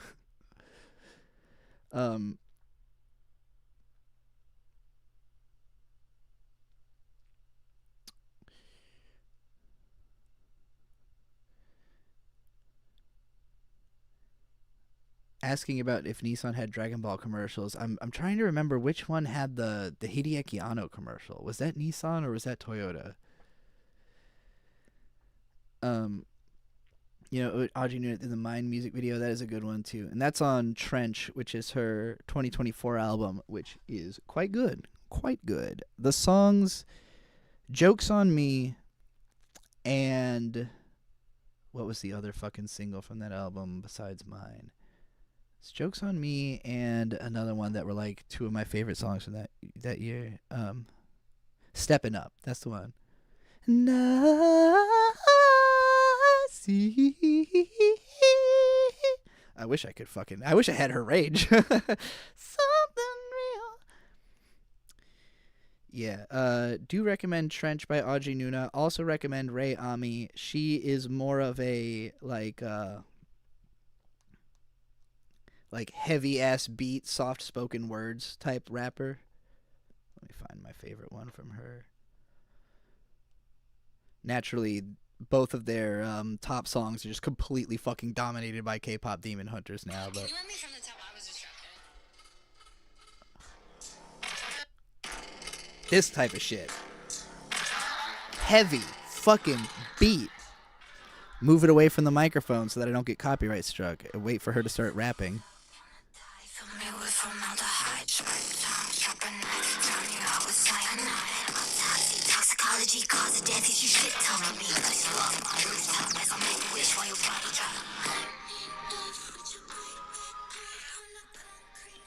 Like a Persian rug, eyes roll back while I cut your tongue. Should've known I'm the wrong one. Call an ambulance, bring a body bag. Been a homicide, where are the witnesses? This is a K-pop Demon Hunter. Actually sounds like she's hunting demons on that song. That's Body Bag by Ray Ami, by the way.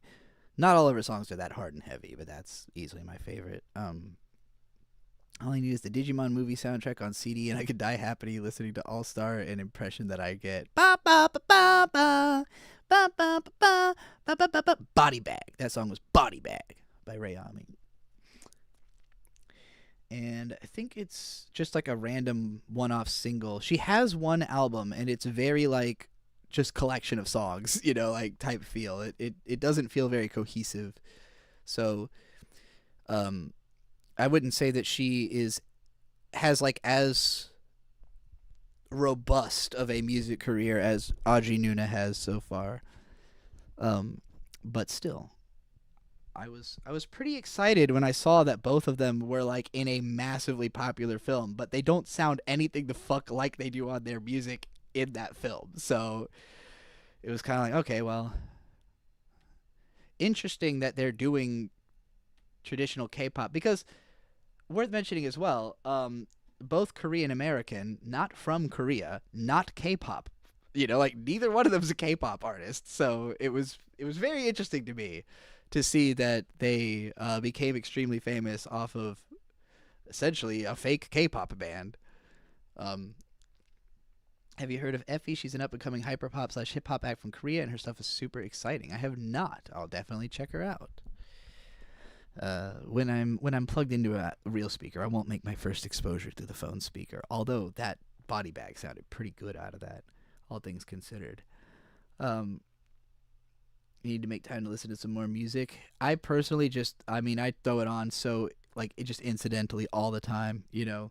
I tend to, in the morning, I get up after Bird goes to work, I have to like turn my brain on for a while, and so I'll like switch back and forth between watching YouTube videos and listening to music, and often just standing in the bathroom because it's got really good acoustics, so it's a fun place to sing, and there's a window in the bathroom, and you may notice there's not really a lot of windows in this room, so I tend to stand near the window, listen to music, and sing.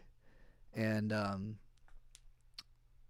I'll just like listen to hours of music at a time. Who is actually watching the K-pop movie to hear K-pop? I mean, the song Golden was the #1 single from like for like 6 months or something. Basically until the Taylor Swift song album came out. Like it was holding the #1 spot, and I think it might even be back.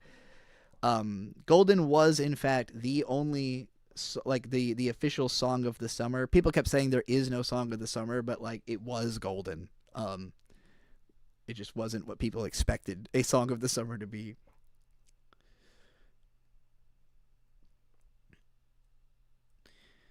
I watched it because Spider-Verse Animation Studio and all my gay friends liked it. I watched it specifically because the company man liked it.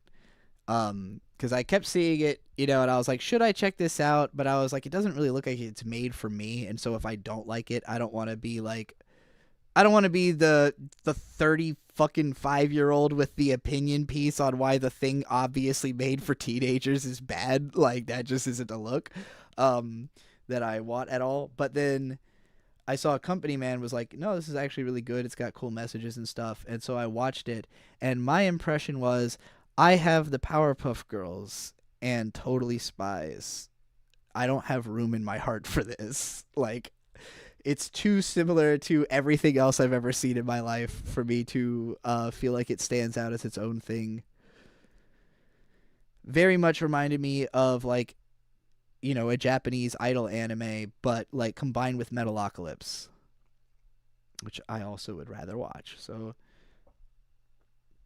Song of the Summer to me was Something by Nina Girachi. That fucking album is so fucking good. If you haven't heard I Love My Computer by Nina Girachi, everyone check that out. Nina Girachi is one of those like up and coming artists that within 5 years you're gonna suddenly realize that like all of the music nerds have been talking about her like they've heard of her forever, and she's just gonna be like the biggest EDM artist. Like, she's on her way.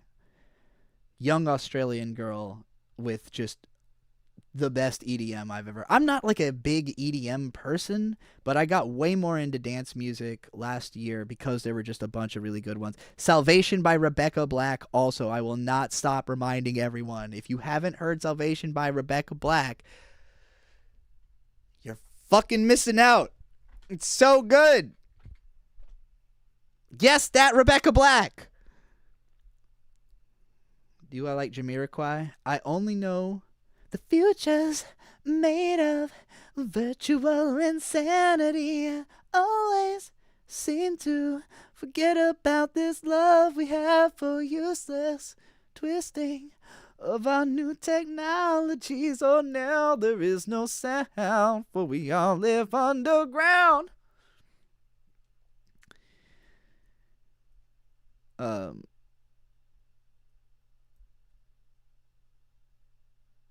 I know that one because it had a Miku Miku dance parody. Like, somebody had recreated the music video with Miku, and I watched that like 100 times when it came out.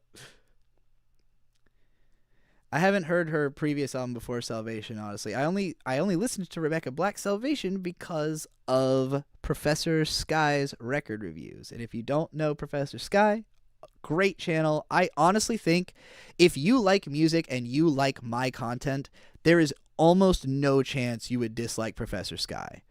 He is like, I mean, his reputation is basically being like the only responsible white person that talks about hip hop. But he also talks about all kinds of music beyond just hip hop. And he reviewed Salvation and was like, yeah, it's really good. It like broke down the lyrics and stuff, and I was like, sounds really interesting, and I fucking got way into it. Way into it. It's super good. And yes, she is the Friday girl, but you know, she's like 30 now, so something like that, at least in her late 20s. And she kind of got involved in like the hyper pop scene. She's also like mad bisexual and like really into the queer stuff, so that also is a big bonus, you know. But yeah, like Salvation is just 7 songs that are all incredibly good. It's just banger after banger. To me, it is like, it's the art pop sequel I was always waiting for. Like, which is funny because Lady Gaga's new album also sounds kind of like an art pop sequel, but it's like if you took art pop and made it more normal, which is not what I wanted. Salvation is like if you took art pop and made it less normal, and that's exactly what I wanted. And it just sounds immaculate. Like, all the beats are fucking incredible. But then also Nina Girachi put out I Love My Computer, and that was when I was like, damn, dance music is happening right now. Like, kind of fell off as the year went on. I didn't end up finding like another amazing dance album to fall in love with later, but Salvation and I Love My Computer are both stupid good. And Nina Girachi has been cleaning up like best new artist awards and shit like that around the world. So that's why I say that I think she's going to be like a really big deal. And you can all say you heard it here. If you, well, you know, you probably didn't hear it from me first because I know Fantano covered that album too. But I was a fan before that, okay? I was a Nina Girachi fan, but it was just girl EDM. I'm sure she had a bunch of singles before that. Professor Sky is very cool, but one thing that annoyed me about him was whenever the N-word came up in a conversation, like he was quoting something, he'd go, "Man down, where you from?" Mermagees.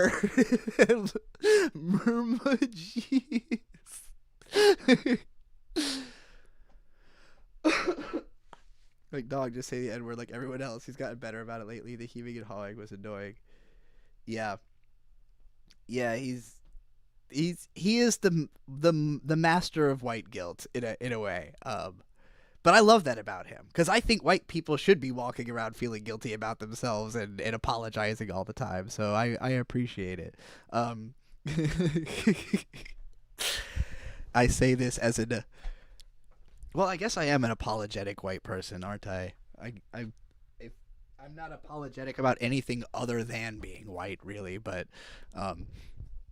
plus, he teaches French, indeed. And he likes me, guys. He likes me. He thinks I'm cool, all right? I hang out in Professor Sky's premiere chats all the time. If he talks about an album I've heard of, I'm almost definitely there. So, you know. What happened to save the white guilt for the kids? Well, you know, I was not informed back then of what the whites were actually... Okay. I've been trying to make a video about this for like years, and it's driving me crazy because I don't know how to. About like, I don't, like, broadly, I have like a strong distrust of white people, and I know how weird that is because I am white, and so it's a bizarre paradox. But my impression of white people was different from what I think they're actually like now that I've met more of them, because I didn't grow up surrounded by white people. You know, like, aside from my immediate family, grew up in a very diverse place, and most of my friends, if they were white, they were gay, and if they weren't gay, they were not white, you know? Like, so I'm not used to being around, like, cis, straight, white people. I didn't really understand what those types of people are like until... really moving to Rochester and then Boston and then dealing with more white people in my audience, you know, like, and particularly meeting, you know, some of like the right, because I had also like never met a right-wing person until I was an adult. So I started meeting, you know, actual conservative people, and like I had in my head, the way I thought things were like is that there's like white people who are used to being around black culture or around, you know, other cultures, and therefore they like participate or enjoy those cultures. What I found out is that there are people who want nothing to do with black people or other cultures, but still consume and enjoy and love the product. And I had not met those types of people. When I think of it, my ex's dad is the perfect example of a type of guy who loves hip-hop, you know, loves 90s hip-hop, loves to rap along to gangsta rap, you know, says the N-word with impunity, and is racist. And, like, he's the type of racist who will act like he's not because he's, like, willing to be around black people. But he's also the kind of guy who's going to make a joke about your race if he's talking to you. Like, he's just going to do that. So, like, you've got all these white people who are literally walking around thinking, like, oh, well, I listen to rap and I talk to black people, so I can't possibly be racist. And meanwhile, like, every other thing they say is a racist joke, you know? And it's like, dog, you can't do both. I didn't know people were doing both, you know? So, I used to think that when I was, you know, using those words and affiliating myself, I thought that was me being like not white. And then I met white people and were like, oh, you all do this shit too. What the fuck? And then they'll say things to you, you know, like, if you're white and you hang around a racist person, they assume you are racist, and so they're going to just flippantly say racist things. And you just gotta like figure out how to, like, how do I tell you why I'm offended when I'm white also? Like, how do I explain why I would be offended that you are being racist against a race of people who is not in the room presently, but, like, I'm going to be in the room with somebody of that race in 5 minutes, maybe, like, so I'd rather not have just been hearing a bunch of racist shit, like.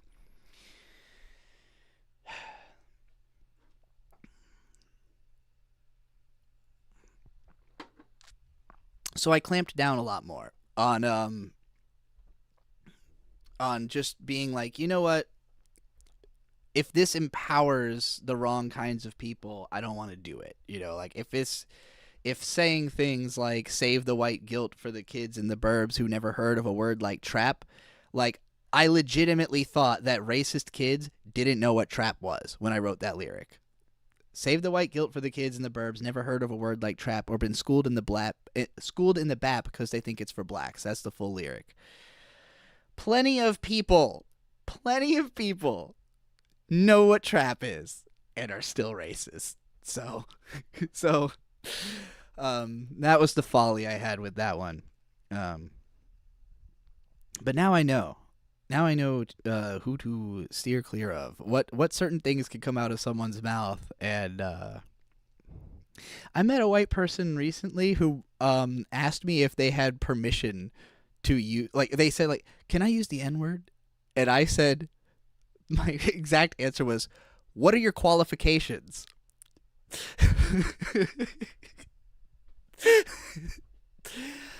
Oh, man.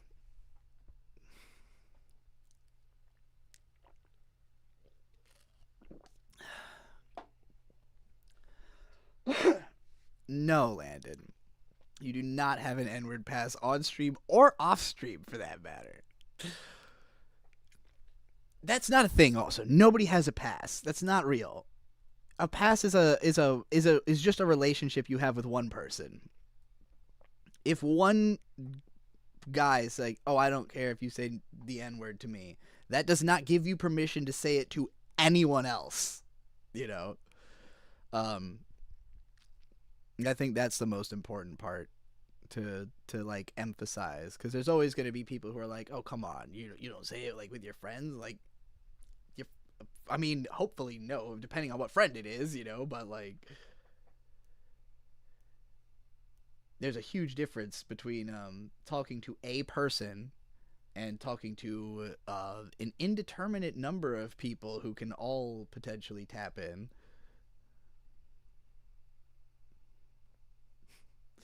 Why do you want the past to say words you're not supposed to say, Landon? Why do you want to say words that you're not supposed to? That's the number one interrogation I always have when people are like, but I really want to say these words. I'm like, why? What advantage do you have? It's not really funny, though. Like, what is funny about that other than what is funnier about saying a word you're not supposed to say as opposed to one you could say? Like, dipshit is a way funnier word than the R slur, You act like Dick Eat Asterson didn't influence me. You're supposed to be grown by now. Dick's a fucking 50-year-old boomer with a child. You're not supposed to be taking cues from him. You're an adult.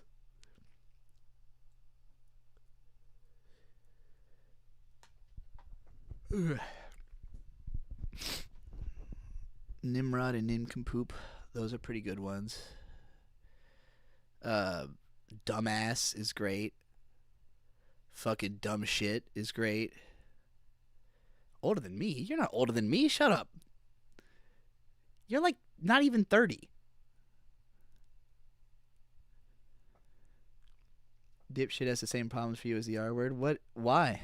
What does it imply? Does it have like is there more to the dip part of dipshit than I'm realizing? Does it mean something deeper?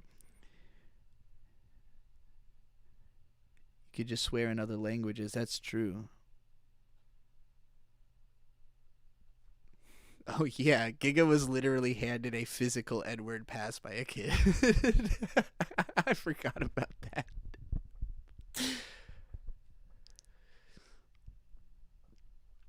When used as a pejorative, it implies intelligence as a moral failing.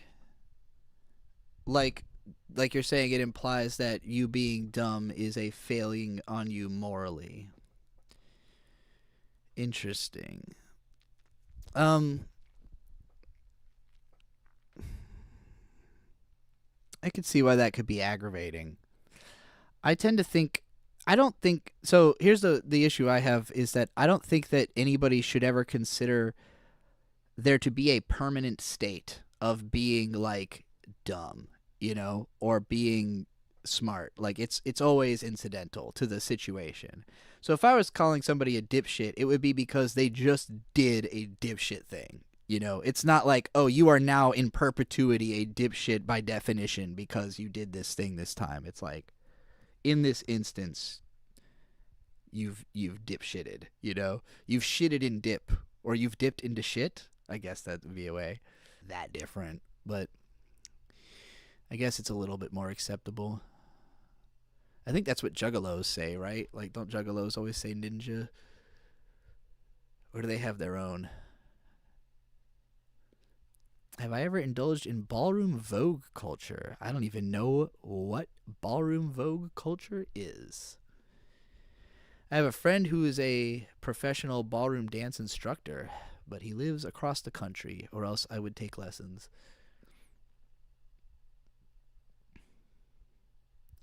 I think what signals to me that someone's stupid is that they can't admit that they're wrong. Like I said, I don't really believe that there is such thing as a stupid person. I think you can act stupid.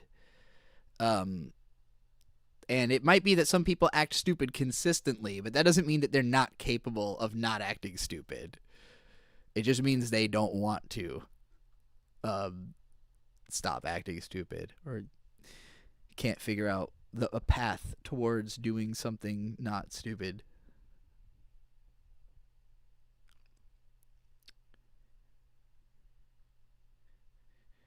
Vogue was that thing I sent a while back of Android 17 dancing for a crowd. Oh, yeah. Yeah, that was cool.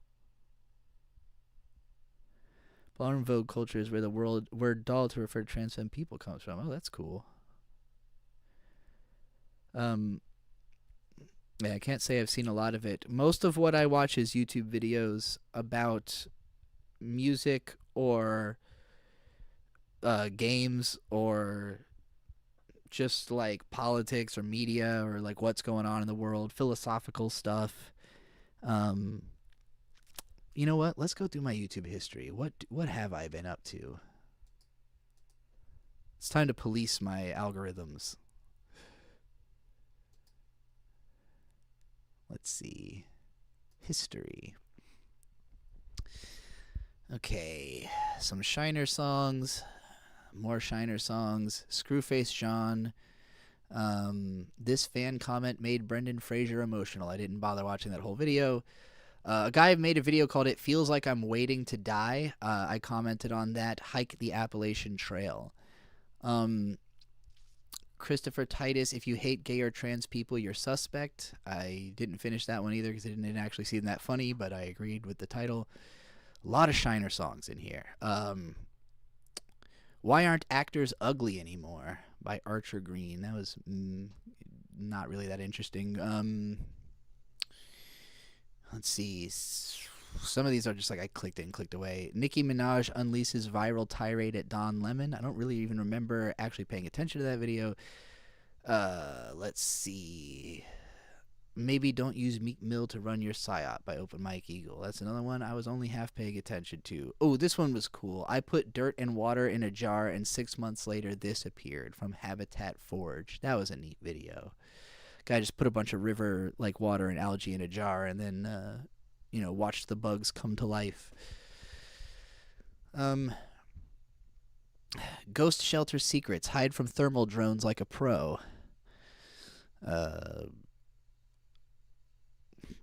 Every planet discovered more habitable than Earth. Let's see. A lot of Arc Raiders advice videos. Yeah. When you see this, your life is about to change. That kind of shit. I do want to see Rental Family. We didn't end up getting around to it at the end of the year. I'm sure that's an emotional one.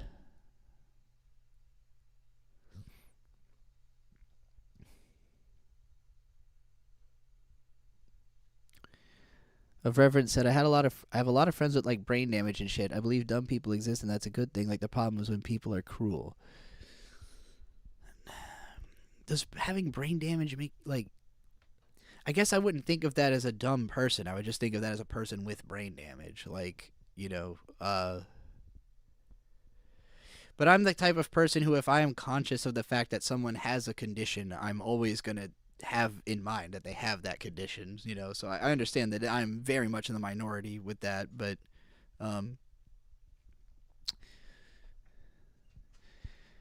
moron isn't a slur anymore because they say it on Cartoon Network. Was it a slur at one point? It's hard to keep track of what words people do or do not want to hear. Really what it comes down to is like insulting people is difficult if you're not just literally describing their bad behavior and like not trying to come up with an unrelated secondary word for it, like because there's always going to be somebody who's like, well, what about me? Like, are you talking about me? And it's like, well, I'm specifically talking about this person and what this person is doing. But I understand that if the language isn't specific, then it can be taken broadly, and that's where people start getting offended about stuff that's not really meant for them. But I understand why it happens. Since that I'm of two minds because I don't use pretty much any slurs because the project of finding replacements helps you find that there are stuff that are literally funnier than the slurs. Yeah, that's a big part too. Like you can just come up with something. Like if I find myself in my head like loading up, you know, like if the first thing that comes into head is a word I know I'm not supposed to use, then I just turn the dial a few more times, you know, like just keep that dial cranking until you find a word that will be funny and will fit the context, you know. Because I grew up in a context where people are just swearing constantly. Like my parents swear so much. I just skipped over fuck just there because I didn't want to overemphasize it. But I was going to say, my parents swear so fucking much, I don't fucking stop. Like, they really do say fuck a lot. So, you know, and I grew up with, you know, my dad's nickname was dumbass all growing up. So, like, to me it's a term of endearment to be called a dumbass, you know, like that's just what my dad has always been, is dumbass. So he always embraced that, you know. Granted, he's not like, you know, he's not like mentally handicapped, so it's not like he was, but he is a little bit, you know, insecure about not being necessarily as intelligent as like my mom is, you know, who is very intelligent. Granted, not in a way that makes her better at work than he is. So, you know, I think when you're successful, it's a little easier to accept that you're a dumbass, you know.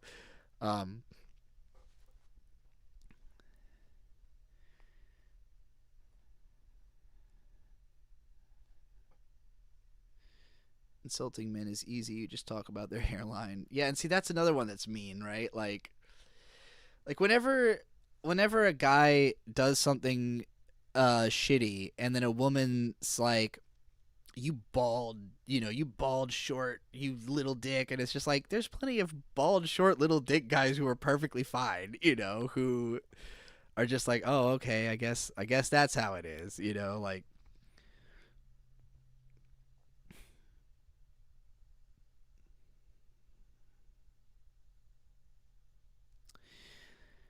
been sitting on Standalone Complex for a while now. Is it the kind of show that's better to watch with other people or solo? I would probably say solo, unless you're with somebody who's really into like political sci-fi. Because it's not really a party show. It's very much a dialogue-heavy, thinky show. Krillin rocks, just saying. Krillin rocks, Krillin rocks, Krillin rocks, Krillin rocks, Krillin rocks, Krillin rocks, Krillin rocks. Dragon Ball! Did you see the Redditor that everyone is insulting? No, I have not heard anything about a widely dissed Redditor. But you've piqued my curiosity.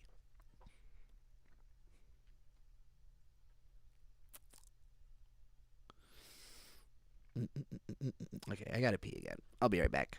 Type a billion things in chat that I can respond to when I get back from the bathroom.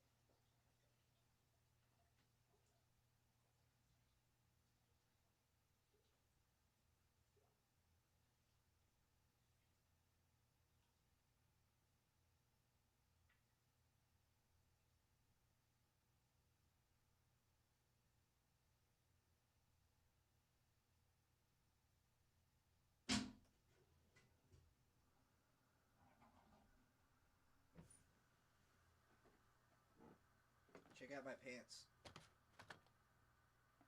Oh, you can't really see the pattern all that well. Hold on. Check out my pants. They're all pink and patterny and shit.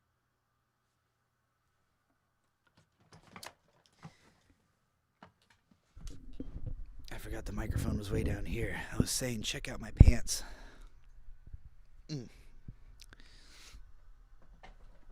I made a big mistake forgetting to put on deodorant before I started this live stream. I got the pit stank. I like it when people use pink hair and pronouns as an insult because it tells me I can disregard their whole life story out of pocket. Yeah, pretty much. A Reddit mod that made a video calling himself a celebrity. That's pretty funny. I'm really excited for the upcoming Pretty Cure season. Oh yeah, that starts every February, right? Have I been in A or V recently? No.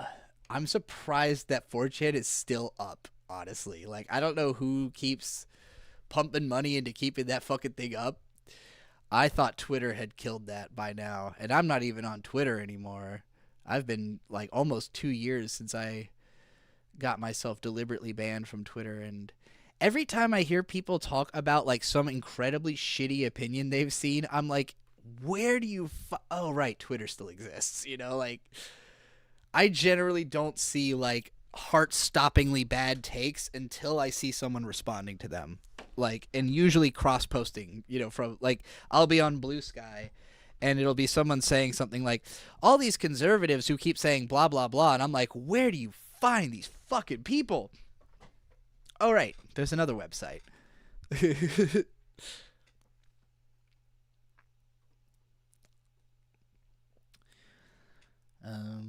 Moist Critical made a video on it. I don't think I've ever watched a Moist Critical video. I know I saw him opening Pokemon cards on a stream once, and that's the most I've ever engaged. Did I hear about the animator Waylon crashing out on his blog about the anime industry? No, I did not. If anime is your shield and hip-hop is your sword, who or what is your helmet? I am very smart. I guess it would be video games. Let's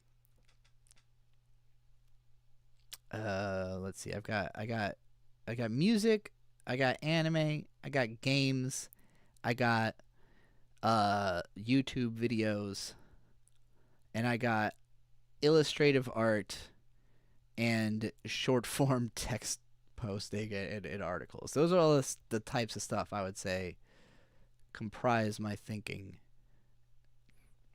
Chud is a fun word. Chud. True, it probably doesn't hurt people's feelings that much.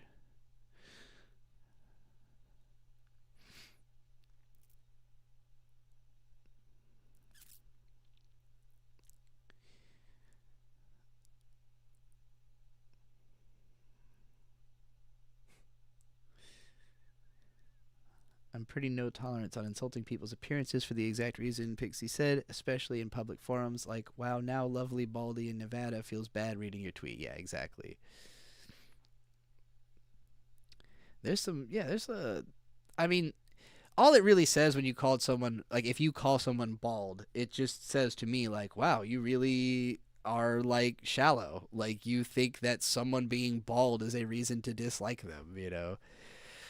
I grew up my dad shaving his head most of my life, you know? So, like, I have nothing but respect to bald guys. The insult ray gun bouncing meme template. I can't remember that one, but, yeah, that sounds right.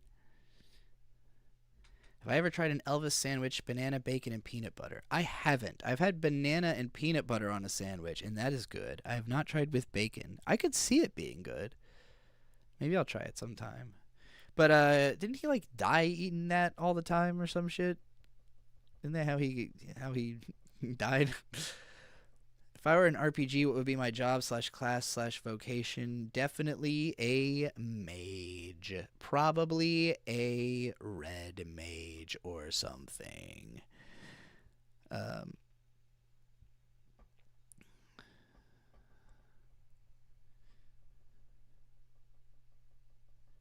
Hey, Isabel's back. Yeah, there's been a surprising amount of activity today. People are hanging out and chatting, so it's going nice. And I've got fucking nothing to do, so too broke to leave the house, really. And who wants to be out there with ice walking around? I don't know. The goal of insulting appearance is to attack someone's insecurity. I don't think anyone has anything against bald people. They just want to make some bald jerkwad feel bad about himself. But that's the problem. They're assuming that guy is insecure about being bald when that doesn't. That, like, there's no reason to assume that, you know, unless that is something they're insecure. Like, when you do that, it makes it seem like your opinion is that all bald people should be insecure about being bald. That's just how it comes off. If you insult someone for being bald, it's like, well, that's not an insult unless, you know, unless either you or them or both of you dislike bald people, you know, like. And it could be that that person is insecure and it does work. And maybe you don't even dislike bald people. But again, if a third person is there who is bald and hears this happening, it's, what did you say fuck me for? You know? That's a 50 Cent meme if you haven't heard that one. One of my favorite memes. 50 Cent going, what did you say fuck me for? I reversed my balding because I am impervious and strong of mind. Someone calling me bald would not affect me. I was already in the acceptance phase when it was really bad and shaved my head. Yep. My youngest brother is getting to that point where he is considering starting to shave his head because he's pretty bald. Up the middle.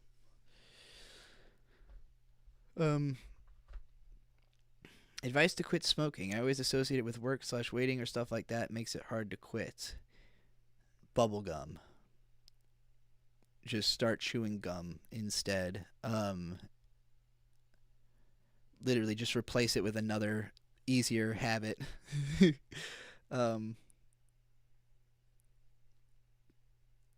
Yeah, that's probably the best.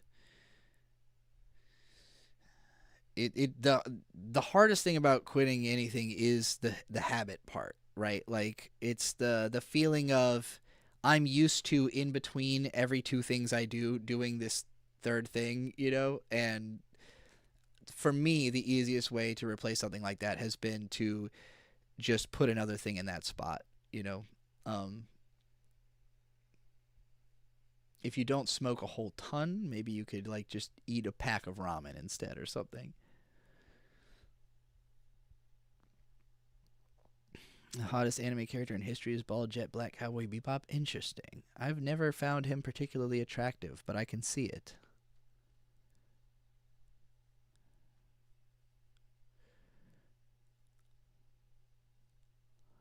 Who do I think is really hot in anime?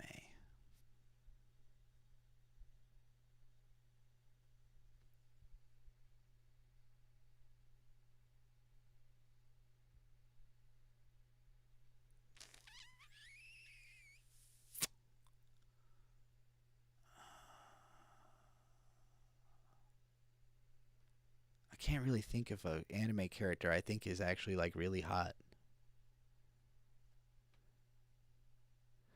I'm like, I can picture like a body type that would be good, but I can't think, I can't put a face on it. When I was little, I was like, ew, why does Misato even like Kaji? And now I'm like, I get it. Yeah, Kaji's got that swarthy kind of, I think he would be a hot guy in real life. Like I don't know that I think he is hot in the anime, but I think if you translated that to a real person, it would be a hot guy.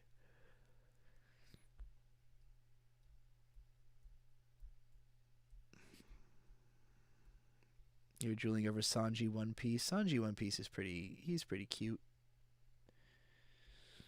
He used to be my number one. Yeah, but she's like a teenager and she hasn't grown up.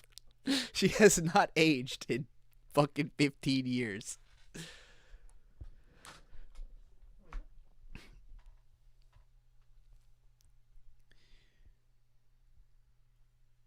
Your boos mean nothing to me. I've seen what makes you cheer. That is a good one.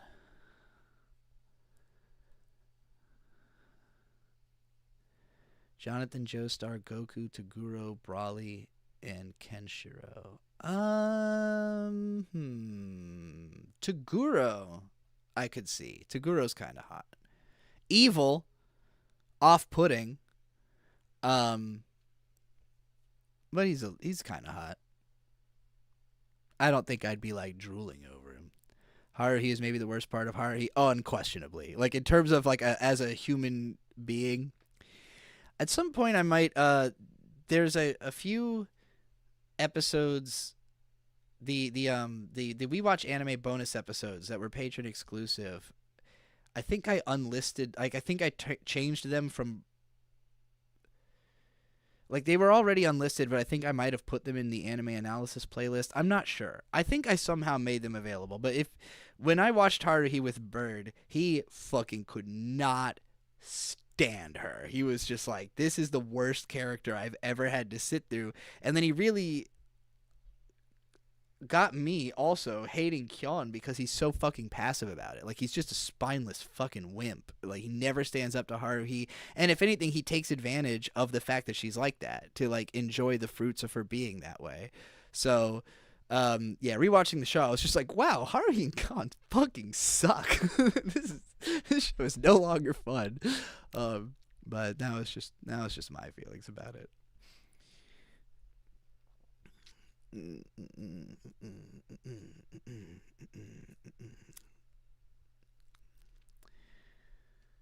Yeah, Haruhi has not aged well, in my opinion.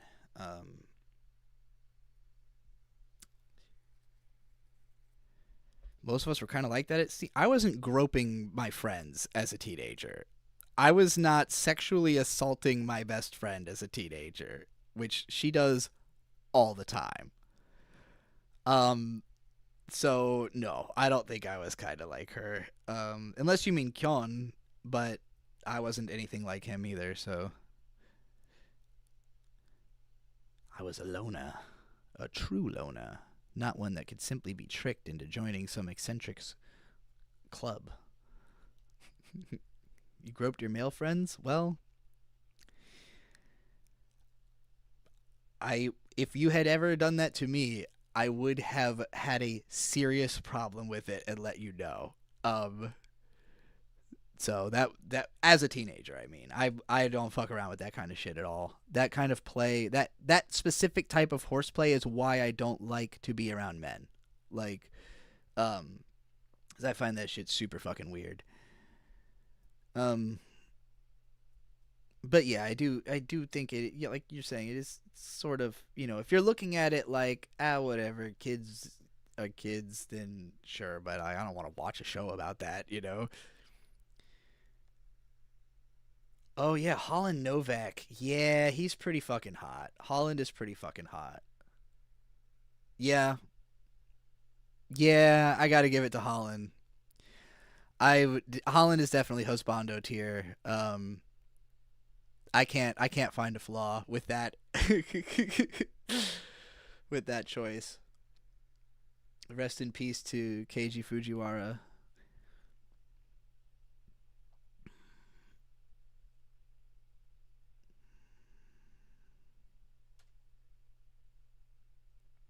I I related to Mikuru a lot when I watched the show, literally exclusively because she cried a lot when I was like 10 or 11, I think. Interesting. Didn't know you were a big crier. I've gotten like back at, when I was on estrogen, I was crying a lot more than I normally would. And these days, it's still pretty hard to make it happen, but I'm a lot more likely to encourage it. You know, like I see crying as a powerful form of release that is like a necessary thing that you should do now. And so I won't hold it back if it's going to happen. The last time I cried was because I left a pizza in the oven for too long, and I was really ashamed of not having set a timer for it. And just like, because like, I think me and Bird ran downstairs, and I like pulled it out, and it didn't even look that burned, but I was just like so mad at myself that I immediately just like looked down and just started crying. And he was like, "Whoa, are you okay?" But he cried constantly from birth through all of middle school. Yeah, I've never been. It's always been tough. I mean, I'm sure you probably know this because I've told this story before, that I have an old blog post where I counted every individual tear anime had ever made me shed when it was at like 13 or something like that. 5 of them being from the Fuko scene in Clannad. That was the conceit of the post, was like, I've cried more at this scene than all of the other crying I've done to anime combined. And that was when I was like 18 or something like that. But yeah, I felt locked out of crying for a very long time. Like, so I'm happy I can do it now. See you later, Tomo. Good to have you. Been here for like 5 hours. Damn, this is a long stream. Shitty kickflips. I cry like constantly. Again, I was definitely crying more when I was consistently taking estrogen. It definitely helps. And I like that. Like, it made me feel better about my own emotional state, that I'm capable of expressing that kind of stuff. The only thing that so reliably makes me cry is good anime. Lol. I think, what's the last media I saw? I think I cried a little bit at the end of Marty Supreme because it has a pretty sentimental ending. Not like a, full on, but like oh, that's touching, kind of a. Definitely like watching someone cry is a good way to get me closer, like if seeing someone really look like they are feeling it, which great acting there at the end of that movie. What was the last? I feel like there was something I watched recently that made me like really bawl out. Oh, music. Yes. Music makes me cry. I'm sure I've cried at least once to Cabin in the Sky by De La Soul, but Country by Cleo Reed, I have cried to Always the Horse, Never the Jockey at least 10 times.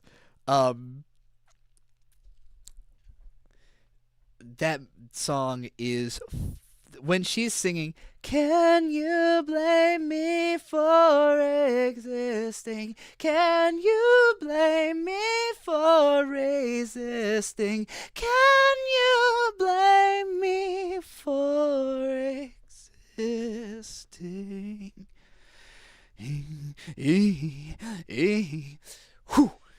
Will I win the race? Oh, God. I glide on the asphalt. I wanna touch grass. Can you blame me for existing? Ah! That song is fucking brutal. Best song of last year. Also, Ravina's album from 2024, Where the Butterflies Go in the Rain. That's what it was called. How do I navigate to Clipsy Trixie? Just take out the E in that, and I think you'll get there. I don't have it linked to me or anything. It's not my channel, but I probably should.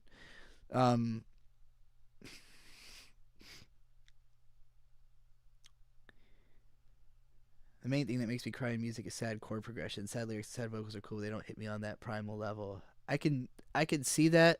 I definitely have had. It tends to be that if a chord progression makes me emotional, I'll turn off the song. But but I'm more likely to get snuck up on by some really heavy hitting vocals. There you go. Yeah, Isabel spelled it right. Any other way to send money your way? Cash App and Venmo don't work down here in Mexico. Well, there's always super chats. I don't get the same amount or as quickly, but I still always appreciate it because when the money does come in, it saves my life every time. So I should be getting paid for last month tomorrow or something like that, I think. Ethel Cain's new album made you almost cry, and that was another one where like I was listening to it and I was like, wow, this is very emotional. I don't know if I want to listen to this because it is like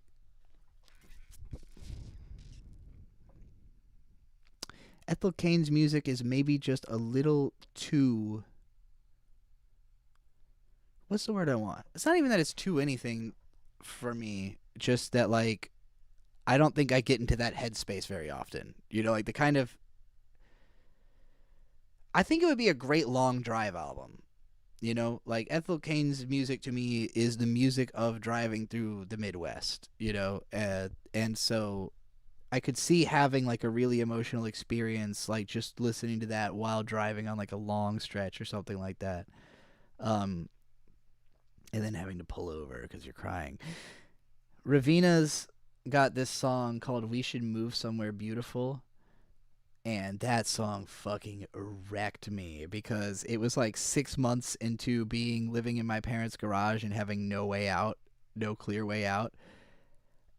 Oh yeah, I love my computer. That fucking song, but I can't really sing good, but I'm still gonna try it. Losing my fucking shit to that song. I don't know if it's like outright made me like cry.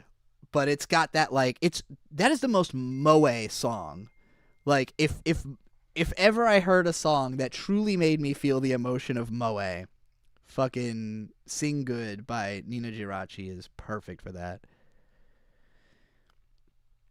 Where the fuck are we watch anime reviews? I love hearing your reaction to Full Metal Cock Block Mode and We Are Comments. Your second lecture on Maddox dumbass. Where are those fucker? Look in the playlists. Anything you can't find, it's in a playlist somewhere. I have the most organized playlists in the universe. Not really, but I do have a lot of them. I have a lot of very, very stuffed playlists.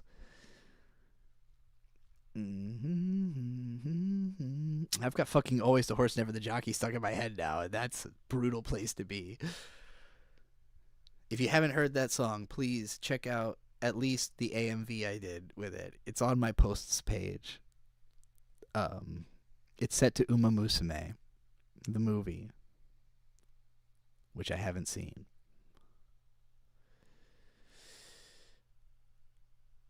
But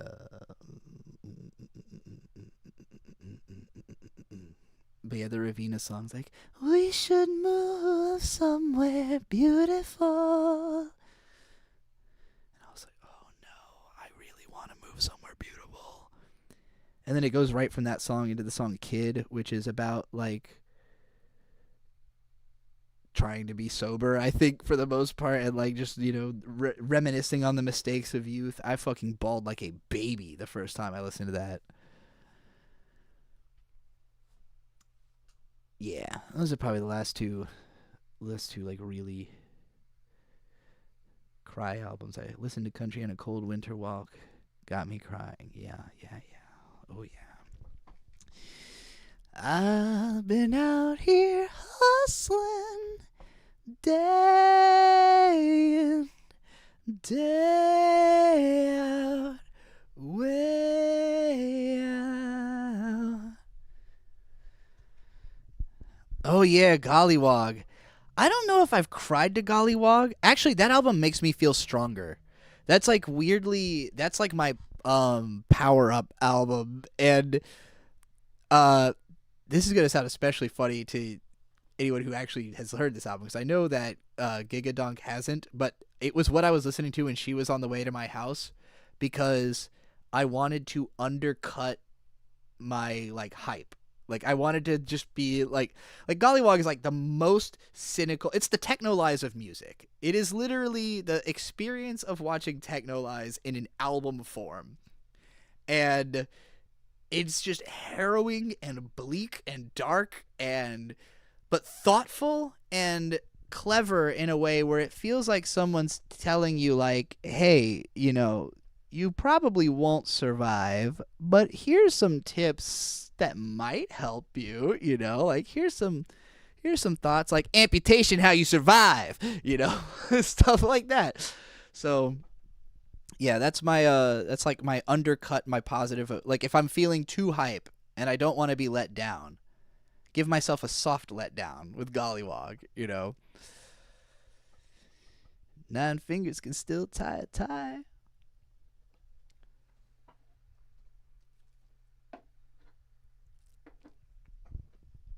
Yeah, it is spooky as fuck. It is a mad spooky album. And like every song is like trying to sound like a horror movie soundtrack practically.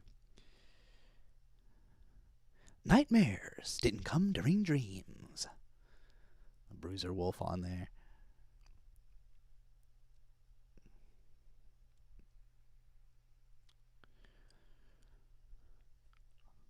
What's the line? Ain't that Fanon dreamed of death out in the desert. Found himself in a CIA hospital bed, wishing he died out there in the sand, bayoneted. Had the wrong answer to the right fucking question. Oh yeah, The Birds Don't Sing. Ooh, that one made me cry, especially the music video, because somehow the fuck. If you look at the thumbnail on that music video, that house that they're standing in front of is the most quintessentially Virginia suburb house I have ever seen. Like I saw that house and I went, that could have been a house I grew up in. Like that house is so familiar feeling.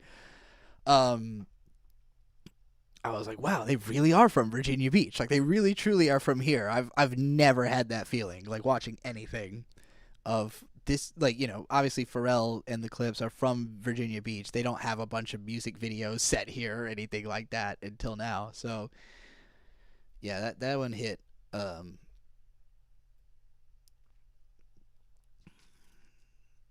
Also, so they performed live 2 nights in Virginia Beach right after Christmas. You could find videos of at least one of those performances. I don't know if both of them are up, but they had Pharrell as like a guest, and Pharrell doesn't know the words to any of his own songs, so he a little bit kind of embarrassed himself, but he made up for it by reminding everyone that he built the concert venue that they were playing in, built whatever, he paid for it.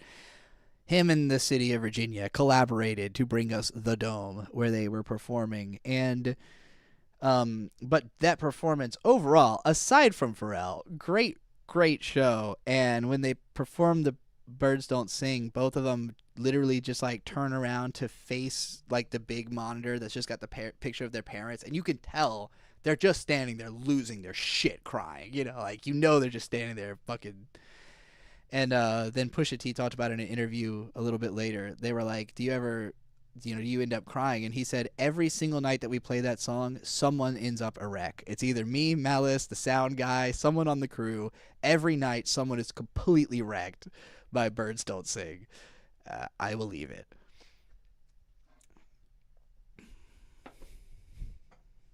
Mind taught discipline, mind taught structure. Imagine his surprise finding bass in the cupboards. Oh. I love my 2 sons was the code to his phone. Now he's home. What? Ah! The birds don't sing their screeching pain. Pain. The last song on Maruja's Pain to Power made me cry. I don't think I've heard that or of that. I'll check that out. Birds don't sing. How would you describe being not depressed to a depressed person? It's the same experience, but you're thinking about something else. Um, all the same things are happening, but you're thinking about something else. When you're depressed, you're thinking like, "Wow, this sucks." And when you're not depressed, you're like, "Wow, this sucks. I guess I'm gonna go eat." Wow, this sucks. Let's watch a movie or something. Um, or wow, I'm really angry. I'm gonna go fucking fight the power. I'm back. I was in a diversity training, but I'm back. I wanted to mention that Chicago also has a beautiful trans and queer community. This is in reference to a conversation you had 5 hours ago. No, that is true. I haven't been really to downtown Chicago, but I spent a few weeks working in like all of the suburbs surrounding Chicago, and very fucking chill. Like, despite Chicago's reputation, and I know like South Side downtown Chicago is supposedly like a gang zone, like a war zone, I mean to say, of gangs. But all of that massive suburban sprawl outside the city, quite nice, quite peaceful, amazing food. Um, I think I mean, I haven't really been to New York City, so I can't compare to that. But as far as the experience of like getting every different type of food at the highest quality, it's hard to match the whole Chicago area. So much variety. And like all they're really known for is like the goddamn deep dish pizza, which isn't even their best pizza. Their thin crust pizza is their best pizza, but it is what it is. It is what it is. Maruja's Pain to Power is like Rage Against the Machine meets Black Midi. That sounds fucking awesome. I'll definitely check that out. Now you got Jordy Griep in my brain. All I had to do was read Black Midi and immediately.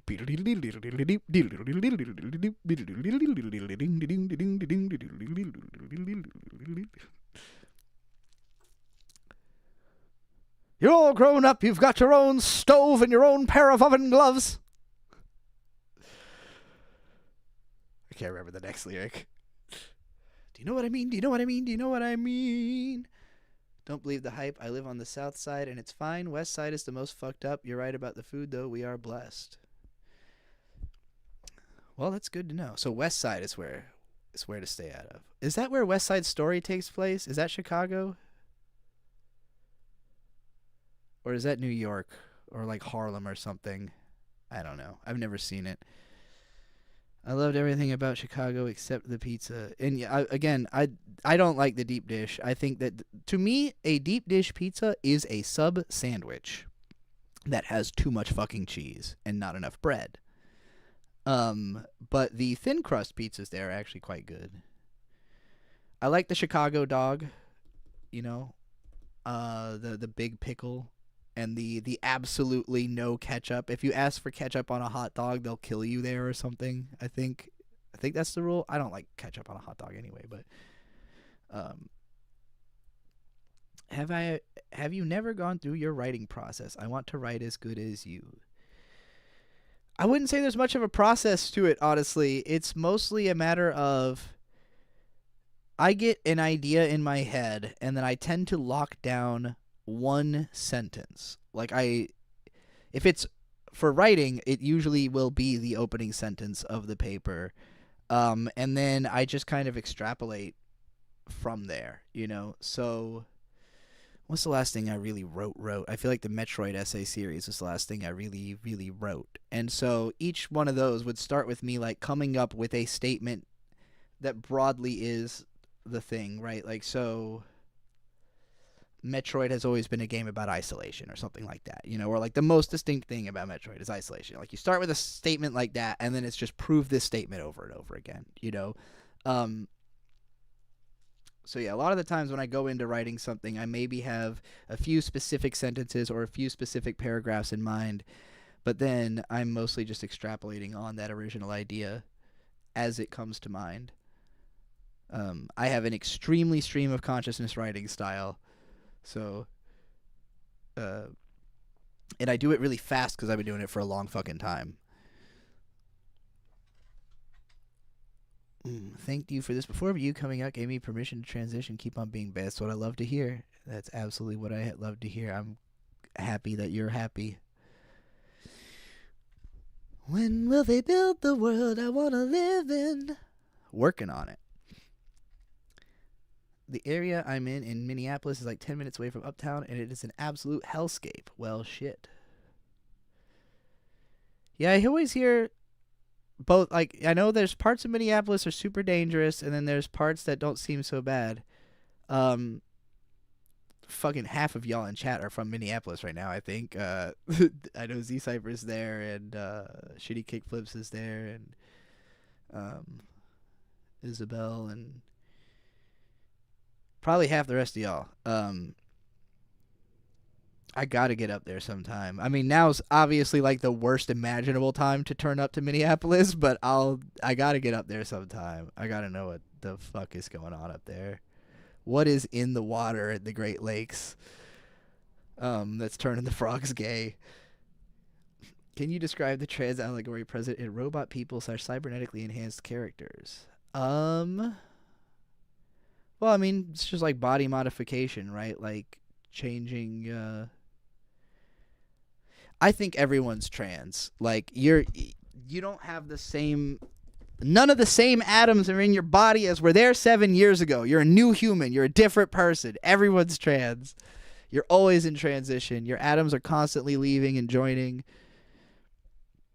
I was listening to in bed last night. I found a video called like 4 hours of the most relaxing science facts, and it's like a very slow-voiced British person just being like, all of your, like, you are made of particles of billions of exploding stars. You are a pile of stardust.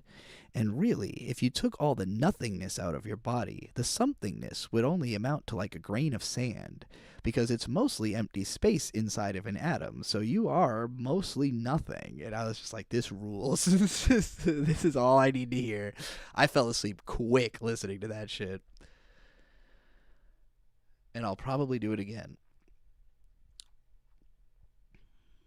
The hardest part of writing for me is picking the right topics, because my writing style is so concise that I often have like 200 words of material, and I'm just like, fuck. Well, that's a good thing, honestly. Like, you got to think back to, you know, reviews used to mostly be published in magazines, and they used to be like 500 words tops. You know, if you go read a bunch of old Roger Ebert reviews, they're not long, you know, and a lot of them are really good. And a lot of the times, it's like 2 paragraphs of plot summary and maybe 2 paragraphs of actually describing the movie and maybe 1 sentence that's actually really interesting, like really well written, will not stop me from reading, you know, 200 Roger Ebert reviews in a row. So, which I'm sure I did at some point when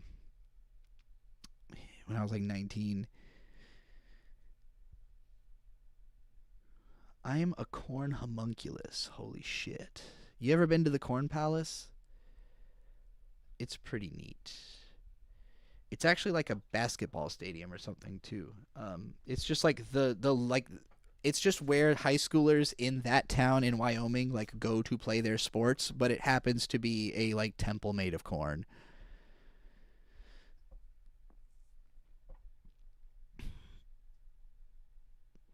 It's pretty neat. It was a fun place to visit. I think we have some footage of us being there, but I don't think I've done anything with it. I basically lived next to a gay bar. That's when I knew I was in the right neighborhood. Yeah. I can't even imagine being able to like walk out of my house and find a gay person reliably. I can't even fathom. This sounds awesome. What has been your experience with AI people nowadays? In my college, everyone uses AI basically in the open, and I feel like the only unbitten human in the zombie apocalypse. I don't really run into anybody who uses AI. Sometimes I see people, like, There's maybe a couple of people who are like acquaintances that I have on Facebook who will post a bunch of AI images, and I'm always just like, God, this is goofy, you know. But for the most part, I don't really encounter it because I'm friends with a bunch of artists who hate AI. So most of it's very anti. In terms of what I see online, I mean, um, yeah, I don't know. I think that bubble is going to burst in a big way.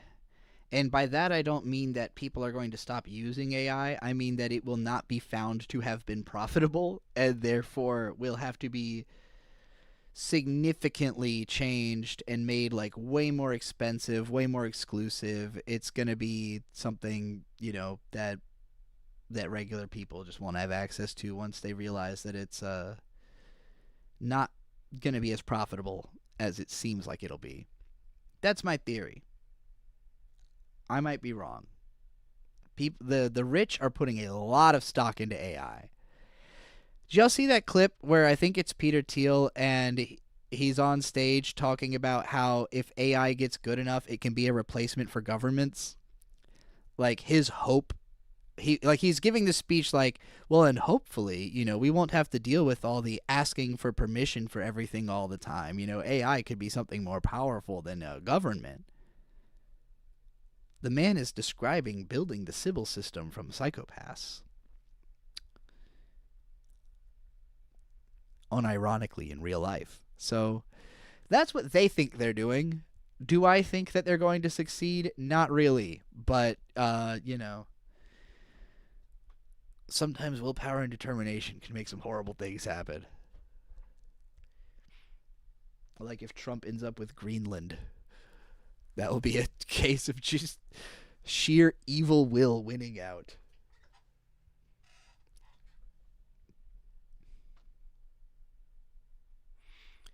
In college, the first year class used AI shitloads that they came and gave us second years a lecture, but none of us were using it. That's funny. My age group is dominated by AI. I know people in real life who genuinely believe that the utopia is coming because of ChatGPT. Those people are... They're going to be very sad in a few years. I mean, the funniest thing to me about the AI boom, so 2021, I was writing a book. My book was meant to be a like 5 years in the future sci-fi book. So we're already now in the future, like we are far enough into the future that we are in the time period my book was supposed to take place in. 2021, I was writing this book.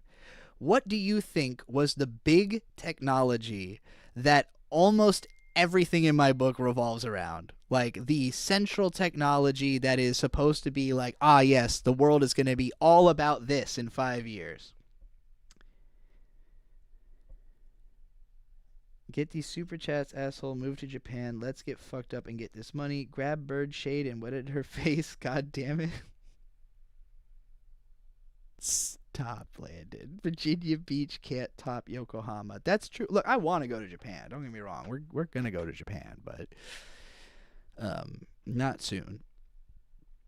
The answer was VR. In my book, VR was going to be everywhere in 5 years, and I was writing all this deep fake stuff, all this, you know, like hacker shit about VR. Because 5 years ago, Meta wasn't an AI company, it was a fucking VR company. Like, and then they realized that VR technology was not improving fast enough to actually become profitable short term, but AI was. And so they've gone all in on AI. But the amount of money that's been put into AI would require that it completely changes society within 5 to 10 years. That's not happening.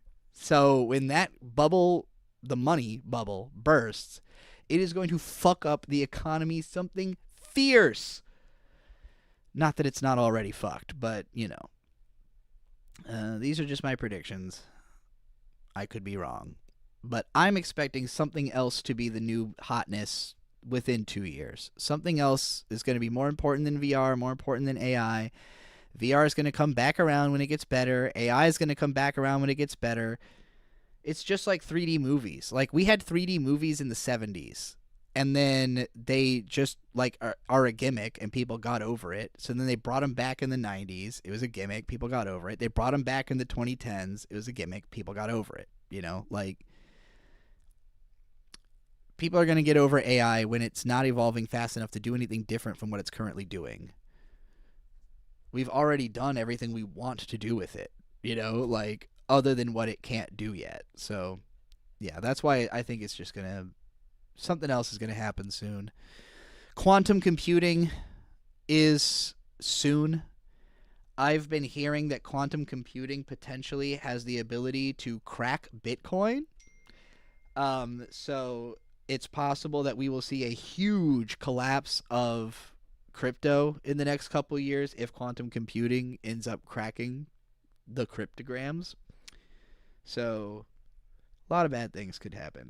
Not only is that bullshit, Trixie, but conspiracy theories also tell me not only do you and Bird have an underground $1 million deal selling Keto Senshi Gundams, and you're rich, Shade and what's stop calling her what's her face could contribute. Let's become a 5-person hive mind. Fuck the USA. Gay Nihongo is the future. Let's get this yen. I turned my ringer off. I think so many people are legitimately addicted to the AI that they're going to pay a lot of money to keep it. AI addiction is unfortunately very real. That's true. There's going to be some pay pigs who are going to get really raked trying to keep their connection to their AI girlfriend.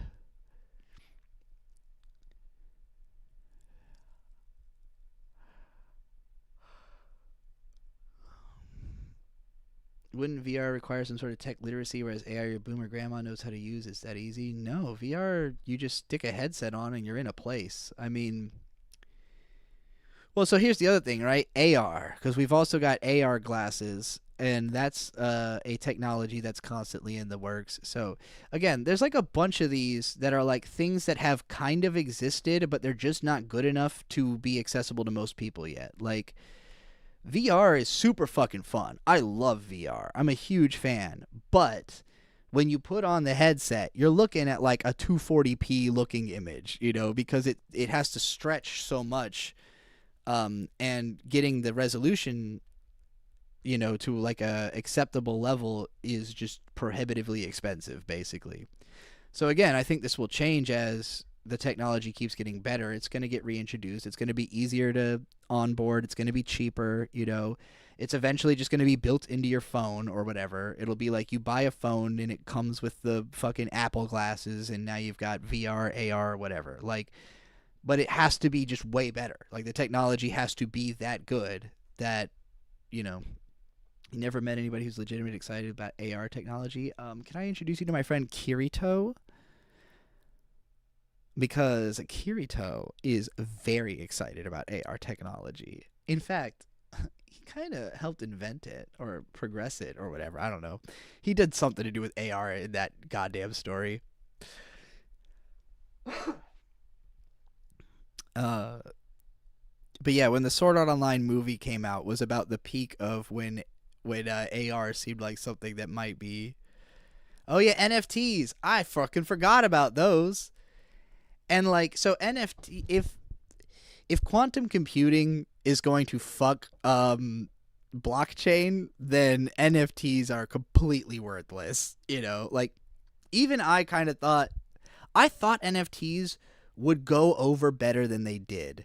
Like, when they came out, I was like, oh, people are so desperate to own anything that you know, this is going to spark an ownership craze. Instead, it sparked we really don't want to be beholden to having to own more crap, you know, like, especially not something that, like, we need housing, not this. So, yeah, it died a lot faster than I expected it to.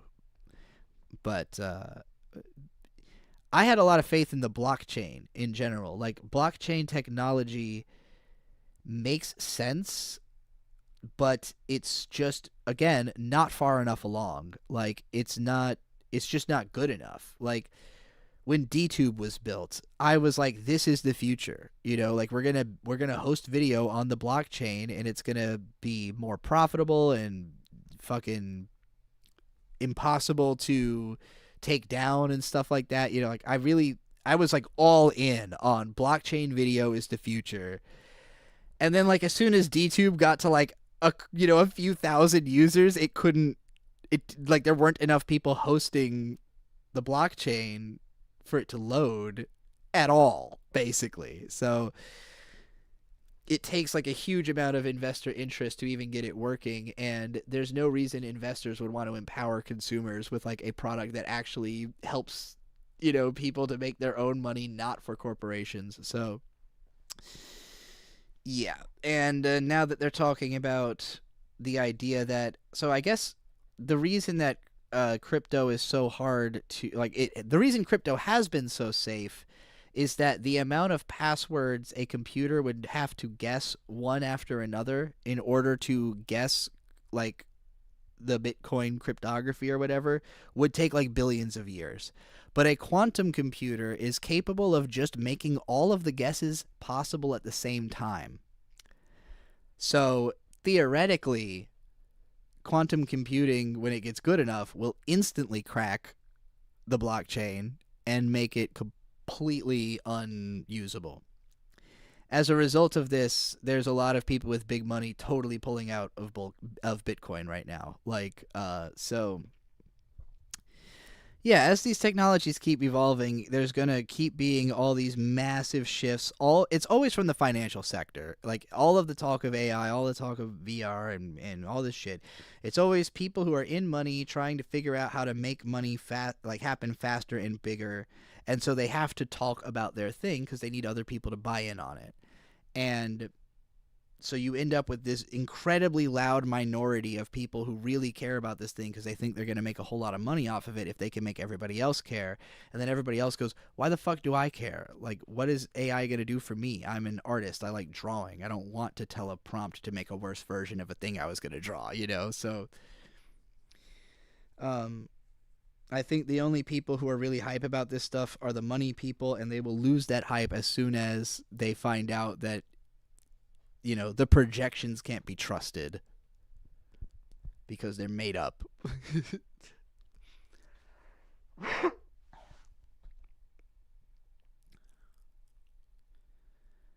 If Virtual Boy is so good, why is there no Virtual Boy 2? They actually didn't they put the Virtual Boy on the Switch now? I think you can actually just like play, and the Switch has the like cardboard got strong enough to run around in the real world.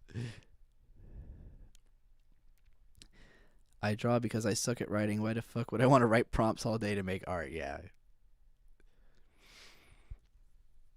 There are definitely like use cases for AI that I think like I understand why, if you are not concerned about it on like an environmental or moral level, and you're just like, hey, I just want to use a tool that's available to me to do a thing, there are reasonable uses of AI in terms of like what you get as an end user experience, but not reasonable in terms of what it's costing on the back end, of building these fucking ridiculous city eating data farms and fucking using all the water on Earth or whatever the fuck.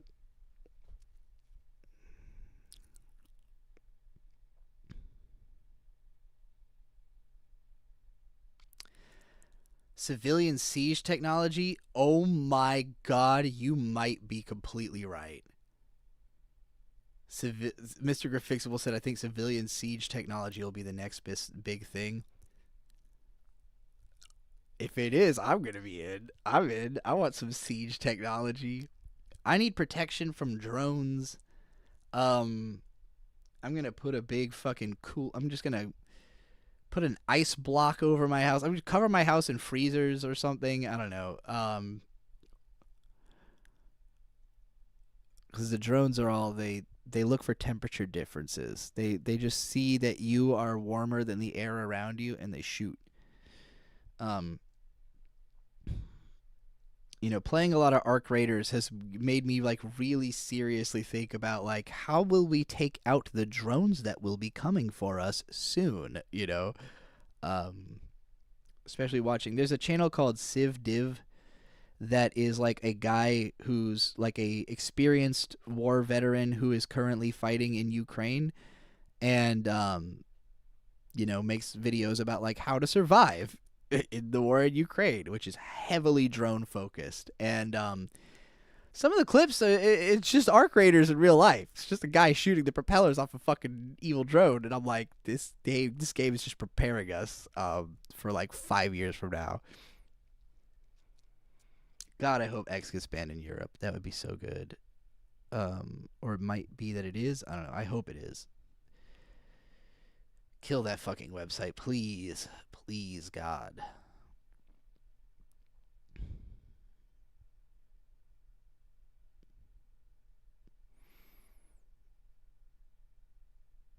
Oh, man. I'm starting to get hungry, so I might have to wrap this up soon. We've been going 5.5 hours strong. Anybody got any burning questions or things you want to talk about right now? Maybe 5 more minutes. And then I'm going to go find something to eat. If anybody's got money burning away they truly don't need, go ahead and send me that. Oh, Fizzy Plague Lad sent me $6.19 for rounding out my Cash App balance. Thoughts on VRC? VRC? VRC. Is that VR related? Oh, VR chat. I've never done it. The only stuff I've actually done in VR is I've played a whole bunch of Beat Saber and Super Hot and the Hidetaka Miyazaki one, Derasane, which I didn't get that far into but seemed super interesting. And then I kind of felt guilty about not getting that far into Derasane, and then forgot I had a VR headset. A PSVR, rather.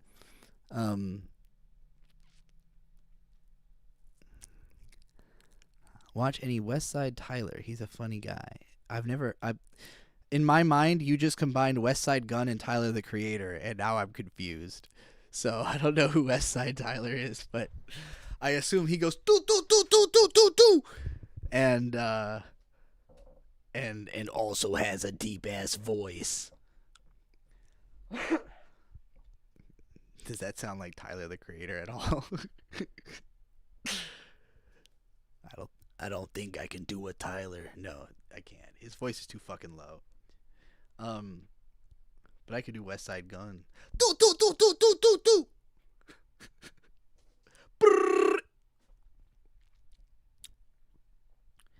Is Super Hot VR worth playing? Yes, I think so. If you liked it on desktop, you'll probably like it in VR. I don't know that I've played it on desktop though, personally. I have only really played it in VR, but it's very like immersive and interesting and addicting. I think it's probably technically easier than the desktop one. You ever cook a brick in the air? You ever cook a brick in the air fryer? Do do do. What's the line where it's like, you ever had lunch on a Tuesday? You ever had dinner on a Wednesday? Or some shit like that. I love that every meme about Westside Gunn is like that his music is the dumbest shit in the world and everyone loves it. They're like, yes, please do give me the same song about the same thing again. But, it's very listenable. He's got a great voice. My favorite Westside Gunn song, any that has Stove God Cooks on it. Westside Gunn by himself. Westside Gunn with Stove God Cooks. Oh!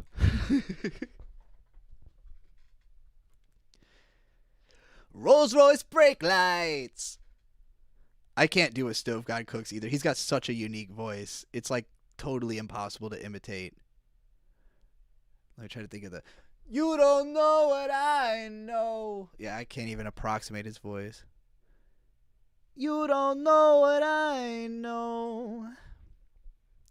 You ain't seen. I just do my own. I try to do it Sinatra style. You don't know what I know. You ain't seen what I saw. No, you ain't been where I go. With the fetty so strong, you gotta bag it with one eye closed. My shooter turn you inside out. I heard the feds turn the crib inside out. Drop the roof on y'all at the inside out. Fresh Prince, check it, boy. I cook 'em till they inside out. It's like the greatest fucking rap hook I've ever heard. What's the other one? Big chains on my neck, that's hope. Yeah. Every hook he does is just like immediately in my head.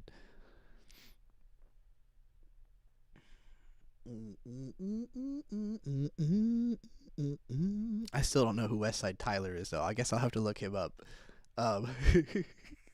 Seemingly not Westside Gunn nor Tyler the Creator.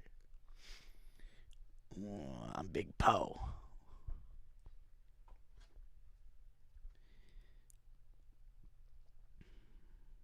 Alright.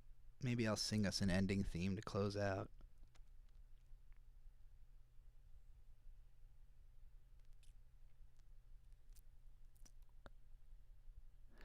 Why do you go by so many names on the internet? I have multiple personalities, so they all got their own accounts.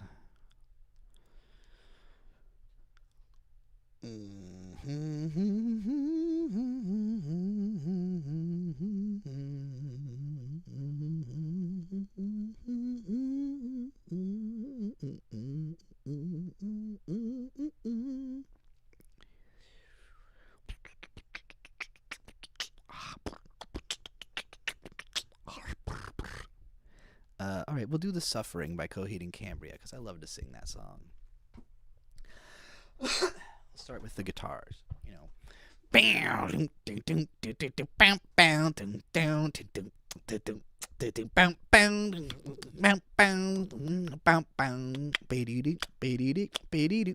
Here's the word right to say, even in this old-fashioned way. Go make your move, girl, I'm not coming home. Decision sit, so make it quick. A breath inhaled from an air so sick. I cursed the day that I learned of the web you spun. You had your home till bleeding. If it was up to me, I would have figured you out way before the year clocked out. Oh, I hope you're waiting. What we have lived as a child with care. With this vial to drink I dare. Oh, where have you been? Oh, where have you been? Oh, where have you been? If it hurts to be forgiven, boy, should we try this again with hope? Bye-bye, or is it lost? Give up the ghost. And should I cry alone as I knew I would, then burn in hell, young sinner? If it was up to me, I would have figured you out way before the year clocked out. Oh, I hope you're waiting. Hey, hey, if it was up to me, I would have never walked out. So until the sun burns out, oh, I hope you're waiting. Yo, I hope you're waiting. Ba-da-ba. Now listen well, will you marry me? Not now, boy. You've been the most gracious of hosts. I may be invited, girl, but I'm not coming in. Now listen well, will you marry me? And are you well in the suffering you've been? in. The most gracious of hosts, you may be invited, girl, but you're not coming in. Hey, hey, if it was up to me, you burn your home, I would have figured you out. Oh, where have you been? Oh, where have you been? Oh, oh, oh. Hey, hey, if it was up to me, you burned your home, I would have never walked out. So until the sun burns out, oh, I hope you're waiting. Now listen well, will you marry me? And are you well in the suffering? The most gracious of hosts, I may be invited, girl, but I'm not coming in. Now listen well, will you marry me? Not now, boy. You've been the most gracious of hosts. You may be invited, girl, but you're not coming in. Now listen well, now listen well, listen well. Now listen well, now listen well, listen well. The most gracious of hosts, I may be invited, girl, but I'm not coming in. And you're not coming in.